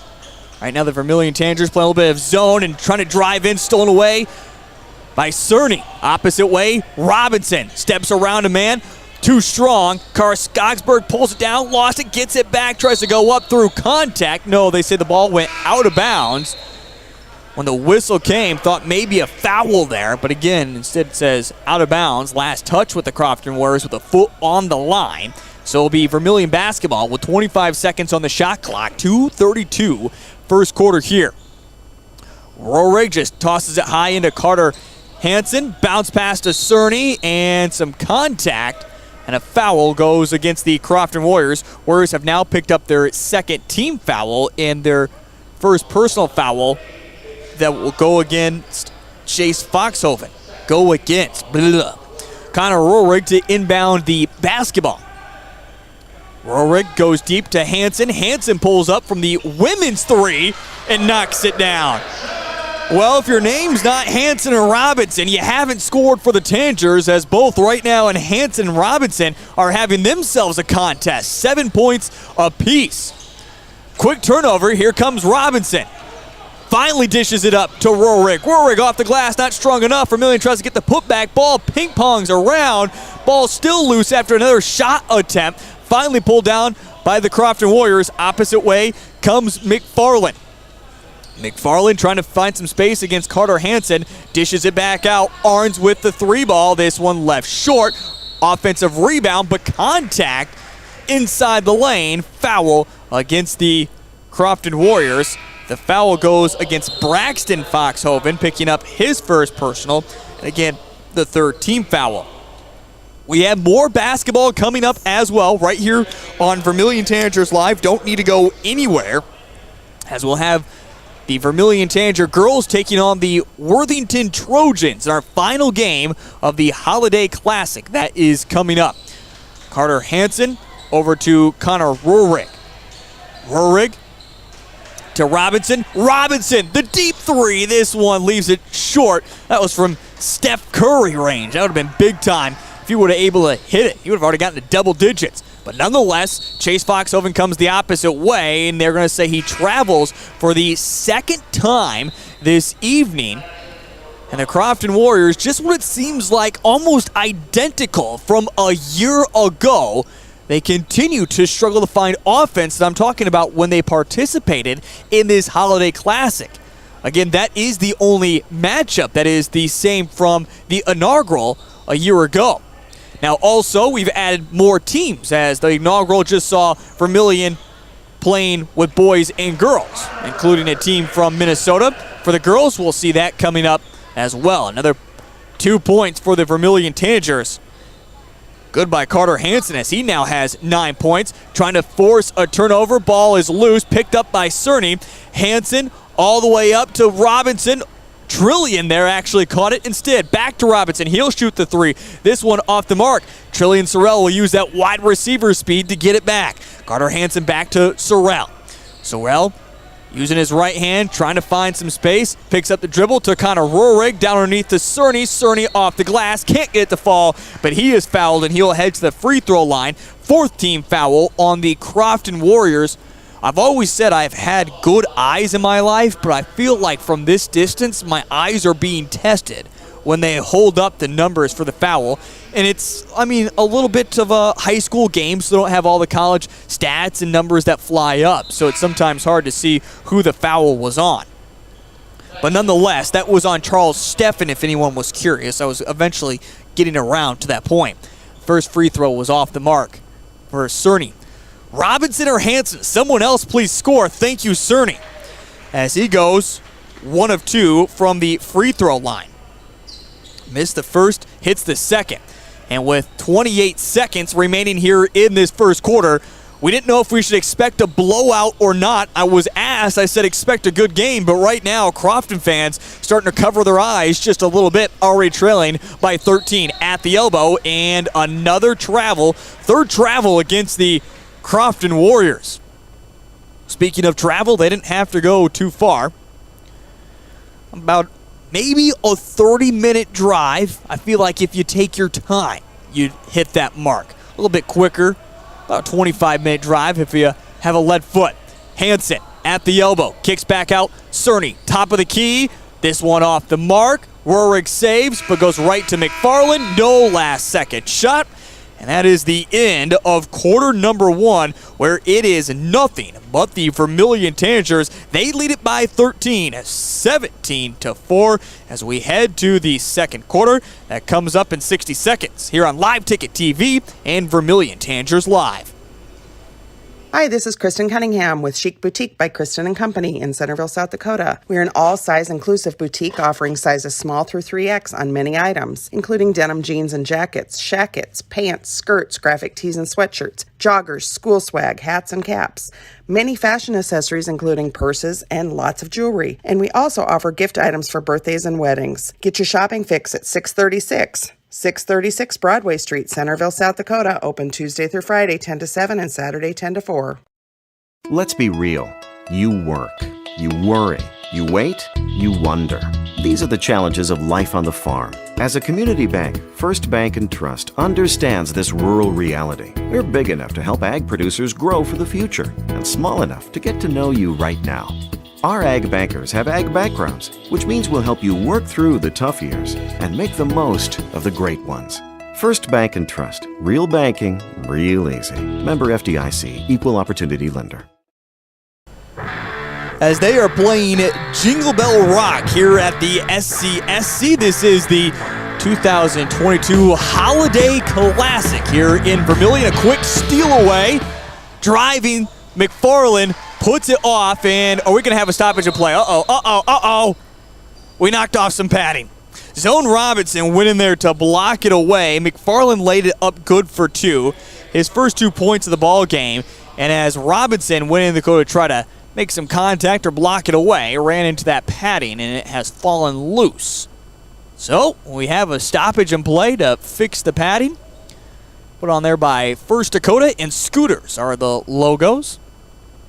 So I was saying, though, for Vermillion Tanagers, a big first quarter. They had 17 points, 9 points from Carter Hansen, 7 from Zone Robinson. Simon McFarland, who averages just over 15 points a ball game, was held in check with nothing there. Again, his recent layup is his first points of the ball game. Speaking of Robinson, Hansen, Skogsberg. By the way, the Vermillion Tanagers do have all their starting 5 back out there, and Carter Skogsberg goes up for his first 2 points. And Vermillion up to a 15-point lead, their biggest of the ball game. Ethan applying the pressure as it gets controlled with the Crofton Warriors. Now McFarland driving in, this one up and off the mark, rebounded by Skogsberg. Opposite way come the Carter Hansen, far sideline. Hansen trying to get around his defender, dribbles in and out between. Over to Wyatt Gestrin, he'll shoot the 3. This one is off the mark. Rebounded by Skogsberg, can't hit it. Put back is good. Carter Skogsberg now has 4 points in a row for the Vermillion Tanagers. By the way, Wyatt Gestrin, completely different from his brother, Dylan. Dylan, of course, was the big man who's gone on to play college hoops at the next level. Will just get things done inside, whereas Wyatt will shoot the 3. And now a foul called. That will go against the Crofton Warriors. The 5th team foul. This one, I believe, was on Chase Panning there. Picking up his first personal. And again, the 5th team foul. Free throws upcoming. Of course, Wyatt Gestrin, one of those stories that falls into the category of Ty Hertz. Of course, Ty Hertz is not playing this season after tearing his ACL during the football season, but Wyatt Gestrin has been plagued by nothing but knee injuries that have kept him sidelined throughout his career. We saw him slightly last year in some late games as Hansen is able to make both free throws. With that, he now hits 11 points in the ball game. But speaking more of Wyatt Gestrin, he hit 6 threes in 1 basketball game last season. It's his capability of shooting the 3. And now a quick turnover that will go against the Crofton Warriors. Again, for Crofton on the opposite side, they're just looking for anything at this point. If you missed it in our pregame show, Frank Gade of the Crofton Warriors said, you know what, we're not even focused on what the Vermillion Tanagers do. We didn't even watch the film on them. We're just focused on ourselves and getting better, as Zone Robinson gets closer to double figures as he has now 9 points in the ball game. Not trying to tell Gade how to do his job there, but he might have wanted to watch at least a little bit of film, and I'm guessing he did, as I did catch up with him on Friday morning. And now a timeout as he just needs to put something together with the troops. And by the way, I mentioned this earlier when it comes to the shot clock rule. We also do still have that running point rule that is in effect. We get to 35 on that, and right now it's creeping up as Vermillion has a 19-point lead with 5:59 here in the second quarter. Don't forget game number 4 of this Holiday Classic is coming up after this. It will be the Vermillion Tanagers as they take on the Worthington, Minnesota Trojans. The Trojans, a team coming in 1-3 overall, but a team that is considered AAA out of the state of Minnesota.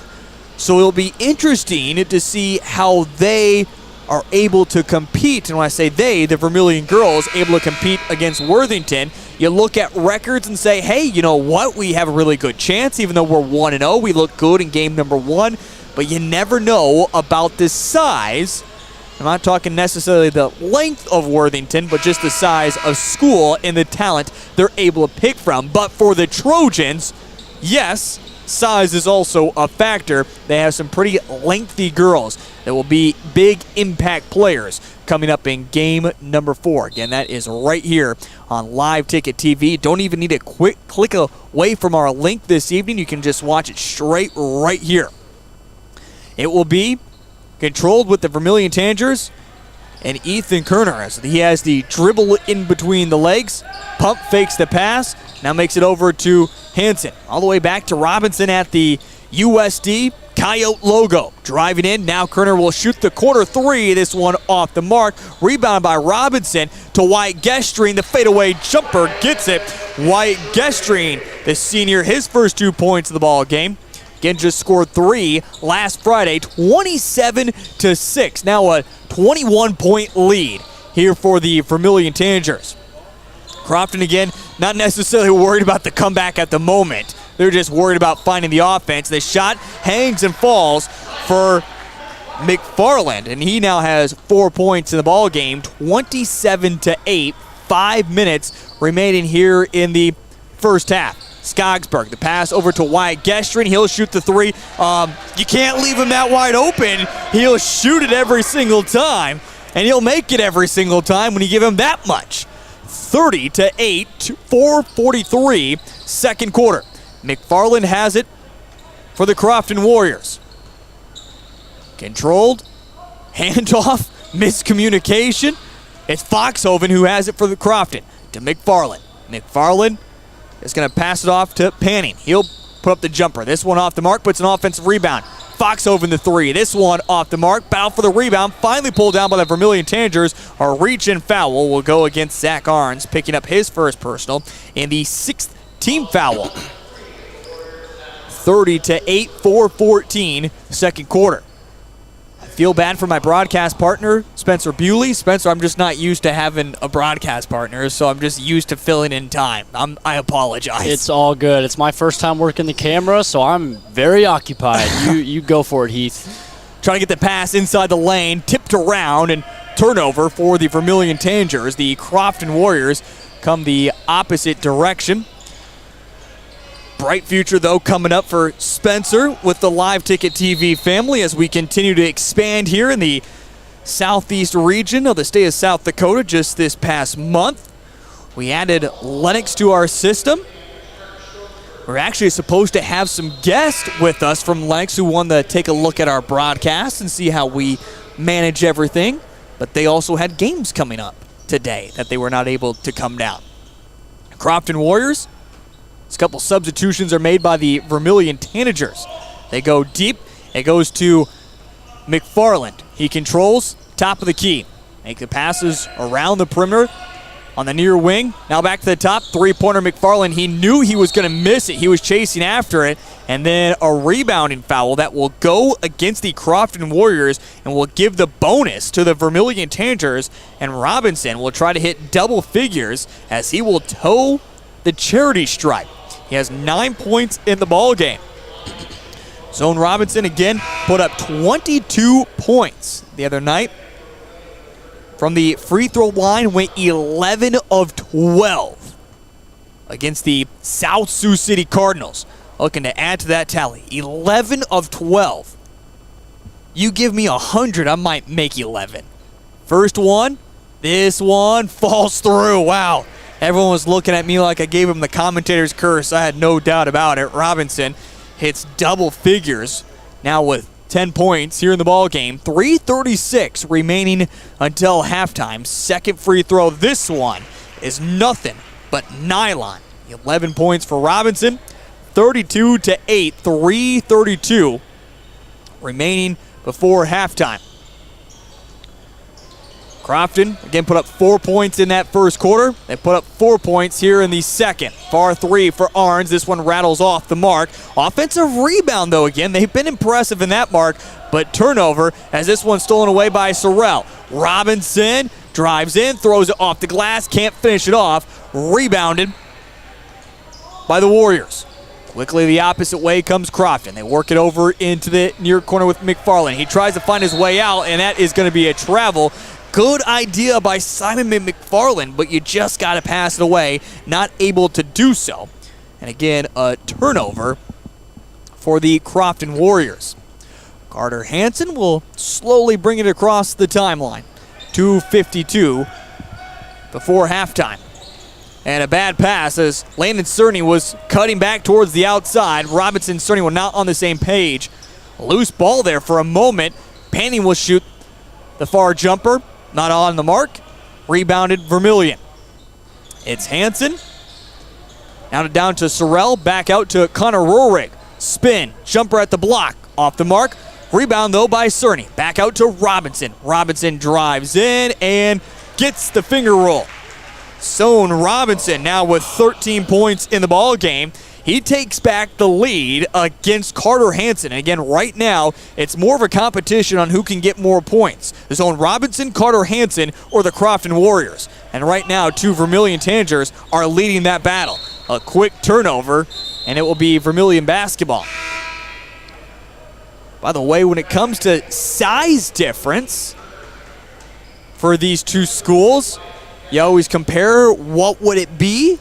You have to look, Vermillion would be right on the line of a BC1 school in the state of Nebraska, whereas Crofton would be right on that line of an AB school. I have a feeling, though, without knowing the exact numbers, I feel like Crofton would be an A school, and just by a few players, or I should say a few students. Pass inside, Cerny off the glass, good for two. He now has 3 points in the ball game, 36-8. 100 seconds remaining before we go to halftime, and the Crofton Warriors try to regroup. Zach Arns to Foxhoven, trying to direct some traffic. The right-handed dribble, hands it off to Arns. Back out to Panny, over to the near side, and the closest player there, ex-player that is, head coach Jay Drake. Coach Drake, of course, a longtime player with the Winter Warriors before continuing on his collegiate career. Had a couple years of coaching before now moving into his 16th season. And the head spot of the Vermillion Tanagers. His assistants have changed over time, but one has always remained the same, that his dad always finds himself closest to the scorer's table when you're in a facility like the SCSC. Sorrell, Rohrig at the elbow, back out to Wyatt Gestring. He'll shoot the three, splash! Wyatt Gestring, now 8 points here in this second quarter. That ties as many as Crofton has. 46 seconds remaining here in the ball game. Here in the first half. It feels like ball game the way this has gone for the Crofton Warriors. Controlled now with McFarland as he drives in, draws every Tanager around him, but is able to break his way through. McFarland now has 6 points here in the ball game. In fact, all 6 here in the second quarter. Rohrig over to Ethan Kerner. Kerner to Cerny to Rohrig, as Rohrig will just hold for the last 10 seconds. They'll set up the offense. Rohrig dribble in between the legs. Still Rohrig trying to use a screen, and now it's going to be a foul away from, 5 seconds is called. Be a turnover against the Vermillion Tanagers. So Crofton with 4 seconds will have it on the inbound. They work it to Foxhoven, 2 and 1. Foxhoven does get it off in time. Nowhere close. And after 2, it's the Vermillion Tanagers who are beating up the Crofton Warriors as they lead it by 29. 39-10 is your score at halftime. We'll step aside. We're back with the first half statistics and more. That's all on the way here on Live Ticket TV and Vermillion Tanagers Live.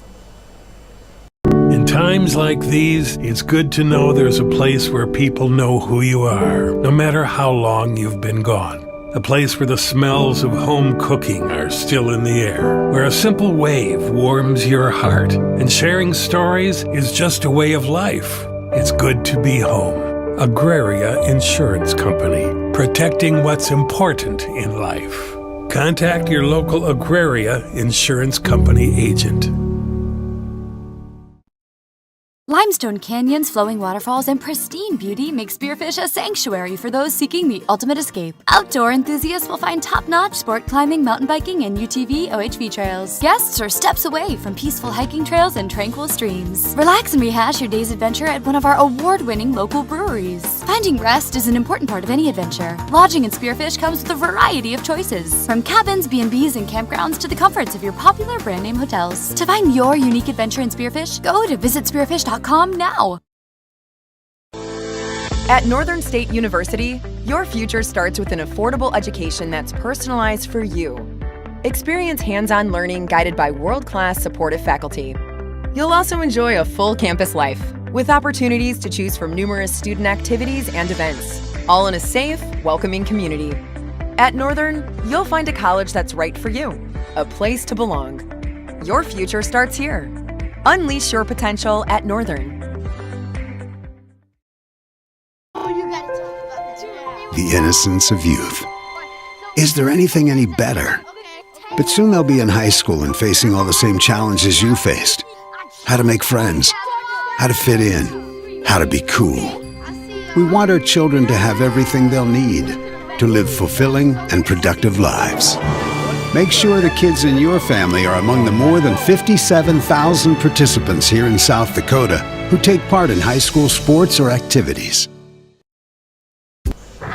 Here at the second annual Holiday Classic, great to have you along on Vermillion Tanagers Live and Live Ticket TV, as right now I can see the Vermillion girls basketball team all huddled up together, kind of enjoying their time, as that is game number 4 of, well, we can call this now the evening, as we are just past 5:50 here on a Saturday day, I guess, afternoon, working into the evening. Again, this is the third game. We've already seen 2 games that have wrapped up. Let's revisit those, as on the boys' action in game number 1, it was Western Christian from the state of Iowa that beat West Central 55-39. And in game number 2, right here on Live Ticket TV, it was the Crofton Lady Warriors that got the victory over Western Christian 64-40.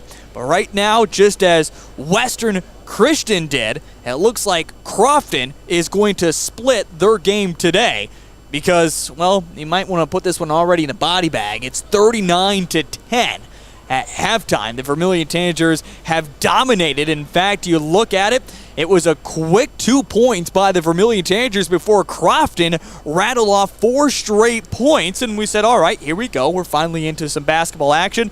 But after that, Vermillion would end the first quarter on a 15-0 run.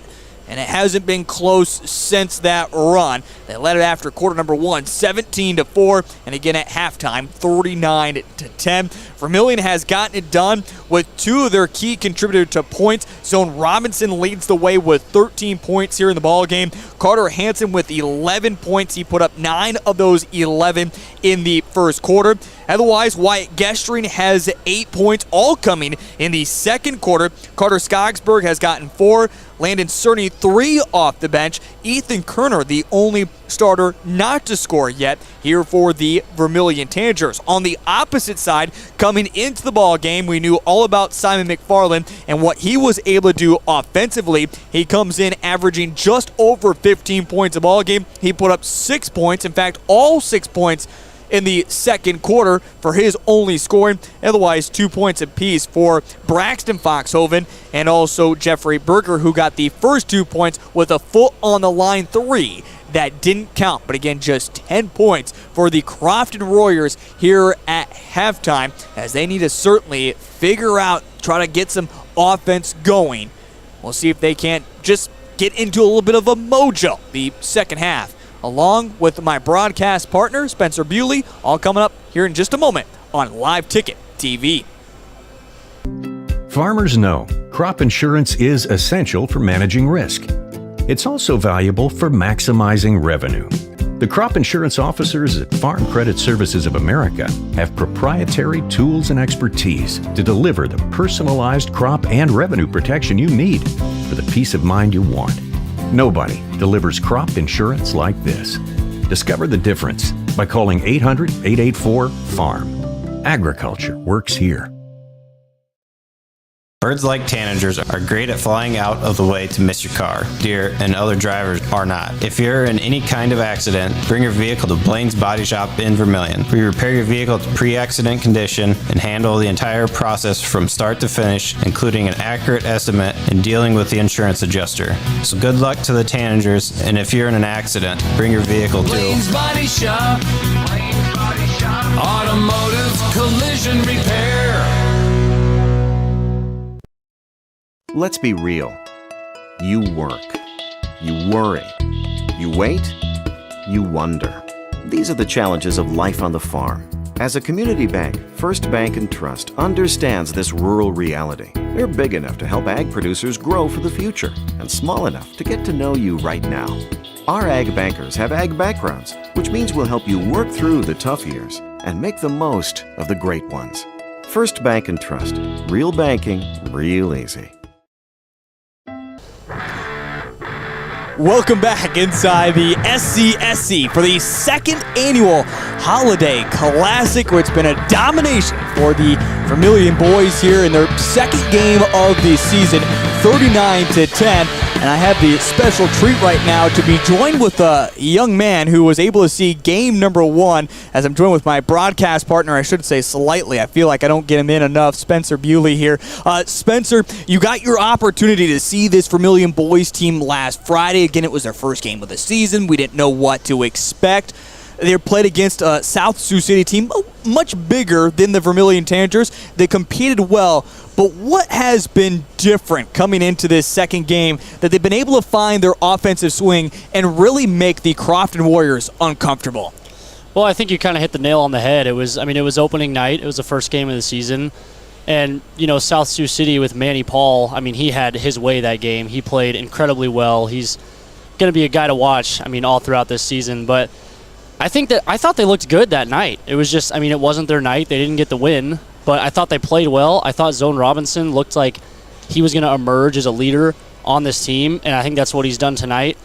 And I think they've just really been firing on all cylinders, all throughout the offense. And yeah, they've disrupted this Crofton offense. They have not let them get into any kind of a rhythm, and I think that's why they've jumped out to, almost a 30-point lead. We've had some big leads in these first two games, but I have a feeling this is probably going to end up being the biggest. Historically, the third quarter has been the roughest quarter for a team coached by head coach Jay Drake. And when you're up by 29, certainly as a high schooler, a college player, and well, shoot, even if you're the Indianapolis Colts, everything seems like it's okie dokie. How do you make sure that you come out with that same intensity as you did the first quarter? Well, one of my favorite sayings, the old cliche, if it's not broke, don't fix it. So I don't think they change anything. I think they come out. I think they've got to stay awake. They've got to stay focused. They've got to stay on the aggression. It's a dangerous spot to be in with this big of a lead, to come out flat-footed and flat, just overall, with a lack of energy. But I think they need to come out and play like it's a 0-0 ball game and not let their foot off the gas at all.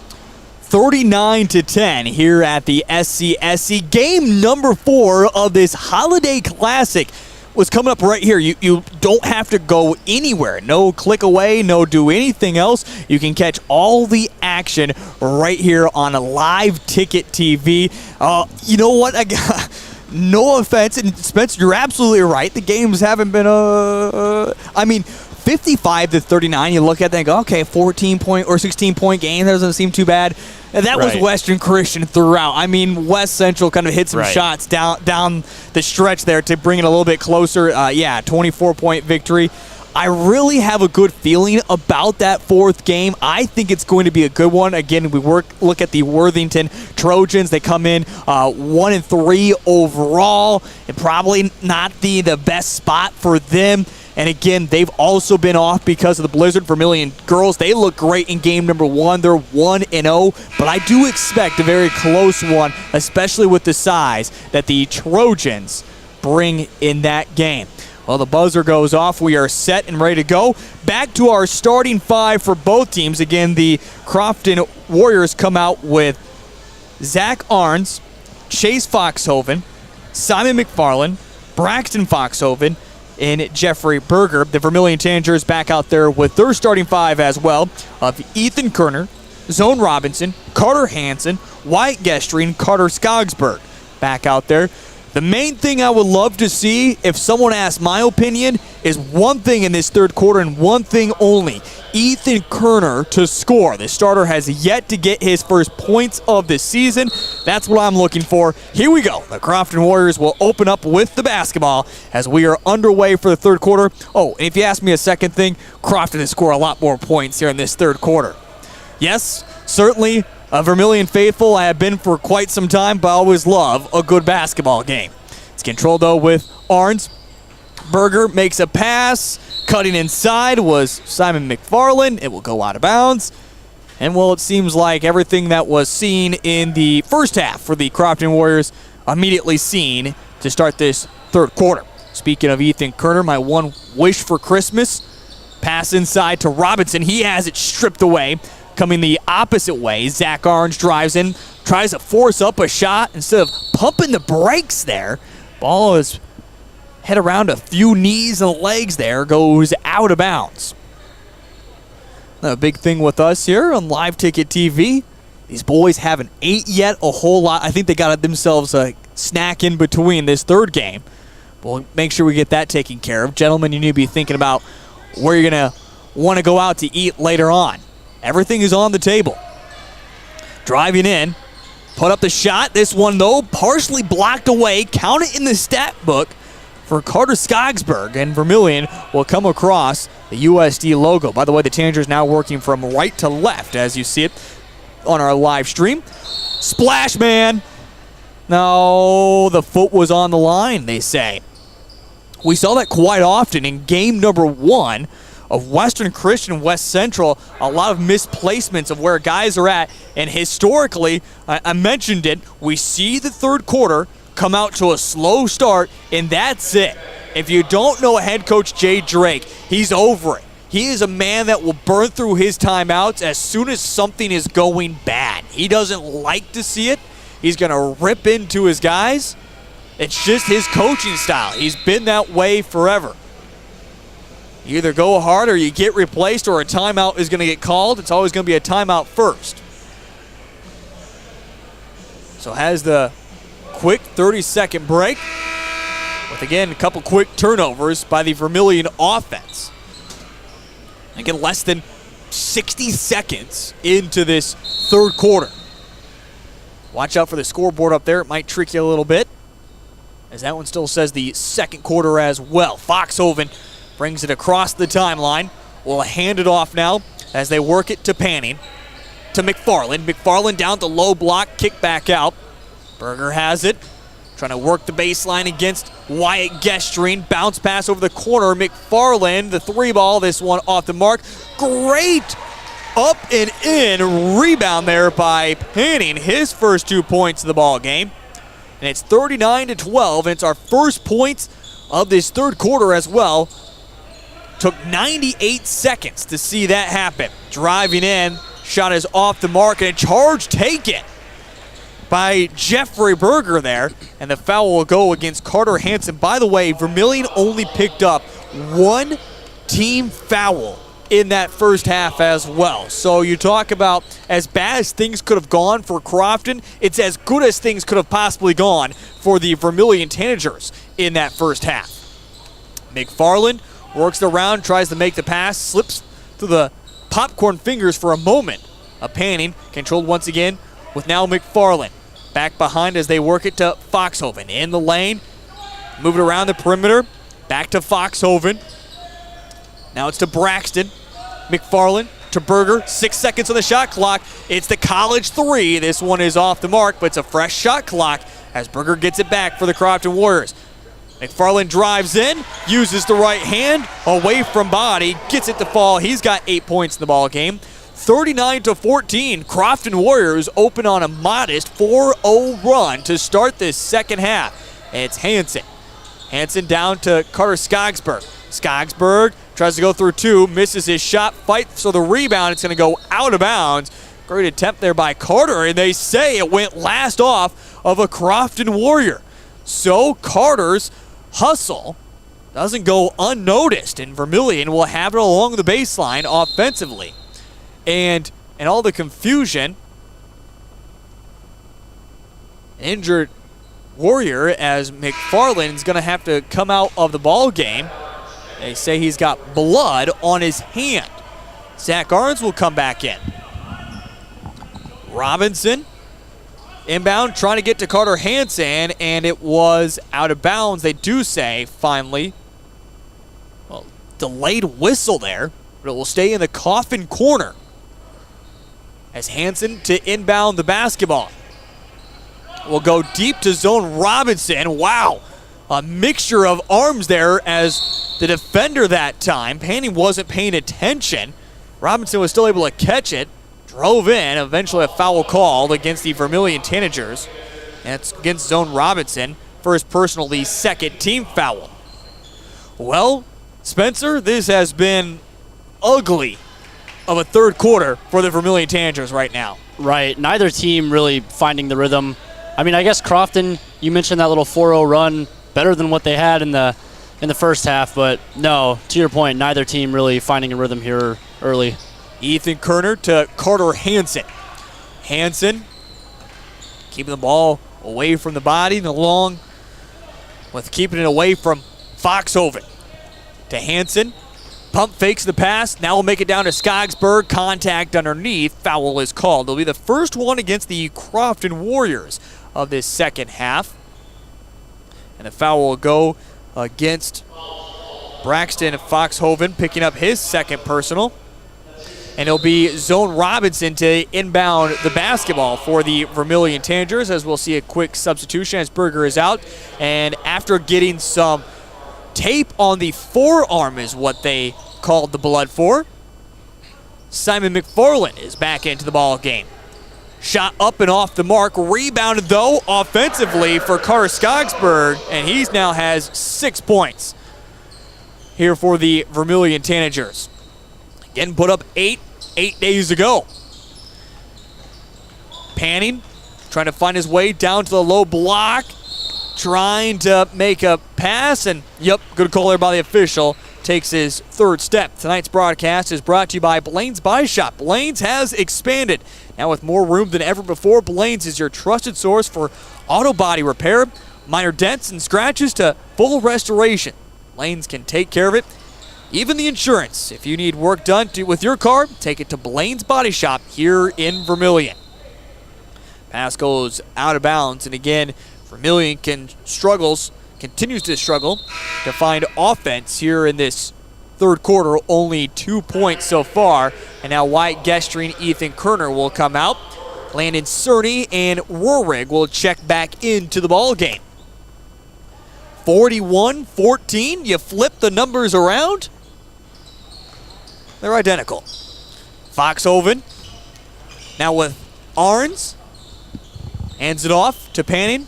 Trying to run around the offense. Braxton to chase. Far three. Zach Arns, this one off the mark.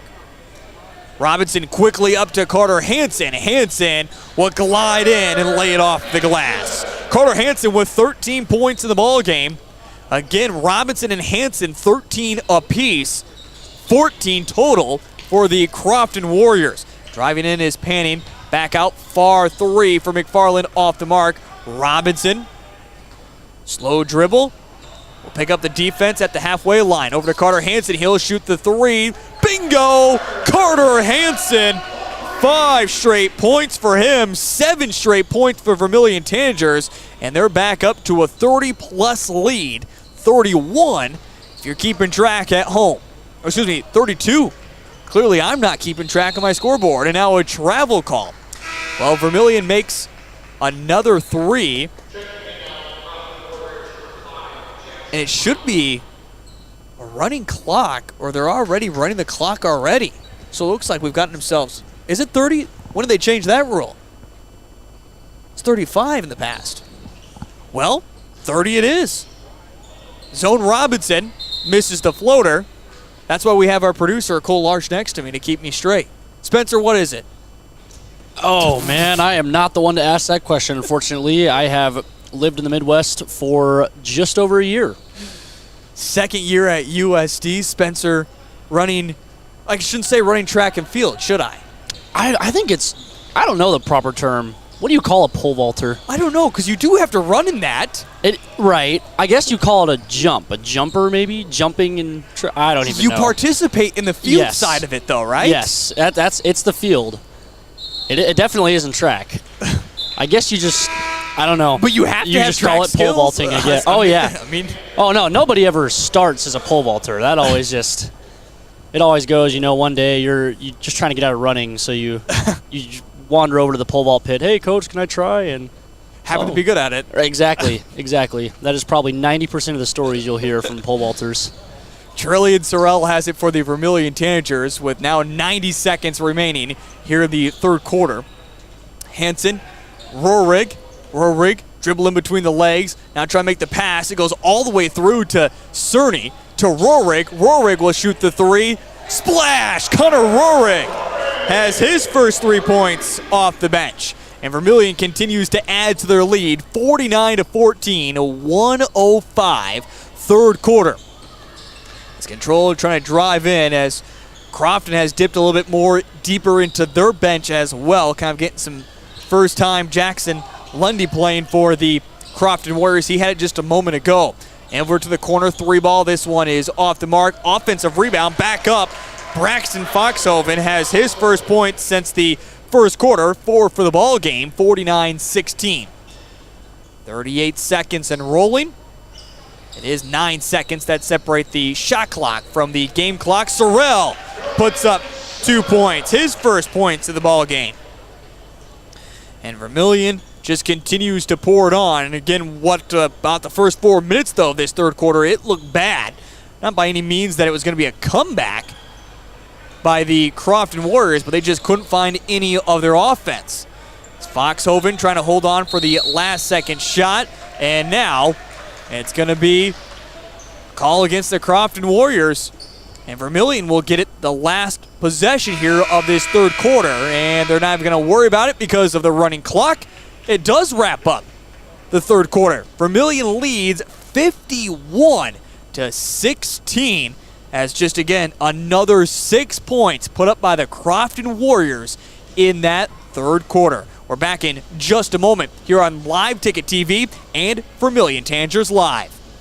This is what matters. This is beyond X's and O's.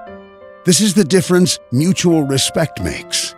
This is what character looks like. This is what defines us in South Dakota. This is sportsmanship. School sports, it's not the outcome that matters most, but the way the games are played. This message presented by the South Dakota High School Activities Association and the South Dakota Interscholastic Athletic Administrators Association. 51-16 as we enter the fourth quarter with a running clock as well. The Vermillion's girls game against Worthington, Minnesota is set to start at 6:30 tonight. It certainly won't be starting, but shoot, having 4 games all in a row here, we're pretty darn on schedule because this, well, let's be honest, fourth quarter is going to move by very, very quickly. The only time that clock is going to stop now is for timeouts and for fouls called. Free throws. Jeez, okay. Wow. Jeez. Cole Large over here. I was getting to my point. You didn't even know it was 30. Good Lord. Maybe I won't take you out for supper after this. I'll just take Spencer out. We're back underway. All joking aside, as it will be Zone Robinson. We'll bring it across the timeline into Carter Hansen off the glass, too strong. Popped up in the air, pulled down by the Crofton Warriors. Well, in this fourth quarter, in a competition, a game like this, it's all about just continuing to grow for experience-wise for the Crofton Warriors, for the Vermillion Tanagers.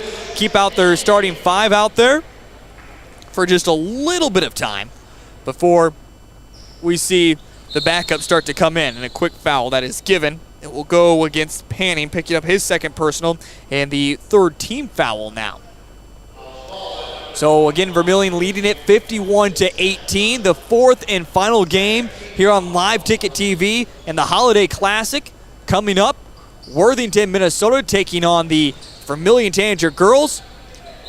Shot up and foul called. Zone Robinson will head to the free throw line where the clock will stop. As, again, Zone 2 of 2. 13 of 14 already this season. We haven't even played 2 complete games. First free throw. Oh, boy. That one's off the mark. Zone, by the way, did not score in that third quarter. So if you're keeping tally at home, Carter Hansen is leading the way of 16 points against Zone Robinson, but he now has 14. So he's now 3 of 4 from the charity stripe tonight. And we'll now see that second team get ready to carry us all the way home for the Vermillion Tanagers as the hockey change about to enter in at the next dead ball. Floater is up and good as Jackson, the freshman, has his first 2 points of the ball game. 52-20. 32-point lead. Robinson to Wyatt Gestreen and falls. Gestreen will hit double figures on the night with 10 points. 54-20. Simon McFarland. Jumper for him. This one's off the mark. And rebounding foul that will go against Foxhoven. And with that, it will now see a hockey change and plenty of players coming in and out. Cade will come in. Cade Ruvers will come into the game. Sean Doan will check in. Trillian Sorrell is in. Connor Rohrig is in. And Landon Cerny will all come into the basketball game. And for the Vermillion Tanagers, everyone that's on their varsity squad, everyone that dressed tonight has played. The only one, again, that does not play tonight is Cole Tweeton, as he is at home with illness. This one off the mark for Sorrell. Ball bounces around. Picked up by the Crofton Warriors, 54-20, 5:25, fourth quarter. Jumper the opposite way. This one good for Panning, as he now has 4 points here in this fourth quarter. 6 for the ball game. Sorrell works down underneath to Sean Doan. This one stripped out of Doan's hands. Opposite way come the Crofton Warriors. Of course, Sean Doan helping out the Vermillion football team. Quarterback duties to open up the season. Got some big plays in on defense as well. On the wing, bounce pass to the corner. Trying to find some space. Zach Arns drives in. The floater is off the mark. Contact, though, made and a foul called. It will go against Connor Rohrig. Rohrig will pick up his first personal, the third team foul, and we'll see free throws upcoming. And again, that clock will stop for just a moment, as we'll see 2 free throws coming for Zach Arns. Again, for the girls' game coming up afterwards for Worthington and the Vermillion girls. Don't need to click away. We'll have full coverage coming up right here. So make sure you stick around for that. We'll catch up with head coach Jay Drake. We'll break down that game more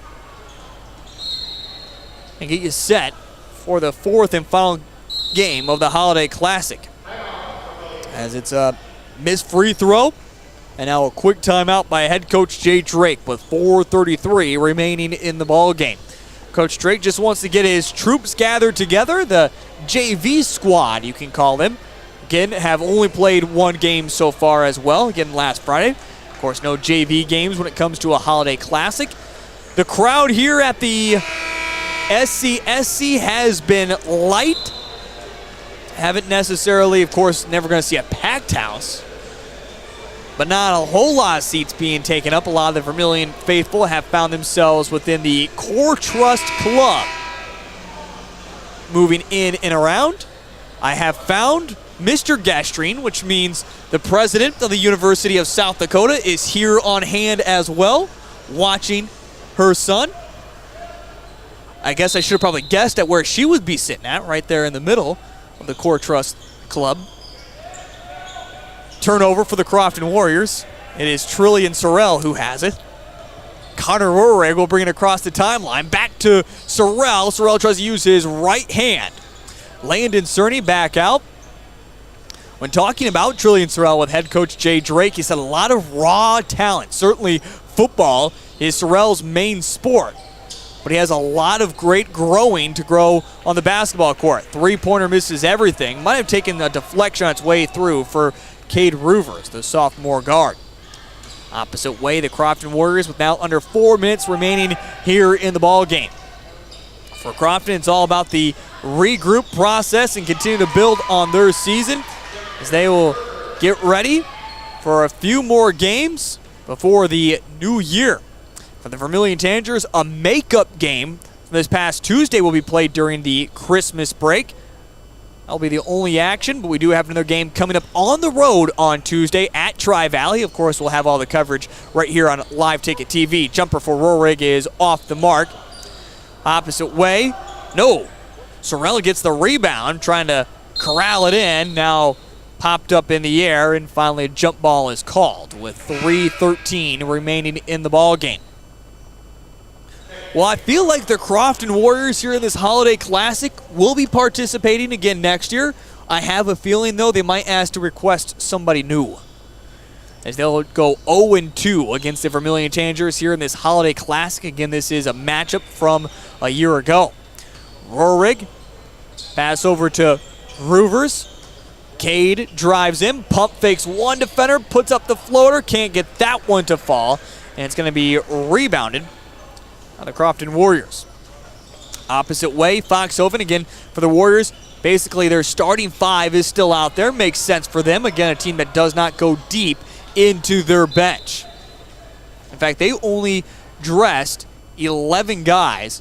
And we talk about their 11 guys they dressed for this evening. 4 of them are freshmen.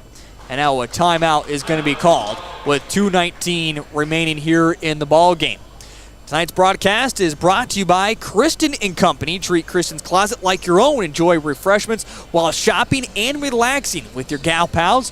Book your private shopping event or find out more by visiting them on Facebook. You'll receive host rewards for inviting your friends as well. And if you forgot to do some late Christmas shopping, Cole, that is a perfect spot to find your mom something. They're at Kristen & Company right in Centerville. Also, tonight's broadcast is brought to you by Visit Spearfish. Surrounded by unmatched natural beauty, Spearfish offers something for everyone, old and young, the thrill seekers and those longing for a much-needed reprieve. Plan ahead or don't, they're here to help you get on to unforgettable moments at Visit Spearfish.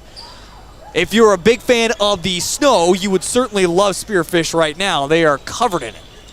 Landon Cerny has it for the Vermillion Tanagers as they move it around the perimeter. To Trillian Sorrell. Sorrell drives in, puts up the floater. This one won't fall. Rebounded back up. Sean Doan has it blocked away. Try to save it. Unable to do so. Chase Foxhoven, and it will go out of bounds.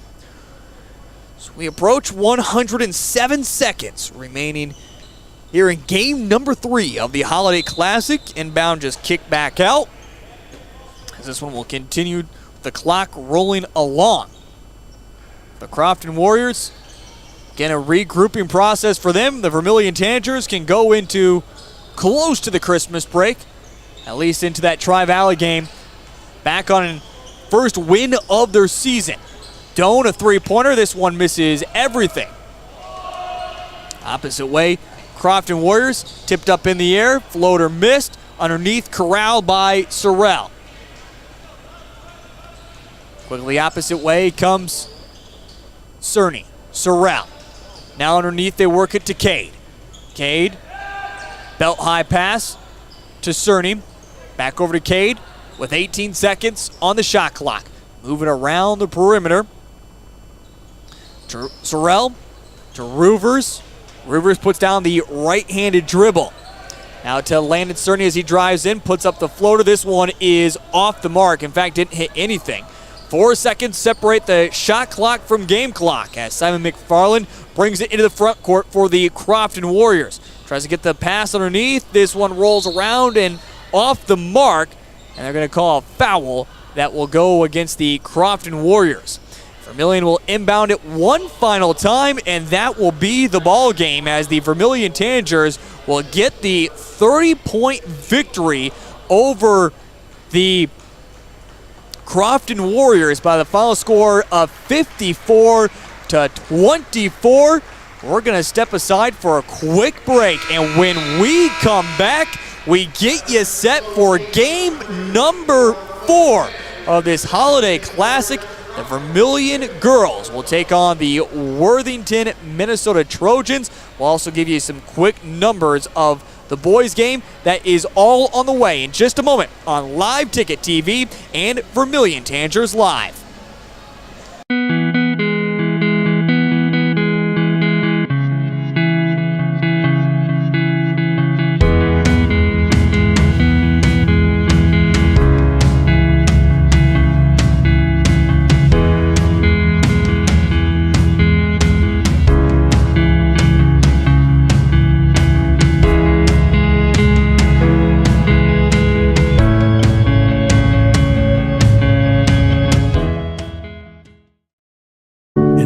times like these, it's good to know there's a place where people know who you are, no matter how long you've been gone. A place where the smells of home cooking are still in the air, where a simple wave warms your heart, and sharing stories is just a way of life. It's good to be home. Agraria Insurance Company, protecting what's important in life. Contact your local Agraria Insurance Company agent.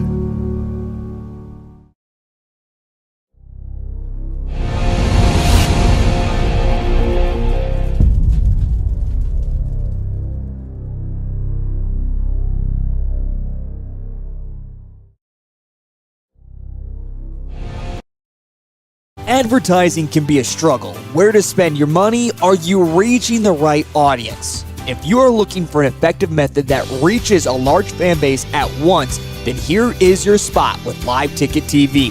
With over 65 schools in the state of South Dakota, we can help you find the right market.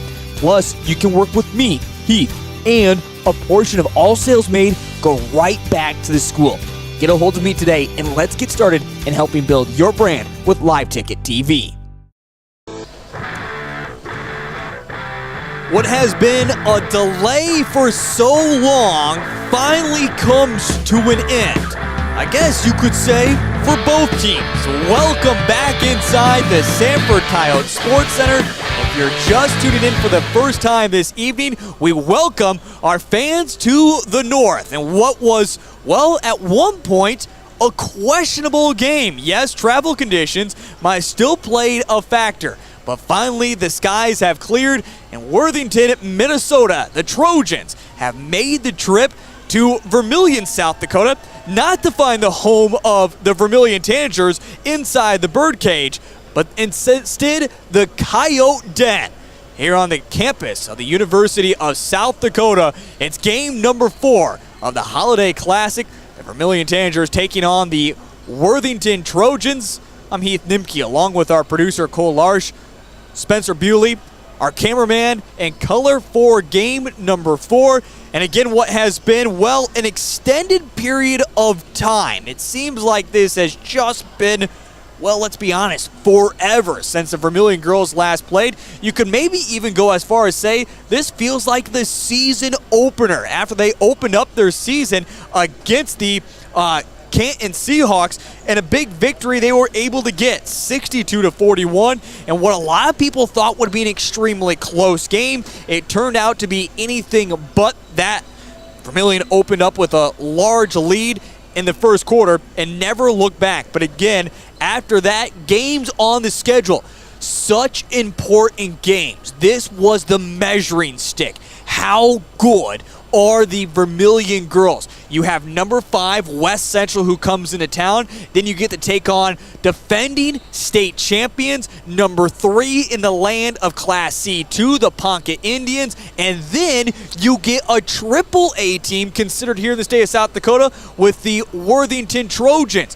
But none of that happened. Again, weather conditions played a factor, with Vermillion able to have school, but West Central not able to have school on Tuesday, which, well, of course, postponed the game to December 30th. And then on the opposite side, the blizzard conditions finally hit Vermillion area on Thursday, and that Ponca game is still trying to be rescheduled. No confirmed date at this time. And finally, even for the Worthington Trojans, games that were supposed to happen. In fact, for the Trojans, it was supposed to be less than 24 hours rest coming into this game. But again, bad weather that played a factor up north of us, and the Trojans were not able to play last night. So finally, we have ourselves some basketball for both teams. Worthington coming into tonight 1-3 overall, taking on the Vermillion Tanagers. Again, as I mentioned, 1-0 overall. Inside Region 4, 1-0, and inside the DAC-12, they are 1-0 as well.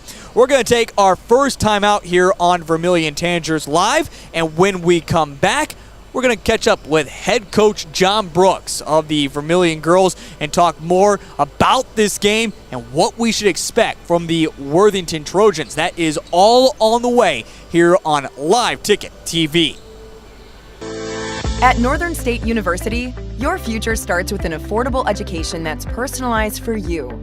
Experience hands-on learning guided by world-class supportive faculty. You'll also enjoy a full campus life with opportunities to choose from numerous student activities and events, all in a safe, welcoming community. At Northern, you'll find a college that's right for you, a place to belong. Your future starts here. Unleash your potential at Northern. There's no better organization that gives back to the student athletes than the Booster Club. The Vermillion Booster Club is committed to helping all student athletes grow. Join the Tanager faithful today by becoming a member at GoTanagers.com. While you're there, check out Team Apparel for your favorite sports team. Like them on Facebook to stay up to date on all the latest information and sports games. Join the Vermillion Boosters today and go Tanagers. Back here at the Sanford Coyote Sports Center as we get you set for game number 4 here of the evening. We'll talk about other games coming up a little bit later on, but right now it's time to get into our coaches conversation with the Vermillion Tanagers, as earlier this week I was able to catch up with head coach John Brooks, and we talked about what seems like, well, let's be honest, the opening part of this season, as it has been quite some time since Vermillion last played. We'll talk about that, plus what they expect to see from the Worthington Trojans, as it's time to get into our conversation with head coach John Brooks right now here on the pregame show. Well, Coach Brooks, I almost should say happy beginning of the season, because that's what it feels like all over again. Plenty of games on the schedule, but this weather that has not cooperated here in the past week, it just has been one postponement after another. In well over a week's time, you finally get a game in. Let's just go through this past 10 days for your squad. What has it been like seeing these games being postponed, not sometimes having practice? What was the atmosphere with the girls and at practice so far?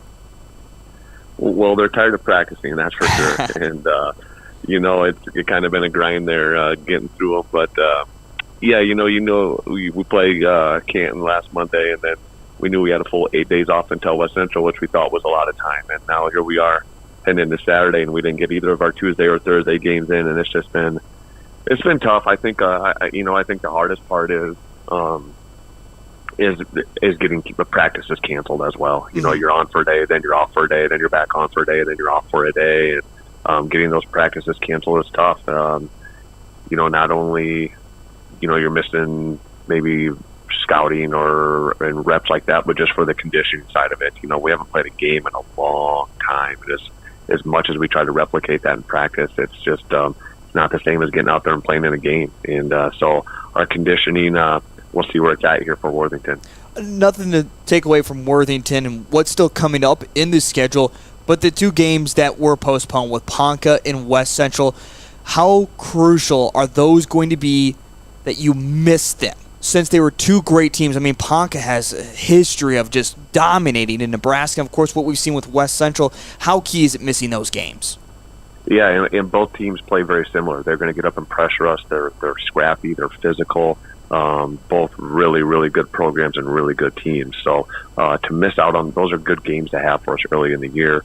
We're looking forward to a big week here of 3 very competitive games, and then to miss out on those is tough. So rescheduling games is always hard, and all that kind of stuff comes along with it. And now, like I said, we got a really good Worthington team here. Their record doesn't show how good they are. They've lost some close games. They play a really tough schedule as well. They'd be a AA school here in South Dakota, or a big school. So we got our hands full. Yeah, I was just going to bring them up next. As you mentioned, a much bigger school coming into this as 1-3 as of right now. We're having this conversation here Friday morning, and of course, Worthington is supposed to yet play tonight. But just looking at this squad, you talk about not having so much practice time, not being able to get ready necessarily like you usually would for a team like this, them being AA. And then it's also a holiday classic. You get to play in the Sanford Coyote Sports Center, an unfamiliar place. Maybe some people don't know, but you just don't get the opportunity to play or practice at the SCSC. How many challenges is this going to be all stacked up into one going up against Worthington? Yeah, unfamiliar place. Obviously, like you said, we don't get to practice or anything here, so this is our first time stepping on the floor. And, I don't think a lot of people really realize it, but that extra whatever it is, 10 feet or so, and on a college-sized basketball court, it's a big deal as well. And for not playing in a long time and then having to step on a big floor, we kind of already mentioned our conditioning. That's a little bit of a concern for us here today or on Saturday. So, those things factor in, but there's a lot of teams that have had games canceled. It's not just Vermillion. It's statewide. It's even up into Minnesota. I think Worthington was supposed to play on Tuesday, and they had a game canceled there as well. So, everybody's kind of in the same boat. But I know our girls are excited to get back on the floor and play. What can you tell us more about Worthington? What should we expect with the size that they're able to bring? Yeah, we like to think that we got some pretty long, athletic kids this year, and Worthington's probably going to make us look pretty small. They start 4 kids right around 6 foot or taller. They have some big physical post players. They got some traditional style post players on the block that are really good at scoring it. They have 3 different kids that can, all in their starting lineup, that can really score down low. So they look for mismatches and they try to pound that ball inside. So we're gonna have to be very physical. We're gonna have to get them off their spots down below, and then lastly, we got to be able to find a way to finish the possession with rebounds, and they're gonna present us a lot of challenges. Well, Coach, this is only the second game of the season when we should be talking about already 4 games into this season. You have Tri-Valley, and then we have some makeups during the Christmas break.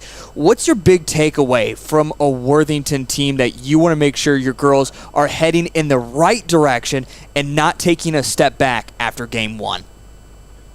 I think some of it is they're just so excited to play a game that hopefully it's almost like you're playing game 1 again. Mm-hmm. And hopefully we can settle our nerves down and all those things and just kind of settle into the game. I think that's going to be a big factor here tonight. And then, we're a team that likes to press. We're a team that likes to get after things in the full court.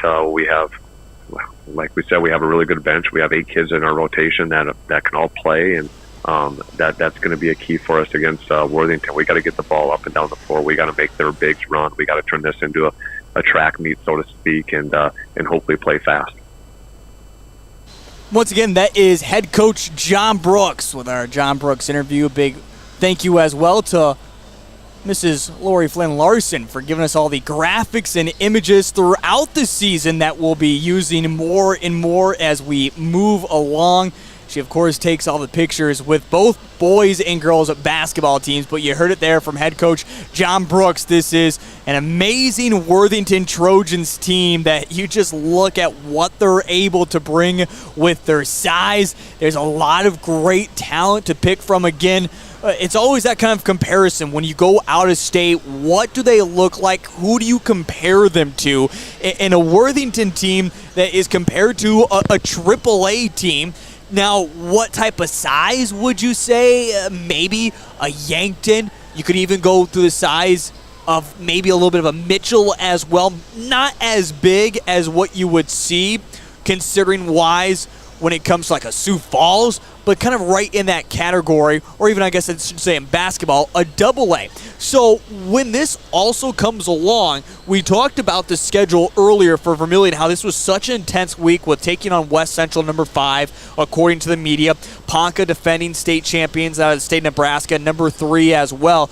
You had those 2 big matchups that say Vermillion can get one of those 2 wins. You get a lot of seed points eventually down the road, but then even coming into tonight, bonus seed points are on the line for the Vermillion Tanagers that can really help them out if they find a win. So it's going to be a key stretch for these girls if they want to find a win tonight, and certainly looking for a good game, as we have not really seen ourselves a very close game here so far this evening in the Holiday Classic, as again this is game number 4.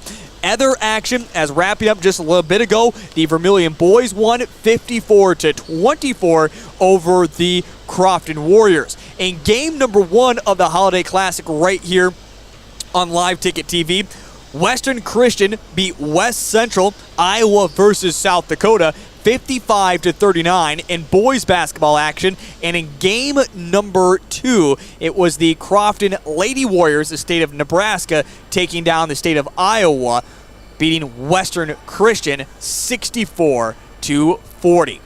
Well, we are getting closer to opening tap in our starting lineups for both the Worthington Trojans and for the Vermillion Tanagers. Again, Vermillion 1-0 on the season, 62-41, a victory back on December the 5th.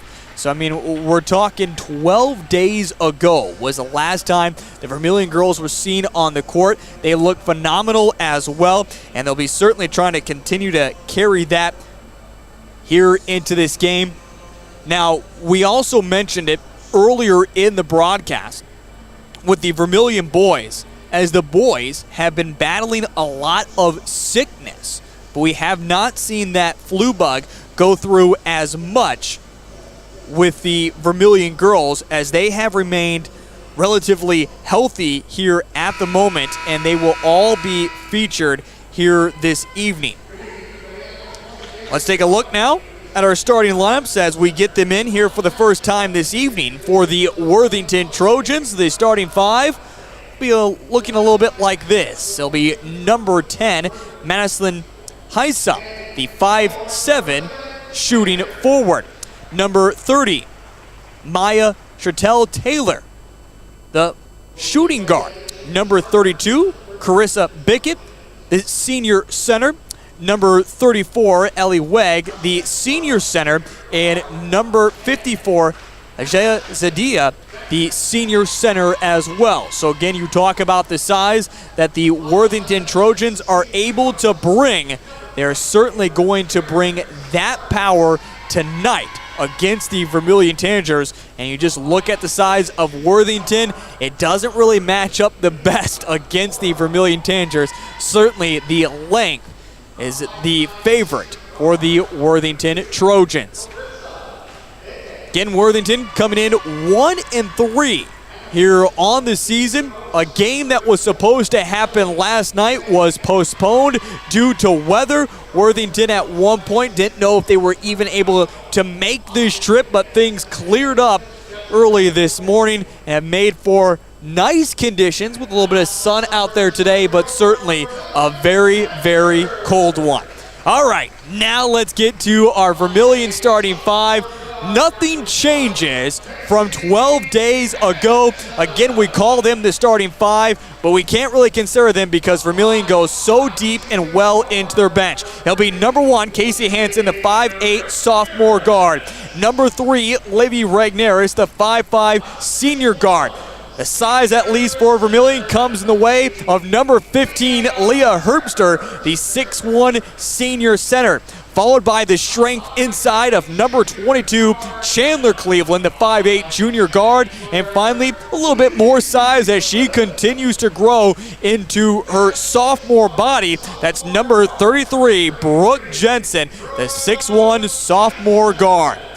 We are set and ready to roll here at the Sanford Coyote Sports Center on the campus of the University of South Dakota.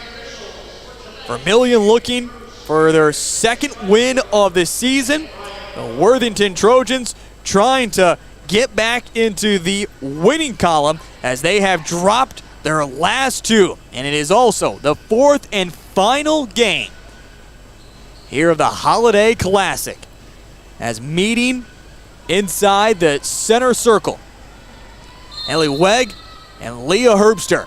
Ball is up in the air, opening tap, won by the size of the Worthington Trojans, and we are underway here in Vermillion, South Dakota. As controlling it is Maya, trying to drive in. Quick contact called right away, and it will go instantly against the Vermillion Tanagers. The foul will be called on Casey Hansen.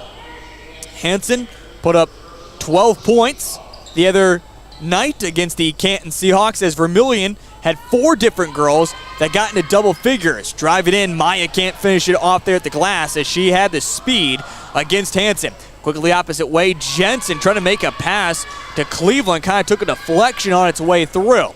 Opposite way, quickly the opposite way is Carissa Bickett. The center loses it out of bounds, but they say last touch, no, contact made.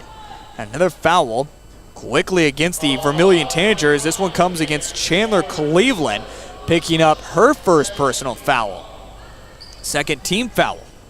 So Vermillion, less than 30 seconds of the ball game, have already committed 2 team fouls. And a quick turnover, Casey Hansen the opposite way.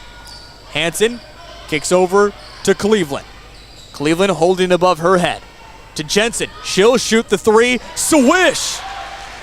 Brooke Jensen opens up the ball game with the first points coming via the way of the three-pointer, and now Leah Herbster is going to kick it, and this will stay with the Trojans. Trojans, by the way, in the black uniforms, numbers and letters that are in white, outlined by red. The Vermillion Tanagers, of course, in their white uniforms, numbers and letters that are in red. The quick inbound shot up, this one is off the mark. That time for the Trojans, and Taryn Sparts, the senior. It's Regneris along the now extended corner. Drive in with the elbow. Jensen leaves it short. Opposite way come the Trojans, as Worthington still looking for their first points of the basketball game. Controlled with Bickett. Back to the top, they work it with Madison. Far three, this one is off the mark. Rebounded by Casey Hansen. Up to Brooke Jensen. It's a one-on-one. Jensen pump fakes. Tries to go up high with the left hand. Can't finish it off, but Casey Hansen comes up with a loose basketball, and she travels, misses her shot anyways. And we remain still at 3-0 with 6:16 here in the first quarter.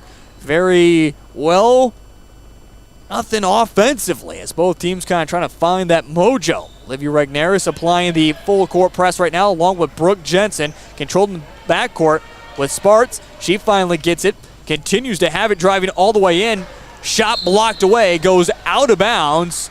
Last touch by Taryn Sparts, and she lays a shoulder into Casey Hansen as she heads her way back into the backcourt as well. So maybe a little chippiness already. 2 minutes played into this first quarter, and again, Vermillion holds on to a 3-0 lead. It's Cleveland over to Leah Herbster. Shoots the three, misses everything. Up to Madison. Quickly the opposite way. Now Maya drives in, lays it off the glass, and good for two, as she has her first 2 points of the ball game. And now a timeout called by head coach John Brooks. And Spencer, this one has looked sloppy so far. Certainly need to find something to get these two teams going. Right, it's almost been fast-paced because of that sloppiness. Neither team really setting up the offense, to say the least. We've seen some fast breaks, obviously, right there, but I think it's going to be a good matchup. I think once these two settle in and start kind of getting to know the other teams, I think we're going to have a pretty good matchup here on our hands. 3-2, 5:43 here in the first quarter as the buzzer goes off behind us. Again, have not really seen a whole lot of scoring so far at the moment. A little bit different from what we saw from the Vermillion Tanagers back on December the 5th, where they were able to find their scoring quickly and often against the Canton Seahawks. Olivia Regneris will inbound it to Hansen as she brings it across the USD logo over to Chandler Cleveland. By the way, Coach Brooks uses his first timeout but does not make any substitution. Three-pointer, Brooke Jensen, my goodness. She continues to be on fire so far this season. And now a quick foul called against Jensen. Vermillion will pick up their third team foul. Jensen, Chandler Cleveland, and Casey Hansen all have one foul apiece. Now inbound the basketball is Madison. The Trojans have it along the far sideline right in front of the Vermillion Tanagers, who fill up the first row of the Core Trust Club. This three-pointer off the mark. Ball follows in the hands, though, of Maya, and as she makes her move, she is going to travel, and it's going to be a turnover. Vermillion basketball, 6-2, a 4-point lead, all coming courtesy of Brooke Jensen threes at the moment. Casey Hansen brings it across the timeline, hands it off to Brooke Jensen. She'll attack the defense, draws a double team. Loose basketball picked up by Jensen. Turnaround jumper. My goodness, Jensen just cannot miss at the moment. She now has 8 points in the ball game, all 8 for the Vermillion Tanagers. 4:50 first quarter. Opposite way comes Madison, and contact, foul called, and Vermillion has picked up another foul. This one going against Livy Regneris. Fourth team foul. Claire Doty, Janaea Cleveland, Brooklyn Voss all come in. Casey Hansen, Livy Regneris, and Leah Herbster will all check out of the ball game. And we'll see a substitution as well as Maya will come out of the ball game. And it will be Gora who will check in, who has it right now for the Worthington Trojans. They work it down underneath to Ellie Wegg. Her shot is off the mark. No, I'm sorry, that was Taryn Sparks who took the last shot. Opposite way now come Brooke Jensen as she is going to travel. And back to the Worthington Trojans. So yet to get halfway here into this first quarter. All 8 points by Brooke Jensen for the Vermillion Tanagers. Vermillion's holding on to a 6-point lead. You have that feeling that the Worthington Trojans are just waiting for any moment to open this one up a little bit. They have moved the basketball around nicely. They've had their opportunities, certainly a lot more than Vermillion, but just have not been able to get their shots to fall. It's Gora who has it, moves it to the top of the key, wide open, but decides not to take the shot is Ellie. She's got 7 seconds. Now it'll be Masson who shoots the far three. This one off the mark. Rebound by Brooke Jensen, and she is going to try to push. Still Jensen makes the pass over to Claire Doty to Cleveland. Back to Jensen. She pump fakes the defender to the free throw line. Jumper. This one is off the mark. It will go out of bounds. They say last touch by the Trojans. And a couple substitutions as Maya will check back in, and Zaidi will check in as well for the Trojans. Excuse me, Zidi will check in. 8-2, 3:46. First quarter, Cleveland gets it to Jensen. Jensen puts up the shot. My goodness, she already has hit double figures with 10 points here in this first quarter. Gore in the backcourt, pressured by Cleveland. Again, Vermillion has gotten all 10 points from Brooke Jensen. Sometimes you get to see spectacular performances by one specific girl, and right now we're being treated to exactly that. And sometimes wins count as wins. It doesn't matter who can get it done. Janaea Cleveland went out of bounds off the Worthington Trojans. Ran the front court with Jensen. Again, the main ball controllers for Vermillion who bring it across the timeline are currently on the bench. Voss, she'll drive in. Pump fakes one defender off the glass. And it's the first girl that scores that isn't Brooke Jensen. Brooklyn Voss, though, again, we call her a bench player, but she will start at points this season. Head coach John Brooks has already said it will happen. In fact, I was kind of surprised that she didn't start tonight with her size over a couple different girls. And more substitutions as Ellie Wegg checks back in, and also Carissa Bickett will check back into the ball game, replacing Madison, as well as Zidi will come out of the ball game for the Trojans. They'll have it along the baseline, 3:15 remaining in this first quarter. It's a 10-point lead for the Vermillion Tanagers. To Gora. Gora will shoot the far three.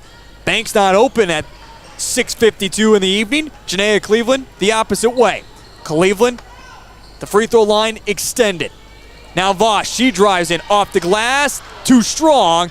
Ball loose, picked up by Claire Doty. Bounce pass to Leah Herbster. Herbster goes up through contact, and a foul is called. The first one on the Worthington Trojans. And the foul will go against Wegg, picking up her first personal. And again, the first team foul.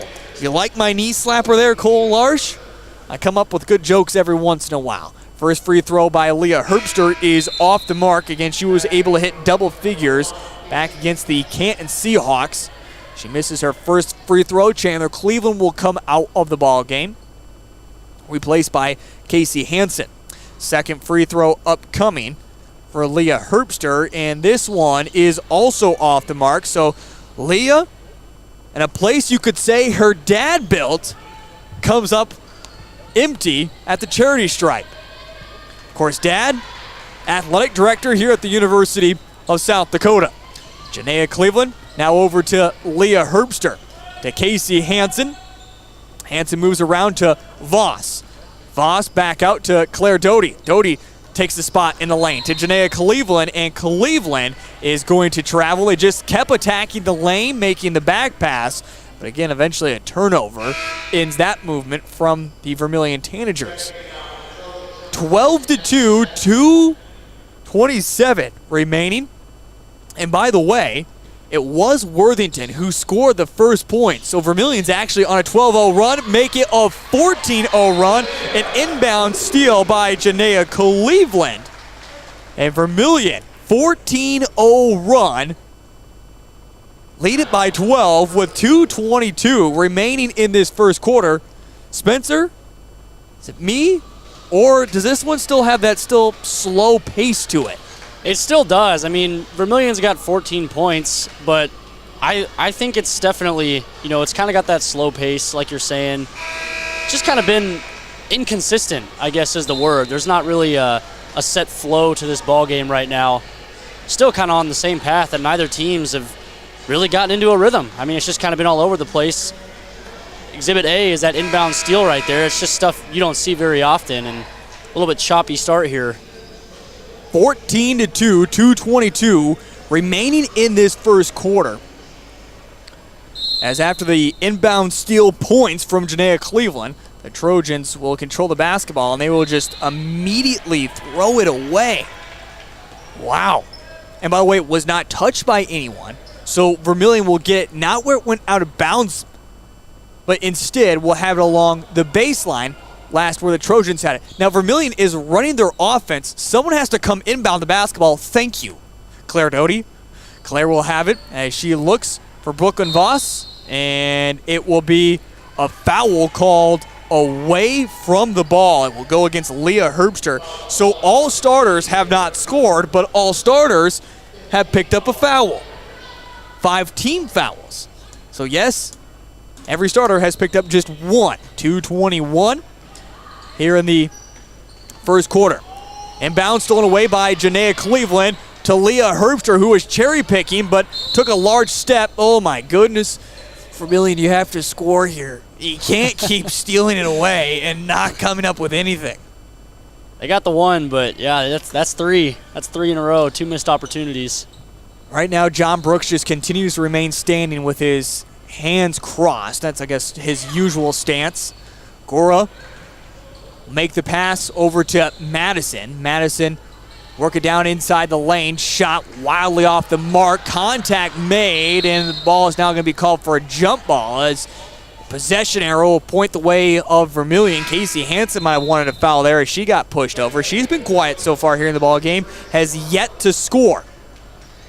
By the way, coming up at halftime, we'll see if we can't get a hold of Jay Drake. We'll catch up with a player from Vermillion boys talking about their victory earlier. That player, I can already tell you, is Wyatt Gestring. He will be on the way a little bit later on. Back in action here. Voss drives in. This one off the glass and good for 2. So Brooklyn Voss off the bench, 4 points for her.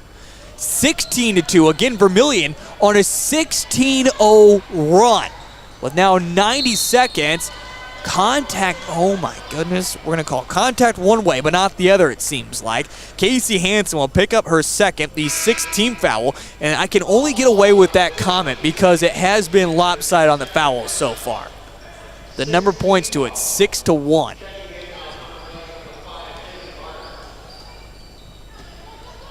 Worthington has it in the lane, up, and contact made again. By the way, Barta will come into the basketball game, so Vermillion going deep into their bench already. Foul that will go against Chandler Cleveland, picking up her second personal, 7th team foul. And free throws upcoming. First free throw is up, and this one left just short that time for Ellie Wegg. As Wegg is still looking for her first points. By the way, Maya is the only one to score so far for the Worthington Trojans. That ends a 16-0 run, the made free throw from Wegg. And it's now 16-3 with 80 seconds remaining here in this first quarter. And Barta, who plays a lot of JV, got a foul call, and she put her hands to her head thinking that she traveled, but instead is able to get bailed out there. And a foul that will go against the Trojans. Inbound to Cleveland, to Voss. Voss moves it around, Now to Leah Herbster at the elbow. Jumper is off the mark. Gets back her own rebound. Back up and misses again. Ball is being bounced around. Now passed over to Janaea Cleveland. To Leah Herbster, who gets herself back in action in the corner. Herbster trying to drive in. Back out to Claire Doty. To Voss. Voss drives to the free throw line. Back out to Janaea Cleveland. Cleveland. Free throw line to Leah Herbster with 15 seconds on the shot clock. To Cleveland once again. She thought about the women's three, but decided not to shoot it, then was stripped of the ball. Opposite way, quickly come the Trojans with Bauman. Shot missed, Trojans get back, Bauman drives in, and she's able to score off the bench her first 2 points of the ball game. It's now 16-5, a modest 3-0 run by the Trojans.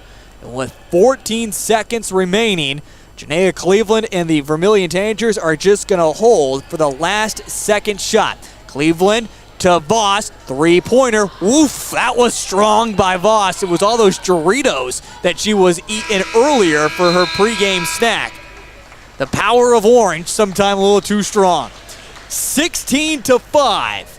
An 11-point lead as we head to the second quarter. That comes up here in just a moment on Live Ticket TV. Agriculture is like no other business, which makes Farm Credit Services of America like no other lender. Owned by the farmers and ranchers we serve, our customers have a voice in how we work, a stake in what we do, and share in our success. Discover a lender that works for you at Farm Credit Services of America. Hi, this is Kristen Cunningham with Chic Boutique by Kristen & Company in Centerville, South Dakota. We are an all-size inclusive boutique offering sizes small through 3X on many items, including denim jeans and jackets, shackets, pants, skirts, graphic tees and sweatshirts, joggers, school swag, hats and caps, many fashion accessories including purses and lots of jewelry. And we also offer gift items for birthdays and weddings. Get your shopping fix at 636 Broadway Street, Centerville, South Dakota. Open Tuesday through Friday, 10 to 7, and Saturday, 10 to 4. It was a 16-0 run. Wowzers that the Vermillion Tanagers went on during that first quarter. And that's, well, actually how they have the lead as well. 16-5 against the Worthington Trojans, state of Minnesota, as it just seems like right now Minnesota, or I should say Worthington, really hasn't come into their own. They have really had a lot of good looks at the rack, just have not been able to finish things off. We'll see if they can't kind of turn that around. Brooke Jensen has already hit double figures. She put up 10 in that first quarter. Vermillion also got into foul trouble with their starters. We'll see how much that plays a factor, not just throughout this second quarter, but throughout the rest of the ball game. The fourth travel has that time Brooklyn Voss thought she made a good move. And by the way, Vermillion is not out there with their starting five, as Casey Hansen right now and Leah Herbster are both currently riding the bench. Livy Regneris reaches in, and this one is going to be a tie-up. Okay, at first I saw that, I was thinking to myself, how would you call that a tie-up when you just basically sit on somebody? Thank you, Cole Larsh. I mean, that's what she did. I'm not trying to be mean here, but Madison literally just sat on Livy Regneris by accident, but also made no attempt to tie up the basketball. Livy Regneris to Jensen. Jensen drives in, and she slips, falls over. Cole, you could be watching that move as well coming up in a couple years. A little bit different color of a red, same color of white. Of course, Brooke Jensen, she has a bright future. She's already getting the D1 offers. They have come in from rivals up north, including North Dakota Fighting Hawks. Now, of course, Jensen hasn't committed anywhere by any means, and only a sophomore, has a lot of places to go. Second free throw. This one is off the mark. 11 points the ball game. She goes 1 of 2 at the free throw line this trip. In fact, she is 1 of 2 here in the ball game. Maya has her pocket picked. Opposite way come the Vermillion Tanagers. This one with Jensen to Livy Regneris. Regneris hands it off to Voss. Voss back out to Jensen. Jensen at the elbow, fade away, swish. Brooke Jensen now with 13 points in the ball game. 19-5, 6:42 second quarter. As Worthington just trying to find something here at the moment that gets this turned around. Another quick turnover for them. Now, when you look at numbers, when Minnesota plays South Dakota teams, it's usually high scoring. We're certainly not seeing that here at the moment. Three-pointer for Janaea Cleveland off the mark. Her sister trying to get it back, not able to wrangle it in. Chandler, opposite way, it's Maya. She skips right by Janaea, and they say a foul called on Janaea. She reached in, so picks up the foul. By the way, count the bucket for Maya, as she now has 4 points here in the ball game. And we'll see some more substitutions as Gore will come into the ball game. And now a timeout was going to be called as well before we get to the and one opportunity. 19-7, 6:10 second quarter. Again, this is game number 4 of the Holiday Classic, 54-24. The Vermillion boys got their first win of the season. Again, coming up at halftime, we'll see if we can't catch up with head coach Jay Drake. We are guaranteed a player will catch up with senior Wyatt Gestrine, talking about his outstanding performance. By the way, taking a look back at those numbers from earlier, so mention Wyatt Gestrine had himself a great ball game as he was able to get up into double digits with 10 points tonight. And finally, we're going to get to that and one opportunity coming back around. Free throw is up, and this one is good for Maya. She now has 5 points in the ball game, and she'll quickly be substituted as well. Claire Doty trying to inbound it. Will get it to Regneris. Regneris bringing it across the timeline. Of course, Livy doesn't score a whole lot of points, but she is the one that really handles the ball well for Vermillion. 3-pointers for that was Jensen. Brooke Jensen continues to add to her tally. She now has 16 points in the ball game. She had 16 the other night, and now a quick turnover, quick foul called, and Brooke Jensen is headed to the free throw line where she is already 1 of 2 here in the ball game. It's the 5th team foul now here on the Worthington Trojans. Jensen, again, trying to get to a season high. That's crazy to say, with 16 points that she put up against the Canton Seahawks. We're already at that mark. Leaves the first free throw short. Well, we found that the one thing she needs to work on are her free throws. She's now 1 of 3 from the charity stripe. Cole Larsh, don't lose your phone there. About to lose it over the side of the table. Free throw. This one falls through. And with that, Brooke Jensen now has a season high 17 points. Quick turnover. Jensen off the glass and good for 2. Spencer, sometimes in a game like this, you just have to sit back and let Brooke Jensen take it over. It's single-handedly, at this point, I mean, she is single-handedly taking down Worthington right now. The rest of the Vermillion Tanagers combined just 6 points. I mean, you talk about Brooke Jensen out of this game. It would be 8-6. Worthington would be leading. But again, Brooke Jensen with her 19 points already in the ball game and continue to add to the tally now 21. My goodness. She's put up 11 points already in this quarter. 3-pointer the opposite way from from Madison. That is her first 3 points of the ball game, 27-10. Livy Regneris, opposite way to Voss. Oh, they're counting that one as a 2 instead, with a foot on the line for Madison and not a 3. Jensen shoots again. Oh my goodness. This is starting to get into the territory of another man who actually still plays on this court. Plitzelwhite. AJ Plitzelwhite putting up a performance. Now, the leading scorer all time, by the way, is also Plitzelwhite, Lexi, for the Vermillion girls. Not saying that we're getting to that territory as the mark sits at 44 points by Lexi, but 23 already, certainly in dangerous territory.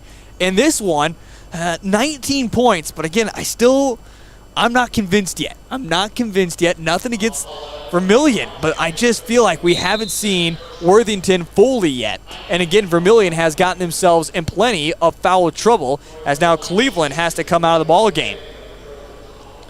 So I believe she's picked up 3 personal fouls already. Well, the thing about it, too, is if Brooke Jensen comes out of half and cools down, then, that's kind of the dangerous territory you're talking about where Worthington can really start opening it up. So it'd be nice if, obviously Brooke Jensen keeps on scoring. That's fantastic. But you want these other Vermillion Tanager players to be in the game, too.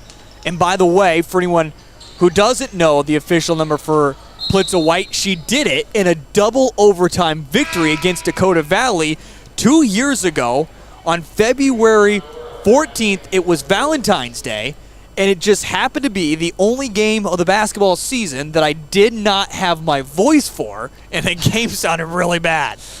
I can remember, and Lexi Plitza White, by the way, hit a game-winning 3 for that as well to win in double overtime. She also hit the 3 to send it to overtime. Nonetheless, that was many moons ago, it seems like. 19-point lead here for the Vermillion Tanagers. Claire Doty to Voss. Voss, the three-pointer. This one misses everything again. We're not going to let her eat Doritos anymore. Opposite way quickly. This one off the glass and good for 2 for Maya. She now has 7 points here in the ball game. Voss the opposite way. Shoots it. Knocks it down. Voss. 6 points for her. 31-12. Maya quickly the opposite way. She's just going to, say I'm doing it myself at this point. She's not even going to wait for the rest of her team. She's able to knock down the bucket and draw the foul. She now has 9 points in the ball game. Out of the 14 for the Worthington Trojans. Voss will come out. Barta will come back in.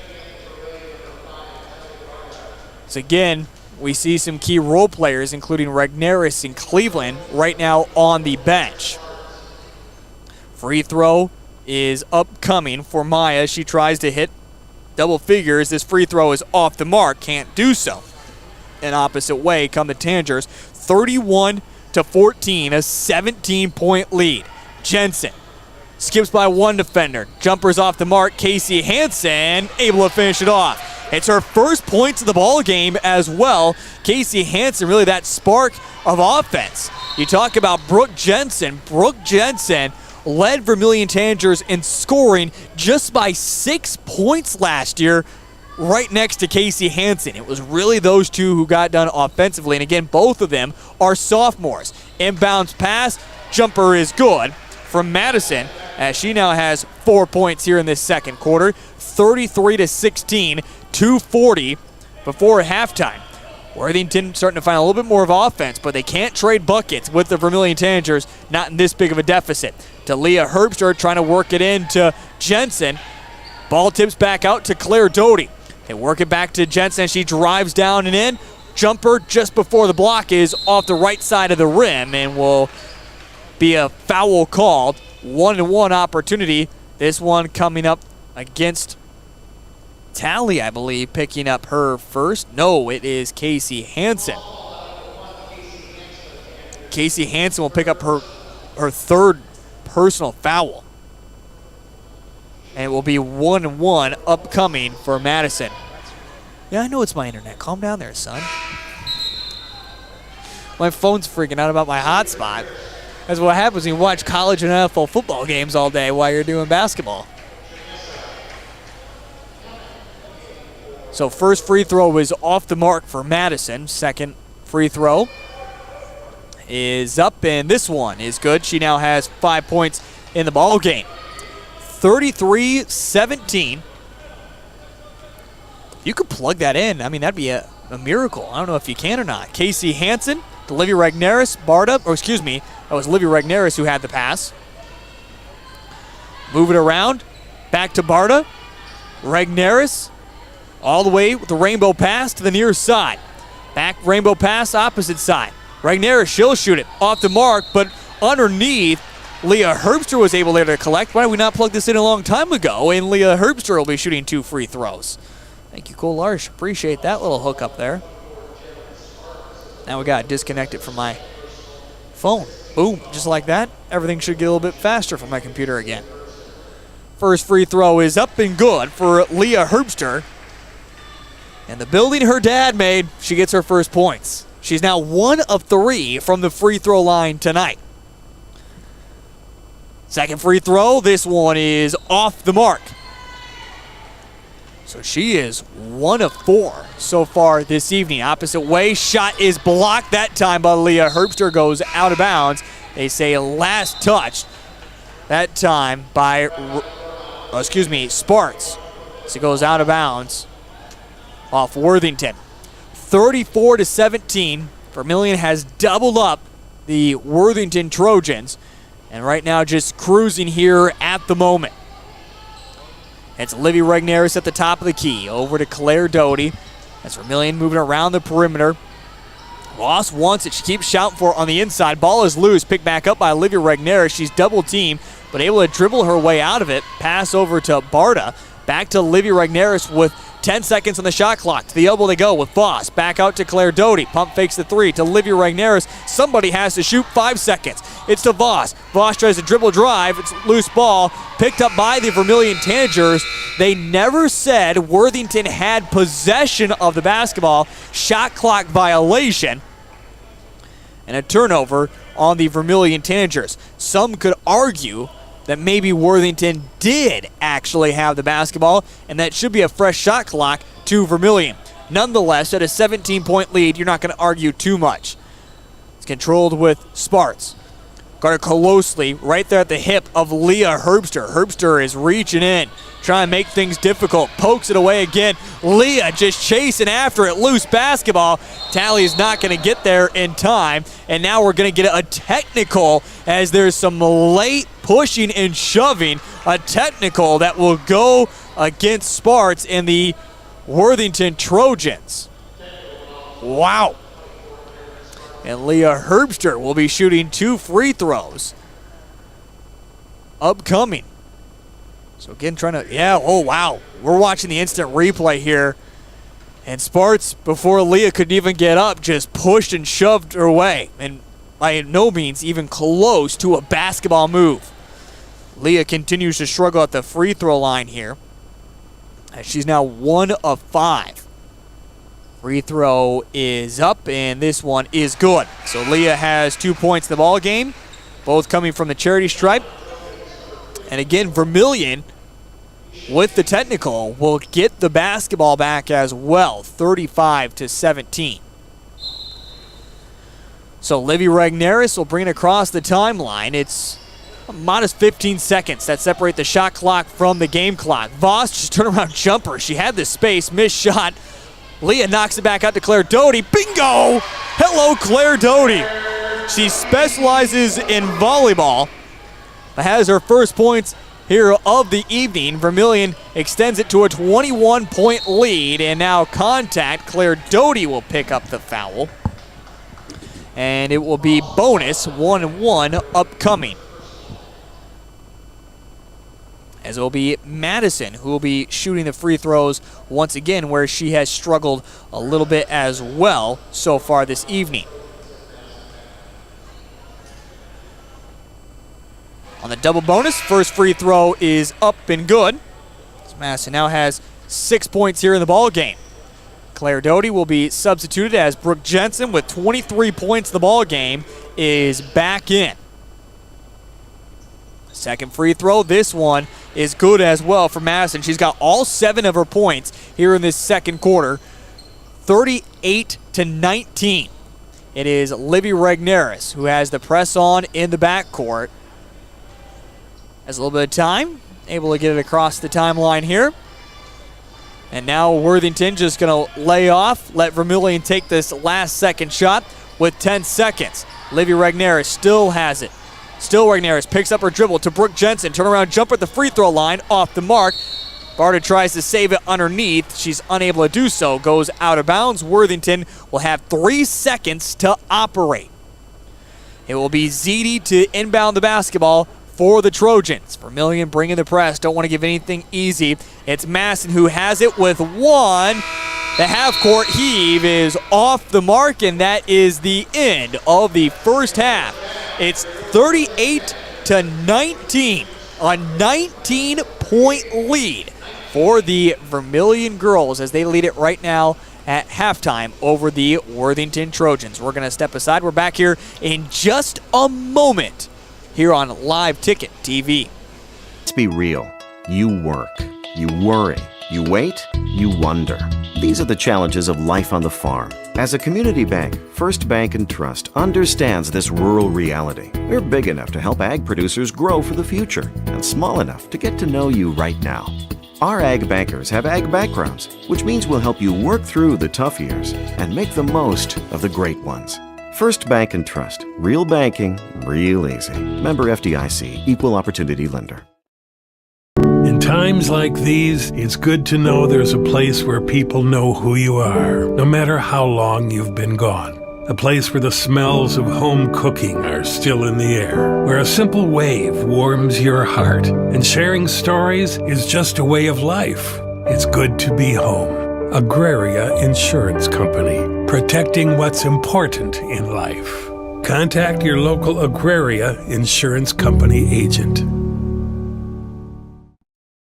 Limestone canyons, flowing waterfalls, and pristine beauty make Spearfish a sanctuary for those seeking the ultimate escape. Outdoor enthusiasts will find top-notch sport climbing, mountain biking, and UTV OHV trails. Guests are steps away from peaceful hiking trails and tranquil streams. Relax and rehash your day's adventure at one of our award-winning local breweries. Finding rest is an important part of any adventure. Lodging in Spearfish comes with a variety of choices, from cabins, B&Bs, and campgrounds to the comforts of your popular brand-name hotels. To find your unique adventure in Spearfish, go to visitspearfish.com now.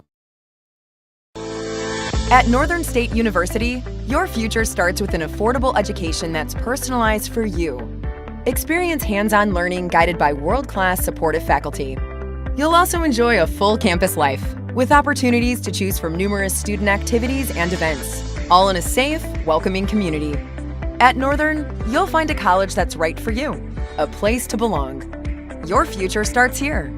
Unleash your potential at Northern. The innocence of youth. Is there anything any better? But soon they'll be in high school and facing all the same challenges you faced. How to make friends, how to fit in, how to be cool. We want our children to have everything they'll need to live fulfilling and productive lives. Make sure the kids in your family are among the more than 57,000 participants here in South Dakota who take part in high school sports or activities. Farmers know crop insurance is essential for managing risk. It's also valuable for maximizing revenue. The crop insurance officers at Farm Credit Services of America have proprietary tools and expertise to deliver the personalized crop and revenue protection you need for the peace of mind you want. Nobody delivers crop insurance like this. Discover the difference by calling 800-884-FARM. Agriculture works here. Well, I was asked the question throughout the day today, what should we expect to see from the Vermillion Tanagers? The girls' side of action, what should we expect to see from the Worthington Trojans, a team in the state of Minnesota, which is considered AA in girls' basketball action, or even AAA if you talk about the school size here in the state of South Dakota. One thing was for sure they were 1-3 and hadn't played a lot of games as of late due to the weather. But we thought we would see a good game, and what we have seen kind of maybe at points be sluggish out there and a lot of whistles blowing for fouls. Brooke Jensen has been the savior for the Vermillion Tanagers as she has put up 23 points in the first half, and she has dominated throughout. You talk about the numbers besides everybody else. Vermillion hasn't really, well, I guess, found that spark offensively. Just 6 points with Brooklyn Voss, a three-pointer from Claire Doty.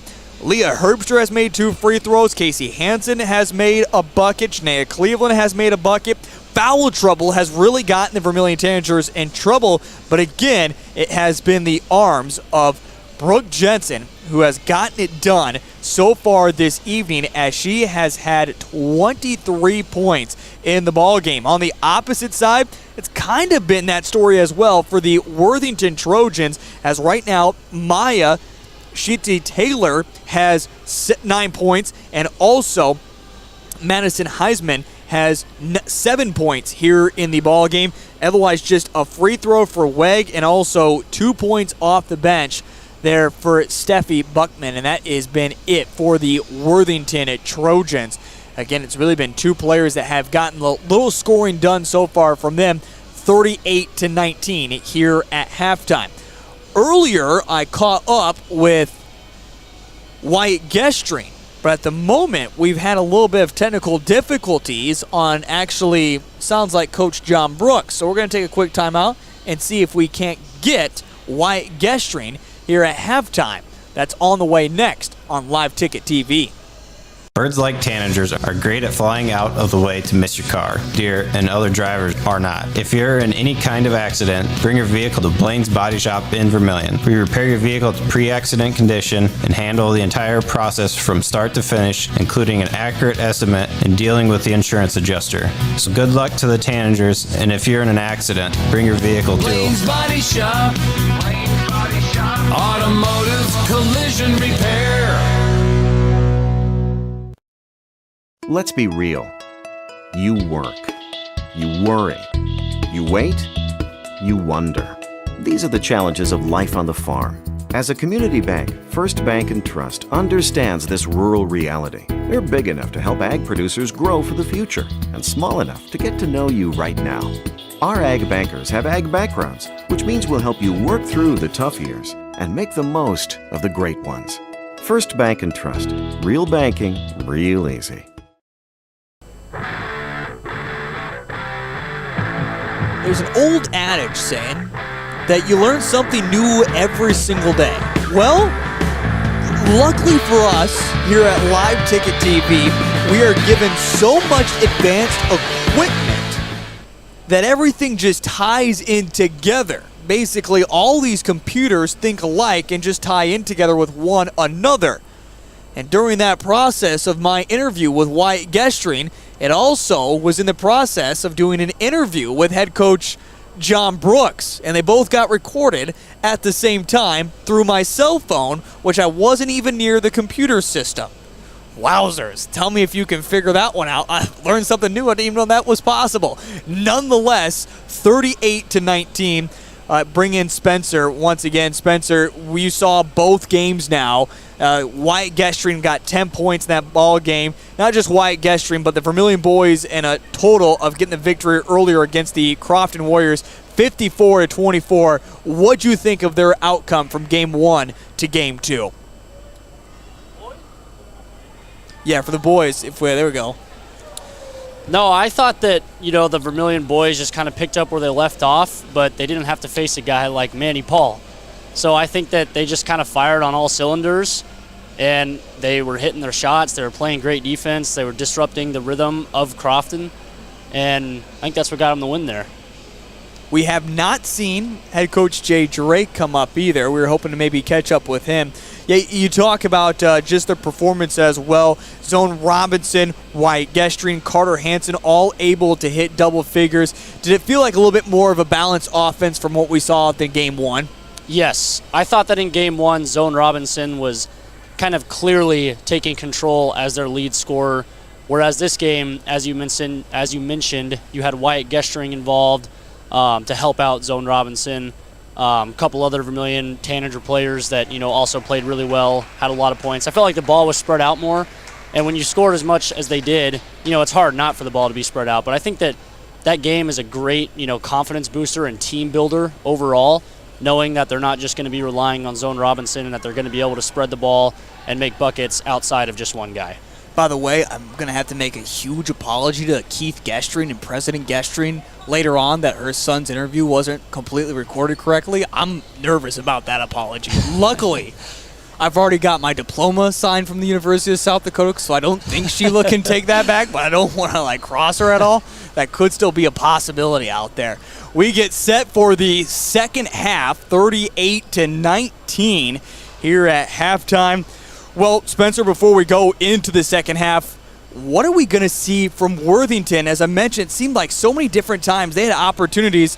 What does it take for them just to get on the right track and not be so frustrated that we saw late in that second quarter? Right, yes. Frustrated was definitely the right word there. I think that, to settle that frustration, you've got to settle down, you've got to calm down, you've got to come out, not be so stressed out about the score. It's early in the season. I know that you were talking about scores, and the score I don't think is so crucial in games that are this early in the season. I think what's more important for Worthington is that they come out, they settle down the offense, they work the offense, they get the ball moving around, and you know what? If Vermillion hits shots and they don't come back in this game, so be it. But you've got to salvage what you can. You've got to work the offense the second half, play hard defense, play your hearts out, and let the score be the score. 38-19. Right now, Vermillion trying to finish it off, get some extra bonus points, seed points, if they can beat a Worthington, Minnesota team. But, of course, you're more worried about just winning the game than those seed points. And we'll see if they can't finish it off. Vermillion with girls in foul trouble. I have not got the confirmation yet. Now, it does look like Worthington will come back out with their starters of Madison, Maya, Carissa, Ellie, and Ziti all back on the court for the Vermillion Tanagers. Yes, they're out in their starting five. Casey Hansen, Lydia Ragnaris, Leah Herbster, Chandler Cleveland, Brooke Jensen. I do have a feeling that we're going to see a lot easier buckets for the Worthington Trojans with the Vermillion girls in foul trouble. Nonetheless, controlling it as of right now. Brooke Jensen, she put her hands up to her face. She knew as soon as she let that go that was going to be off the mark. She couldn't believe it. Again, 23 points. We talked about it. Could she stay hot through 4 quarters? A quick steal away that time by Leah Herbster. She, I guess, knocked it away right to Brooke Jensen. Opposite way to Casey Hansen. She'll shoot the three. This one is good. Casey Hansen, who just put up 2 points in that first half, starts off with a big three-pointer. 41-39. Maya quickly the opposite way. Off to Ziti. Back to the top of the key. They work it with Madison. Madison will shoot the three. She knocks it down. She now has 10 points in the ball game and answers right back the three-pointer from Hansen. It's Livy Regnaris across the USD logo to Brooke Jensen, who is looking for some of the pass to. Wants to get it to Cleveland, who's doing a lot of running around but has yet to touch the ball in this second half. It's Livy Regnaris. Well, speaking of Cleveland, there she has, but her space is cut off. Back out to Jensen. Wowzers! 26! She continues the streak, as that's now her 4th three of the ball game. And Madison, never able to control it across the timeline, goes out of bounds. They say last touch by Casey Hansen. Quick substitution always made, as coming back in the ball game will be Ellie Wigg. Or excuse me, checking in the ball game will be, I missed who that was. No, it was Ellie Wigg who just came into the game. Three-pointer quickly by Madison. Wow, she has back-to-back threes. 44-25, 19-point lead. So I mentioned Worthington. Seemed like they could get going at any moment. As of right now, they're starting to heat up a little bit. Livy Regnaris over to Brooke Jensen. Another three-pointer for her. This one is off the mark. Livy Regnaris, bad foul to give there. Never had the right positioning, and she'll pick up the foul. Pick up the first personal. Or excuse me, the second personal for her, the first team foul of this second half. 44-25, 6 minutes and rolling here in this third quarter. Maya over to Madison. They want to get it inside, up with the shot. This one is off the mark for Madison Schaefer. Schaefer was the one who came in, not Wag, I'm sorry. Madison Schaefer comes in a moment ago for the Worthington Trojans. Getting beat up here in the broadcast booth by Cole Larsh. Cole Larsh, three-pointer by Livy Regnaris. No, falls just off the mark. Rebounded by the Trojans. Trojans finding again more of their offense, especially through Madison. She has at the free throw line. Back out, they work it. To Pickett. Now down underneath. Pass, knocked, deflected, kicked around. They wanted a kick ball. Someone on the bench jumped up and down for Worthington. Chandler Cleveland drives in. And now, no, Livy Regnaris hasn't scored yet. Can't say all scorers have scored yet. But Chandler Cleveland gets her first 2 points, and now another quick foul as Cleveland gives it up. Second team foul. It's the third personal for Cleveland. So now inbounding will be Weg for the Worthington Trojans. 21-point lead and another quick foul given. This one goes against Casey Hansen. It's the third team foul and fourth for Casey Hansen. Wow. 5 points for her in the ball game, has almost as many fouls, and will have to come out of the ball game. Casey just has not found her rhythm tonight. 46-25, a 21-point lead. Gora just checked in the ball game. She has it. Now to Madison. Moving around the perimeter, trying to force it inside the lane. Tipped and stolen away by Vermillion. Olivia Regneris at the top of the key. Kicks it over to the free throw line, extended Jensen. Opposite side, far side as we see it. It's with Voss. Back over to Jensen. Inside the lane, at the elbow. Jumper off the mark for Cleveland. Loose basketball picked up by the Trojans.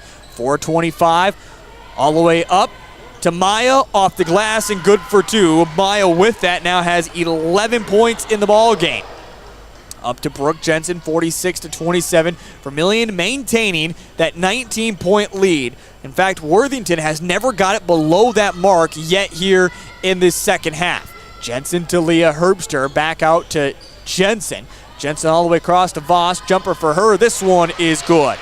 Brooklyn Voss now 8 points for her in the ball game. Besides Jensen, no one yet in double figures. I told you I'd get a text message. I'm gonna have to make a big old apology to Keith Gestring later on. This one up and off the mark for Madison Schaefer, rebounded by the Vermillion Tanagers. Like I said, I don't think Sheila can steal my diploma, but now I'm a little nervous. And travel called.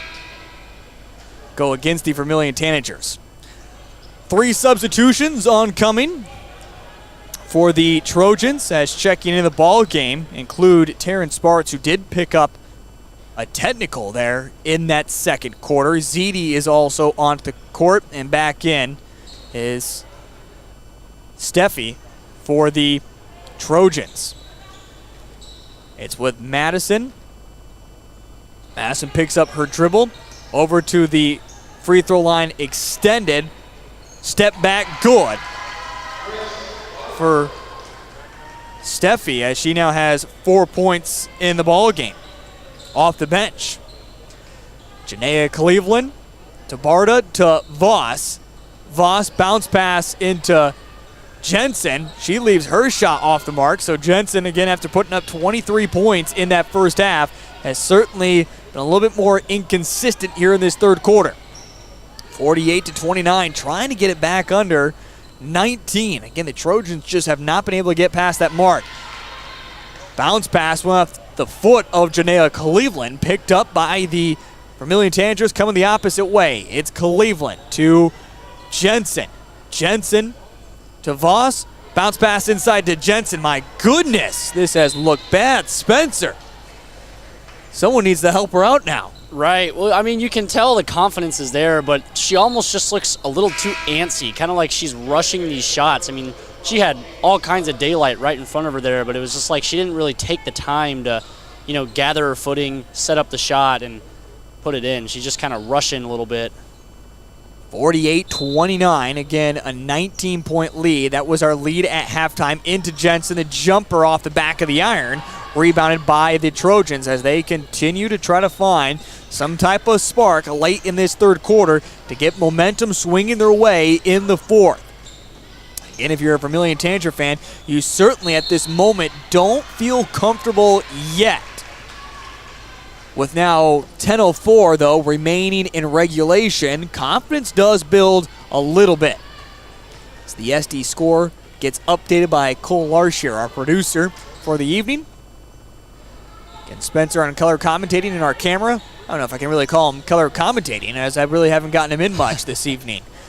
Claire Doty left the 3 short. Rebounded by the Trojans as both teams have gone a little bit of a cold streak to find points. Steffi makes too high of a dribble. Call for a carry, turnover. And we'll see Chandler Cleveland back into the ball game, and Jensen will come out. And right now, Vermillion has 4 of their 5 starters currently riding the bench. Wowzers. Claire Doty across the USD logo. Over to Tally. Back to Janaea. Bounce pass down to Chandler Cleveland. Her sister to Voss. Voss, the jumper. Double figures for Brooklyn. She has 10 points in the ball game. And Vermillion opens it back up once again. And now a girl slips on the court that time. Sparts, as she is slow to get up, goes out of bounds. Vermillion, kind of a courtesy play. No one really chased after it there and just let it go out of bounds. Looked like she just kind of tweaked. Could have been a quad. I mean, she instantly started stretching that quad, but when you go down like that, you think knee instantly. It was kind of a scary little slip. Yeah, and she does come out of the game. She's kind of stretching out that leg there on the far sideline. Bounce pass to Cleveland. Over Tally, she'll shoot the far jumper, leaves it short, but falls in the hands of Cleveland. Wow, contact made. Foul called as Janaea shot, not Chandler. What are you giggling at? I know it's way behind, okay? Here, I'll hit the live button. Jeepers, creepers, Kolarz. Don't judge my computer. It brought you the Vikings comeback, the biggest comeback in NFL history. It brought you that game, and now you're complaining about my speed of my laptop. Free throw is good for Janaea. Just so we're clear, you would think that Kolarz and I might be brothers, the way we kid each other. I'll tell you what, Cole, I kid more with you than my brother. I think I'd actually talk to you more than my brother. And nothing against my brother, just he snaps me every day. I send him a snap back. We keep the streak alive. We're good to go. Just make sure we're alive, I think, is kind of the mojo of that. See him for Christmas coming up in just a little bit of time. Kolarz will find himself back in Mount Vernon for Christmas. Shot, no, I should say a pass that goes over the head, takes deflection out of bounds. Spencer will find himself back down in Texas. Correct. I'll be traveling all over from Houston to Dallas. Now, did you say you're going to go watch the FCS championship game at one moment? I plan to. Okay. That's in Frisco at the, it's just a few, maybe 15 minutes from my old house in McKinney. Okay. So that's where my grandma's house is like my home base there. So I go hang out with her for a little bit and see my friends whenever I go home for break. So there we go. That'll be a good time. I'll find myself back in Iowa. Nothing really cool about that. Working on the farm. That's about all I can tell you I'll be doing. Voss, the far jumper. This one is off the mark. Rebounded by Maya, coming the opposite way. Right to left-hand dribble. Pass, took a deflection. Shot up, this one. Off the mark that time. For Steffi, back the opposite way come Vermillion. Cleveland has it with 6 seconds. Makes the pass to Chandler. Over to Doty, to Voss. Voss with 2 seconds back out to Janaea. Squares up, shoots the 3, and she shot from the men's 3. Off the mark, and that is the end of the third quarter. Well, I asked, does Vermillion feel comfortable? I feel at this moment they can't feel comfortable. 52-29 as we head to the fourth quarter, the fourth and final frame coming up next here on Live Ticket TV.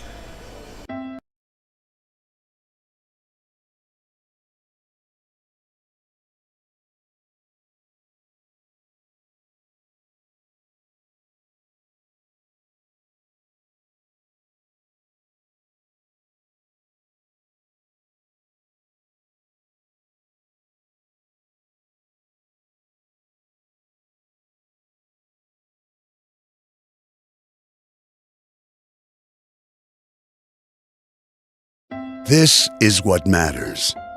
This is beyond X's and O's.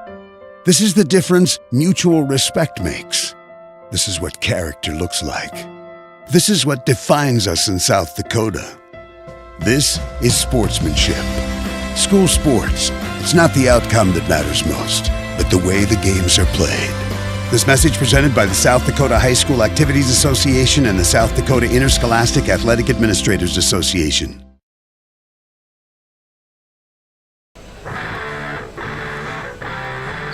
Well, for Vermillion, trying to be the only team to get a sweep here. The Crofton Warriors were not able to do it. The Western Christian Warriors were not able to do it. And this one, three-pointer for Jensen, continues her streak. She now has 29 points in the ball game. She has hit 5 threes as well. She has scored in all quarters and a quick turnover. By the way, Vermillion Tanagers come back out there in their starting 5, the starting 5 that has not been featured out there quite a bit. We'll see if we can't catch up with Brooke Jensen as well. I always told Coach Brooks, just send me usually up a senior unless someone has a crazy performance like Jensen goes off. I think this is a Jensen goes off moment. And now ball goes out of bounds. I wouldn't count her out of that 44 points. Oh, she's getting close up there. She's at 29 again. Time is her enemy right now. Might want to tweet at Lexi Plitzwet, of course, her mom, Dawn, longtime coach here. The University of South Dakota before moving on to West Virginia. I feel a little bad. I have not seen how West Virginia has done yet this season. Jumper is good for Madison as she now has 15 points here in the ballgame, the leading scorer for the Trojans. Livy Regneris, but happy to see coach like Don Plitzowite move on to the next level and just continue to grow and build. Missed three-pointer from Casey Hansen, put back missed by Jensen, but Leah Herbster is able to finish it off. She's got 4 points in the ball game. My apologies for the camera bump there. It's okay. Happens to us. 7-2. All right. Good for Don Plitzowite. And the Mountaineers.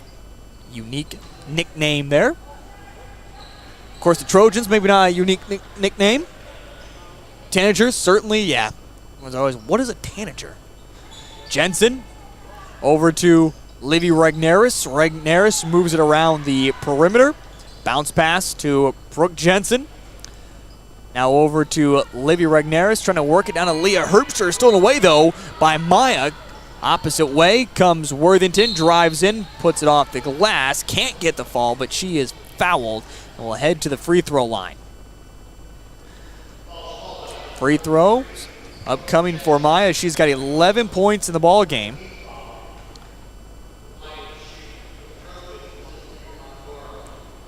Or excuse me, that is Gora who is going to the free throw line. And it's not Maya. No, that can't be correct, right? No, that's Maya. I believe it is. John Fry got me in trouble. I believed him for one moment. That's Maya, because Gora has the red hair. Maya, second free throw. The trusty principal got me in trouble. Misses both free throws, Maya does, and goes out of bounds. They say last touched by the Vermillion Tanagers. 5:59 remaining here in the ball game, 57-31. It's a 28-point lead. Jumper is up, and this one is good for Weg. She has now 3 points here in the ball game. It is Jensen back over to Hansen.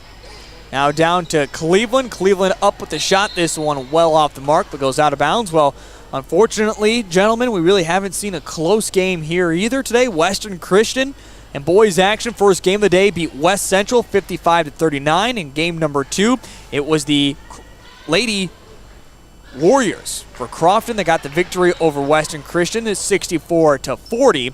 And then in game number 3, Vermillion boys got a 30-point win over Crofton, 54-24, and again right now it is a 24-point lead for the Vermillion Tanagers. Shot off the mark for Casey Hansen. Leah Herbster gets it back, goes up with her shot. She can't hit it, but she will toe at the charity stripe for free throws number 7 and 8 of the evening.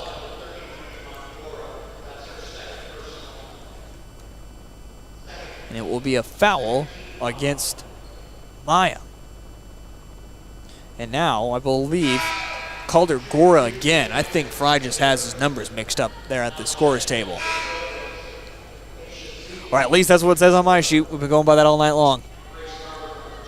I'm going to back you on this one, Heath. I think we've got it right up here. I feel confident. By the way, Leah missed the first one, shoots the second one. Wow, she's just absolutely struggled so far this evening, but the putback is good. Brooke Jensen now 31 points, and a timeout is going to be called. We're going to step aside and take the timeout with them. We're back in just a moment here on Live Ticket TV and Vermillion Tanagers Live.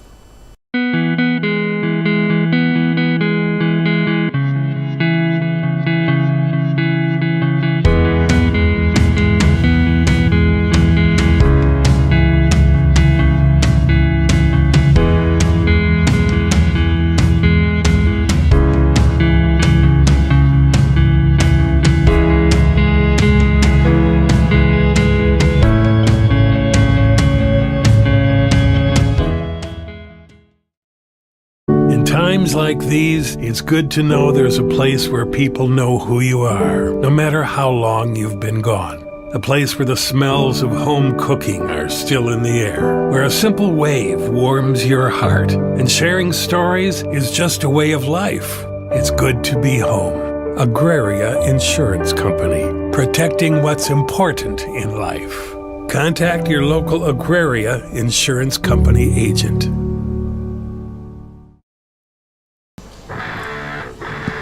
Back here at the Sanford Coyote Sports Center. So we're talking here off air. The big activity coming up tomorrow morning. Some World Cup soccer going on. I know Cole Lars kind of followed me and tweeting at the beginning there. When Team USA exited out of the World Cup, I kind of gave up on it. I'm not really. I mean, I still watched and listened to every game, but it just isn't the same when Team USA isn't playing in the World Cup. 60-33 here. 5:07 remaining in the ball game. In fact, we are at a three-pointer away from a running clock. My wrist just buzzed, which means I got a text message. I can only guess who that's from, and I'm nervous to look at my phone at the moment. Madison has it for the Trojans. Let's put it this way, I'm in trouble. Ball inside, Weg turnaround jumper, this one off the mark, but foul called. 2 free throws upcoming. Who do you got, Spencer, for the World Cup? He has no clue who. So we got France and Morocco. Oh boy. No. Argentina. You know, that's funny because I actually watched Argentina win that game to advance, and I just forgot. But yeah, I'm kind of like you. Once USA exited, I see it on in the muck, but not too much outside of that. I will be tuned in tomorrow, so I would have realized it was not Morocco very quickly, but I don't know. I'll probably have to root for France because we've got a hurdler on the track team, and I will be watching it at his place, and he's from France. Okay. There's Hugo Morvin for any USD track and field fans out there. Okay. That's an interesting little background story. Now, I love Lionel Messi. Some would call him the greatest of all time. However, I will say, just to keep the debate hot and heavy of if he is the greatest of all time, I'd rather see him not win a World Cup. Because I feel like if he did, you'd have to put him in the conversation of the greatest of all time. Right. So I'm cheering from Kylian Mbappe and the France team to go back-to-back world champions as they won the World Cup 4 years ago. Travel before that made three-pointer from Sparks. We have not seen her much here in this second half after she picked up a technical foul.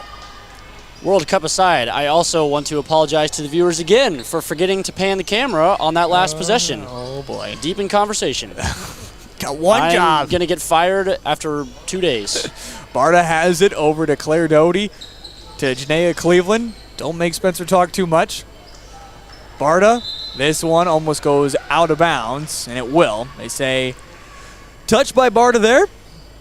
3:56, again, a sizable lead here for the Vermillion Tanagers of 25. Well, I don't think anyone quite thought it would be this big of a lead for Vermillion, this type of game, but certainly has been a good effort as they're back into 60-plus points. Going up through contact, Ziti is able to make the shot and send it on home for the and one opportunity.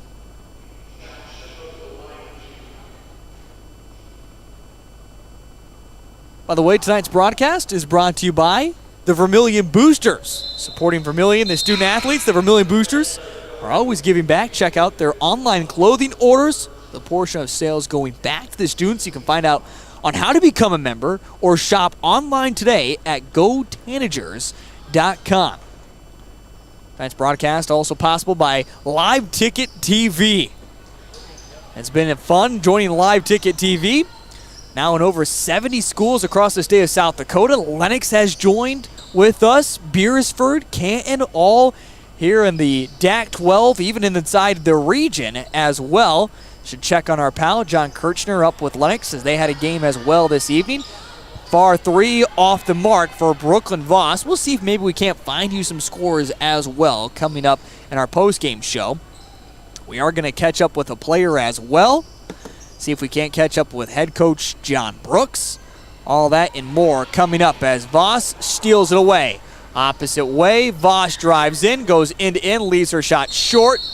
Jump ball is going to be called. Possession arrow favors the Tanagers.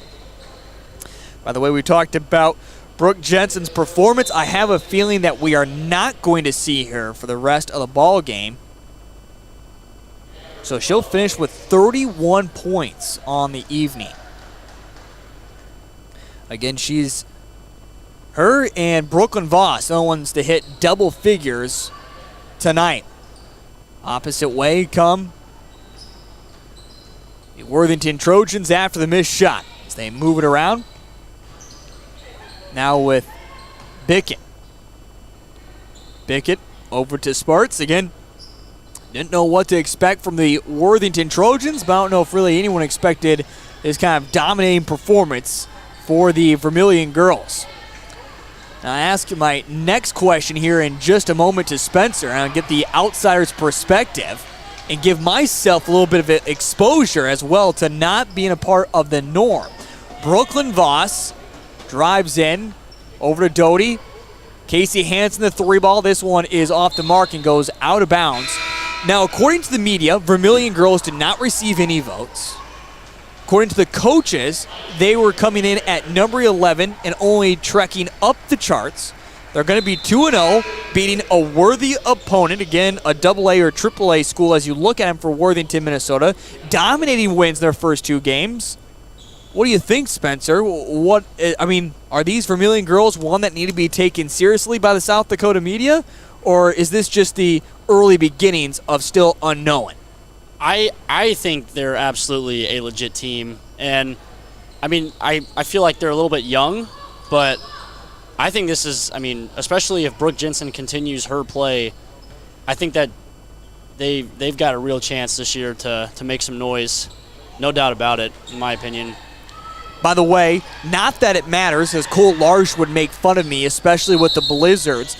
But if we want to pull up that graphic as well, Cole, Vermillion, after the first kind of couple weeks, do stand at the top of the standings inside Region 4. Yes, they have only played a game. I get it. It doesn't matter a whole lot. But again, they are 1-0. Of course, what you always watch for is that points column, and that's what you pay attention to. Again, it doesn't come down to the end of record, but points. And Vermillion's going to get a few bonus points for winning this one. Thank you, Cole Large, for the excellent graphic there. Pulling that up. And this region's going to be so difficult to jostle for position as well on who is going to finish where and what's all going to happen. Going to be very, very interesting. So we see some more girls come in.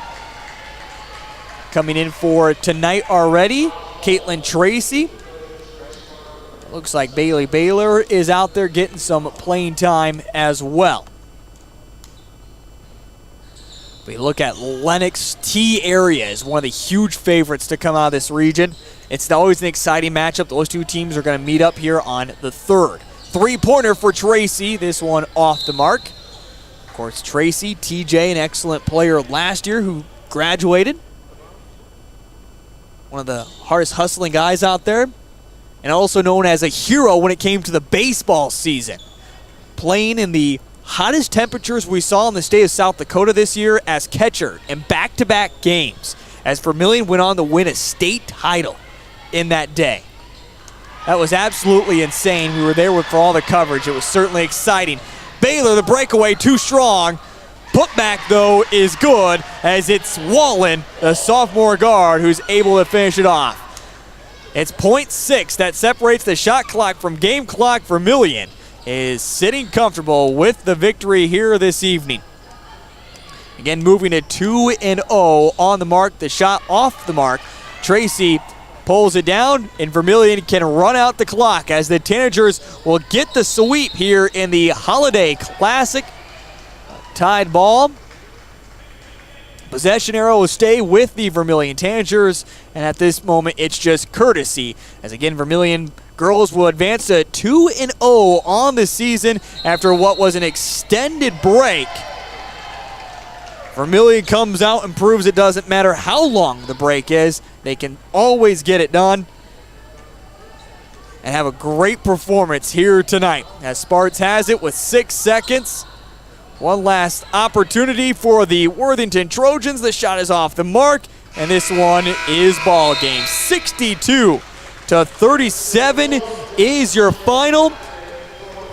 But maybe the biggest takeaway from this game tonight, half of the points and almost all of the Worthington points come by one person. Brooke Jensen goes off for an unofficial 31 points. The coach, Jody Zeller, is keeping stats down there at the scores table. We'll get the official number coming up here in just a moment. But for now, the Vermillion Tanagers move to 2-0 on the season as they take down the Worthington Trojans by the final score of 62-37. Plenty coming up here on the postgame show. Stick around on Live Ticket TV and Vermillion Tanagers Live.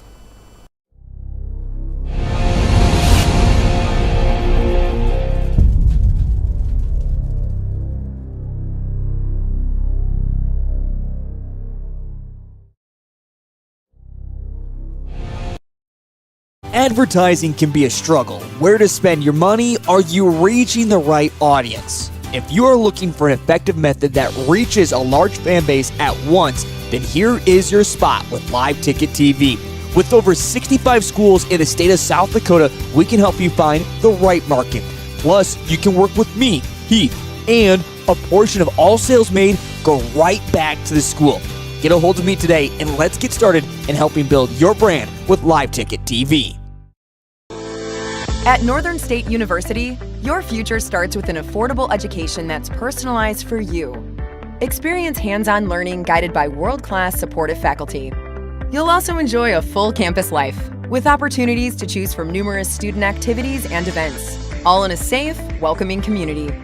At Northern, you'll find a college that's right for you, a place to belong. Your future starts here.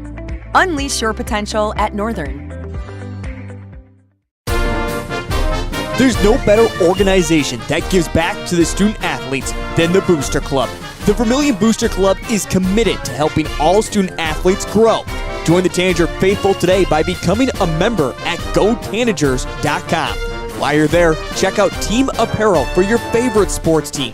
Like them on Facebook to stay up to date on all the latest information and sports games.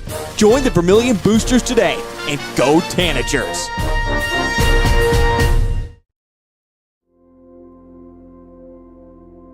Agriculture is like no other business, which makes Farm Credit Services of America like no other lender.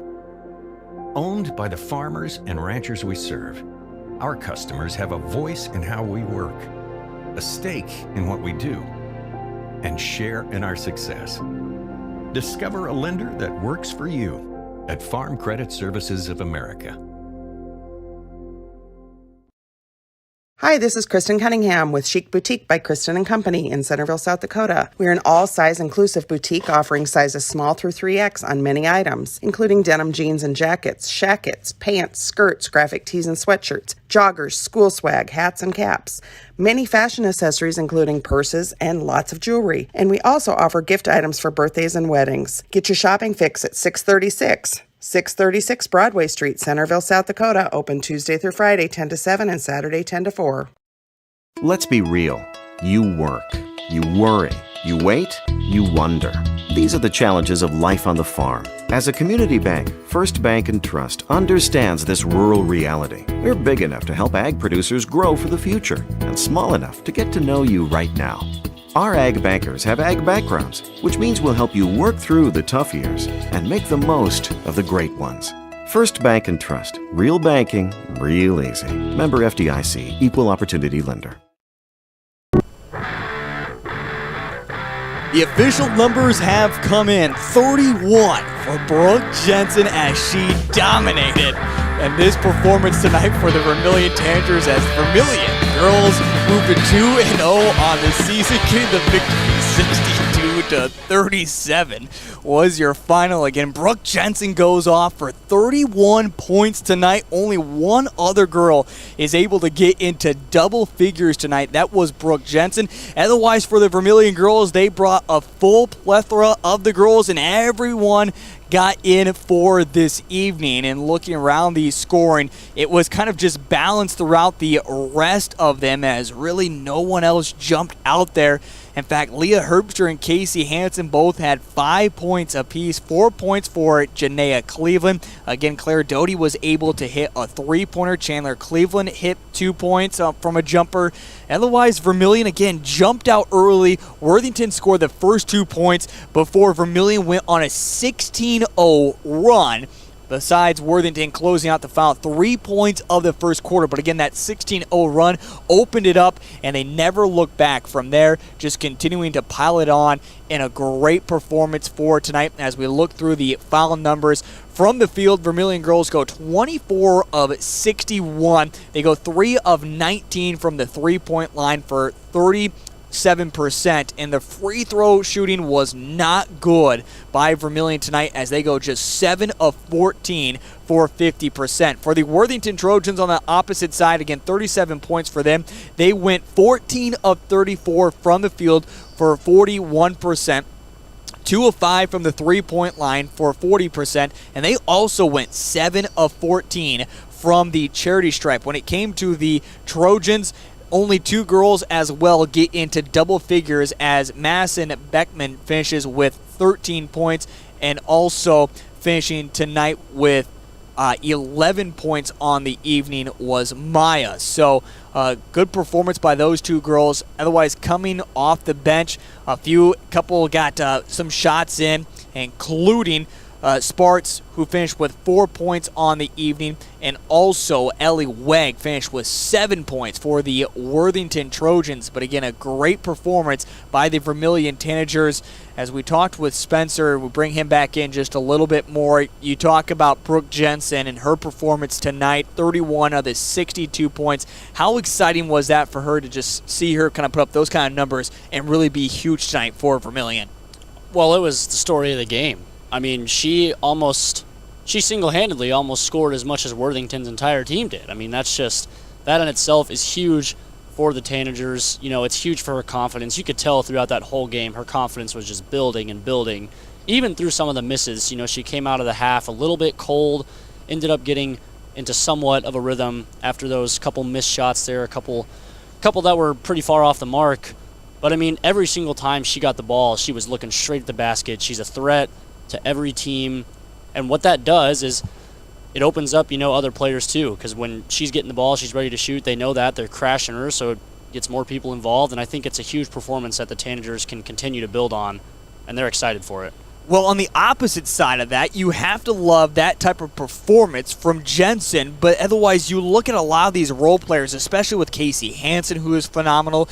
You look at Leah Herbster. Neither one of those 2 girls really able to get going in this game. Foul trouble really plagued the Tanagers. How do they make sure they correct that going throughout the rest of the season?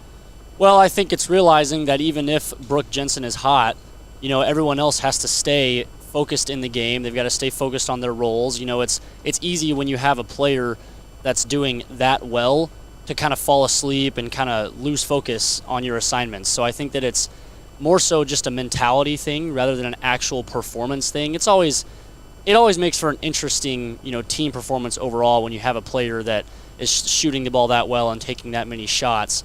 But I think as long as they stay focused and ready and on their toes, then they'll be just fine. The senior Leah Herbster is going to join us. We're talking about a great performance as these seniors continue to lead the way. We're going to step aside, take a quick break, and when we come back, join with Leah Herbster. That's on the way here on Live Ticket TV. In times like these, it's good to know there's a place where people know who you are, no matter how long you've been gone. A A place where the smells of home cooking are still in the air, where a simple wave warms your heart, and sharing stories is just a way of life. It's good to be home. Agraria Insurance Company, protecting what's important in life. Contact your local Agraria Insurance Company agent. Limestone canyons, flowing waterfalls, and pristine beauty make Spearfish a sanctuary for those seeking the ultimate escape. Outdoor enthusiasts will find top-notch sport climbing, mountain biking, and UTV OHV trails. Guests are steps away from peaceful hiking trails and tranquil streams. Relax and rehash your day's adventure at one of our award-winning local breweries. Finding rest is an important part of any adventure. Lodging in Spearfish comes with a variety of choices, from cabins, B&Bs, and campgrounds to the comforts of your popular brand-name hotels. To find your unique adventure in Spearfish, go to visitspearfish.com now. Back here on the Live Ticket TV postgame show as Vermillion gets a huge performance tonight from the entire squad. And as mentioned here, join on the postgame show with Leah Herbster. And Ms. Herbster, great performance from your squad. First off, going into this game, I mean, you guys got 12 days rest. You have all these breaks with the weather. When are we going to practice? When are we going to not practice? And then you come into, I guess, a facility that you know so well, but so many of the girls don't know. What have the past couple of days been like just trying to get ready for this game tonight? We've just been practicing really hard for the days that we've been able to practice, obviously. And all of us were just so ready to get back on the floor and play a game against a really good Worthington team. And all of us just really wanted to get back and get this win. I think when you look at the final score, some would say, wow, Vermillion, another dominating performance. But this team of Worthington really outsized you. They had besides you, I think you might have really been the only one that can size up with them. What was it that you were able to take away that size and be the dominating factor? Just being aggressive and using our press to our advantage and running them up in the court. And so they're getting tired and their posting up was getting weaker as the game got on, and we were just able to outrun them, honestly, and use their size almost as a disadvantage to them. How were you able to get them into the chippiness state of mind? Well, I think just keeping the pressure on them and just running and getting them all riled up and out of their rhythm is really how we did it. Yeah, certainly did that. Great performance from you as well. Missed a couple of shots, but what has it been this season? Of course, I even go back to Canton. Something you're not known for is shooting the three ball. You shot it, you hit it. They're just confidence. I know, of course, you played summer ball as well. We saw so much of you just continuing to build. What has it been this season that you've been able to build on back with these girls? Honestly, with playing with these girls, I've just been able to expand my game, because before I was strictly a post player, and now I'm able to step out and take the three. Obviously, I'm not our best shooter, but it is helping us because now people do have to guard me both on the block and on the three-point line. Well, we can't forget about Brooke Jensen as well. She goes off for 31 points tonight. At points, do you just step back and just let her do her thing? I mean, what is that kind of seeing that type of performance on the court?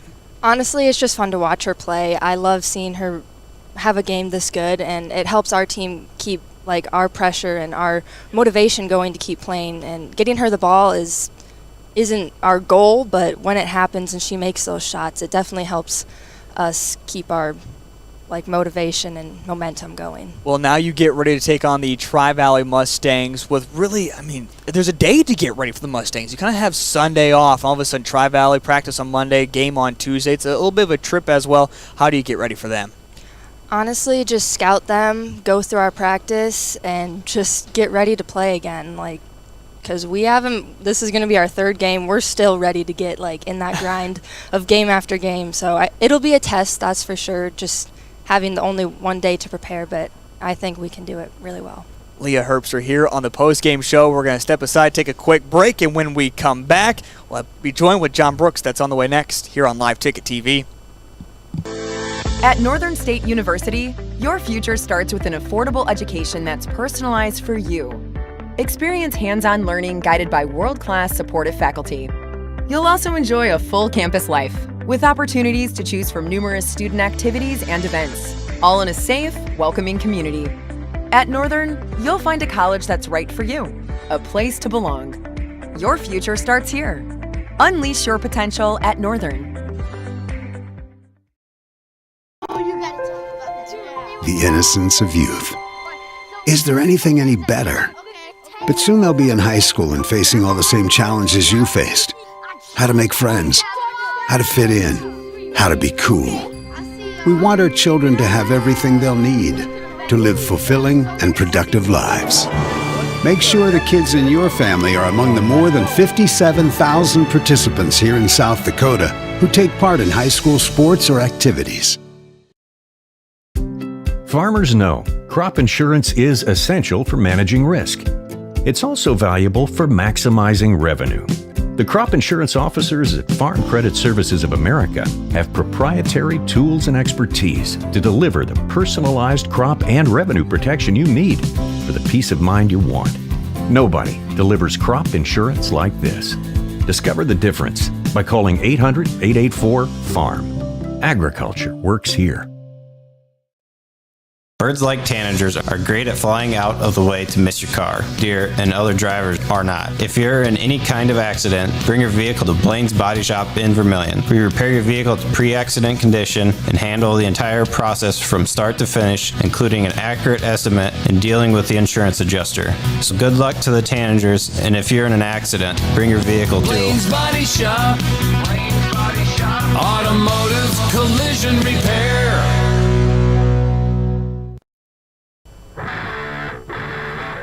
Back here on Live Ticket TV as we just caught up with Leah Herbster. Great to have her along again, talking about her great performance so far this season, just 2 games, and also getting to watch the performance of Brooke Jensen of 31 points this evening. That is certainly one of the main talking points, or probably the main talking point from this game. But when you step back, you have a good feeling that Leah Herbster, Casey Hansen, Brooke Jensen, Brooklyn Voss, the Cleveland girls at points this season. It's going to be someone else who steps up at different moments and leads these girls. But overall, just a great team effort to get a huge victory tonight for the Vermillion Tanagers as they advance to 2-0 overall. And the next game comes up against now on Tuesday against the Tri-Valley Mustangs, and giving you just a quick little preview of that game. A Tri-Valley team that has had some great experience and some great youth over the years, but haven't necessarily been able to all put it together. Will certainly be an interesting game, but Vermillion not only going in as favorites against the Mustangs, but heavy favorites as well. As we now bring in head coach John Brooks of the Vermillion girls. Coach Brooks, walk me through it. What do you do in a day? Like on a Saturday like today, you sit around. Did you watch any NFL? Did you do anything today before the game? No, we had shoot around this morning. Okay. So got up and got our shoot around in, and then I came up here and brought some basketballs up and stuff for the first game. Stayed a little busy, and actually there's the Intringer Classic, Big Girls Classic going up in Coleman today. So got to live stream some of that, watched a little bit of that. Luckily, I missed a Vikings game. I'm not a Vikings fan, but heard about that when I got here. And so try to keep myself busy. My daughter started her for basketball. They had their first games up in Sioux Falls tonight, so I missed out on those, but got her ready and wished her well. So waiting to get that report when I get done with you here. You know what? One thing, I can't give you, of course, your daughter, but you can be happy. On Thursday, your team got the job done. The San Francisco 49ers clinched the NFC West. They're in the playoffs, so you can be a little bit happy about that one. Coach, something else you can be happy about is this type of performance. We're going to talk, of course, about Brooke Jensen here in just a moment, but quick fouls that were given up. It seemed even the first 2 minutes you called a timeout, things just weren't hitting the mojo, but you also defensively weren't giving anything to Worthington. You all of a sudden make it a 16-0 run, blow the doors off this place, never look back. Ultimately, a great performance from your team. Giving yourself a grade in school, what would you walk away saying with? For having a lot of days off and it could just kind of being a weird week, I think anytime you get a win, it can't be much worse than an A. So, but like you said, it was it's tough because we're trying to pressure them. We're trying to pick up full court. We knew we did not want a half-court game tonight with Worthington's size. They really like to pound the ball inside. So we wanted to spread the court. We wanted to use the whole court, nice big court here at USD. And we wanted to create pressure. And kids are excited to play. So they came out defensively probably a little over excited, picked up some early fouls, but that's the lucky part with us and having 3 to 4 really good kids off the bench that we can rotate. So well, you need the bench, and also you need some type of offense, and it came in the way of Brooke Jensen as she goes off for 31, getting close up to that mark of all-time. That type of performance, Coach, I know you have gotten to see the all-time leading scorer here in your time, but seeing what Brooke was able to do, especially on a college court with a big, wide-open facility like that, how special was her mark in this game this evening? Yeah, it's just – she's a kid that puts a lot of time in, and she can really score the basketball. And we're trying to level. She's still only a sophomore. That's the crazy thing. We're trying to get her a little bit more even keel, so when things aren't going great, she can battle through those things when things. But you can see when things are going good. I mean, it's like the confidence in her is just sky high, and she just thinks that she can score it every single time she puts her hand on it. So, it's fun watching a kid kind of get in a zone like that, and she definitely made it look pretty easy the first half. I talked throughout this broadcast tonight, the size of Worthington, and again, what they're able to bring with the talent, the size, the speed. I just didn't feel comfortable even with that kind of 19-point lead throughout the third quarter. And even in the boys' game, we saw them not be able to kind of put Crofton away in the third quarter. What was it about your effort tonight that made sure you took care of business? No, I agree. I mean, I think we went in at halftime and 19 up, and I didn't feel comfortable with it either. I thought Worthington's good enough to make a run at us. Mm-hmm. And one stat that we told the girls from last year, our quarter breakdown for the whole season, for all 23 games we played, we won the first quarter, second quarter, and fourth quarter, but the overall season we lost the third quarter last year. And we told them it against Canton, and we lost the third quarter against Canton the first game of the year. Mm-hmm. And that's a big emphasis for right now, is coming out of the locker room ready to play. And even though we didn't necessarily extend the lead there in that third quarter too much, we at least didn't let Worthington crack into it, and I thought that was huge. Well, taking a look back, we talk about other players, Casey Hansen, Leah Herbster. They don't go off for big numbers, but how big was their defense and really outstanding tonight? Yeah, I thought Leah's effort was really good. She's on the floor. She's rebounding, creating second chance opportunities. She does a great job in there against our tall girls, blocking shots, altering shots. She was really, really good tonight. Obviously, Casey got herself in a little bit of foul trouble, but does a ton of good things. And all of our kids they just all seem to contribute in some way, and that's what I love about our team is if they're not scoring, they're doing something else, and I think that makes us hard to guard. I'm not going to ask you about Tri-Valley. Instead, I'm going to end with this type of question. When it came to the beginning of this season, I felt confident that your squad was going to be good this year. I thought they could be top 5 worthy. These two performances against Canton and a good Worthington team, what did you think about your performances now heading into the rest of the season? Do you think you deserve to be in the chat for the top 5, at least according to the media? It's something that our girls saw at the beginning of the year and saw that, we're not in the top 5, and I think they gave 6 more teams votes, so technically you're not in the top 11. And yep. You go through that stuff with kids, and you talk to them as coaches. That obviously it doesn't matter now as we're at the end of the season. Everybody gets that kind of thing. But I think it leaves a chip on your shoulder. But what I did tell the girls is you got to realize that there's about 4 or 5 teams that made the state tournament last year that brought everybody back as well, with Hamlin, St. Thomas More, Wagner. And there's a lot of other really good teams in the state. Class A, I'm telling you, I think you can take 16 teams, and there's probably 16 teams I think they should be in the top 5 this year. So it's really simple for us. When you get your opportunities, prove it. Step on the floor and show it, and so far we've been able to do that. Coach Brooks, go check up on your daughter. Enjoy the night, all right? All right, thanks, Heath. There he is, head coach John Brooks here on Live Ticket TV and our post-game show as well. As again, Vermillion gets the victory 62-37 over Worthington. All right, we're back once again on Tuesday in the home of the Mustangs, up to Colton, South Dakota, to Tri-Valley to wrap up our Christmas vacation, or at least get set for the Christmas vacation, and we'll be back during the Christmas vacation with even more basketball. But until Tuesday evening for a doubleheader for girls and boys, for Spencer, for Cole, I'm Heath Nimke. Have yourself a wonderful rest of your evening.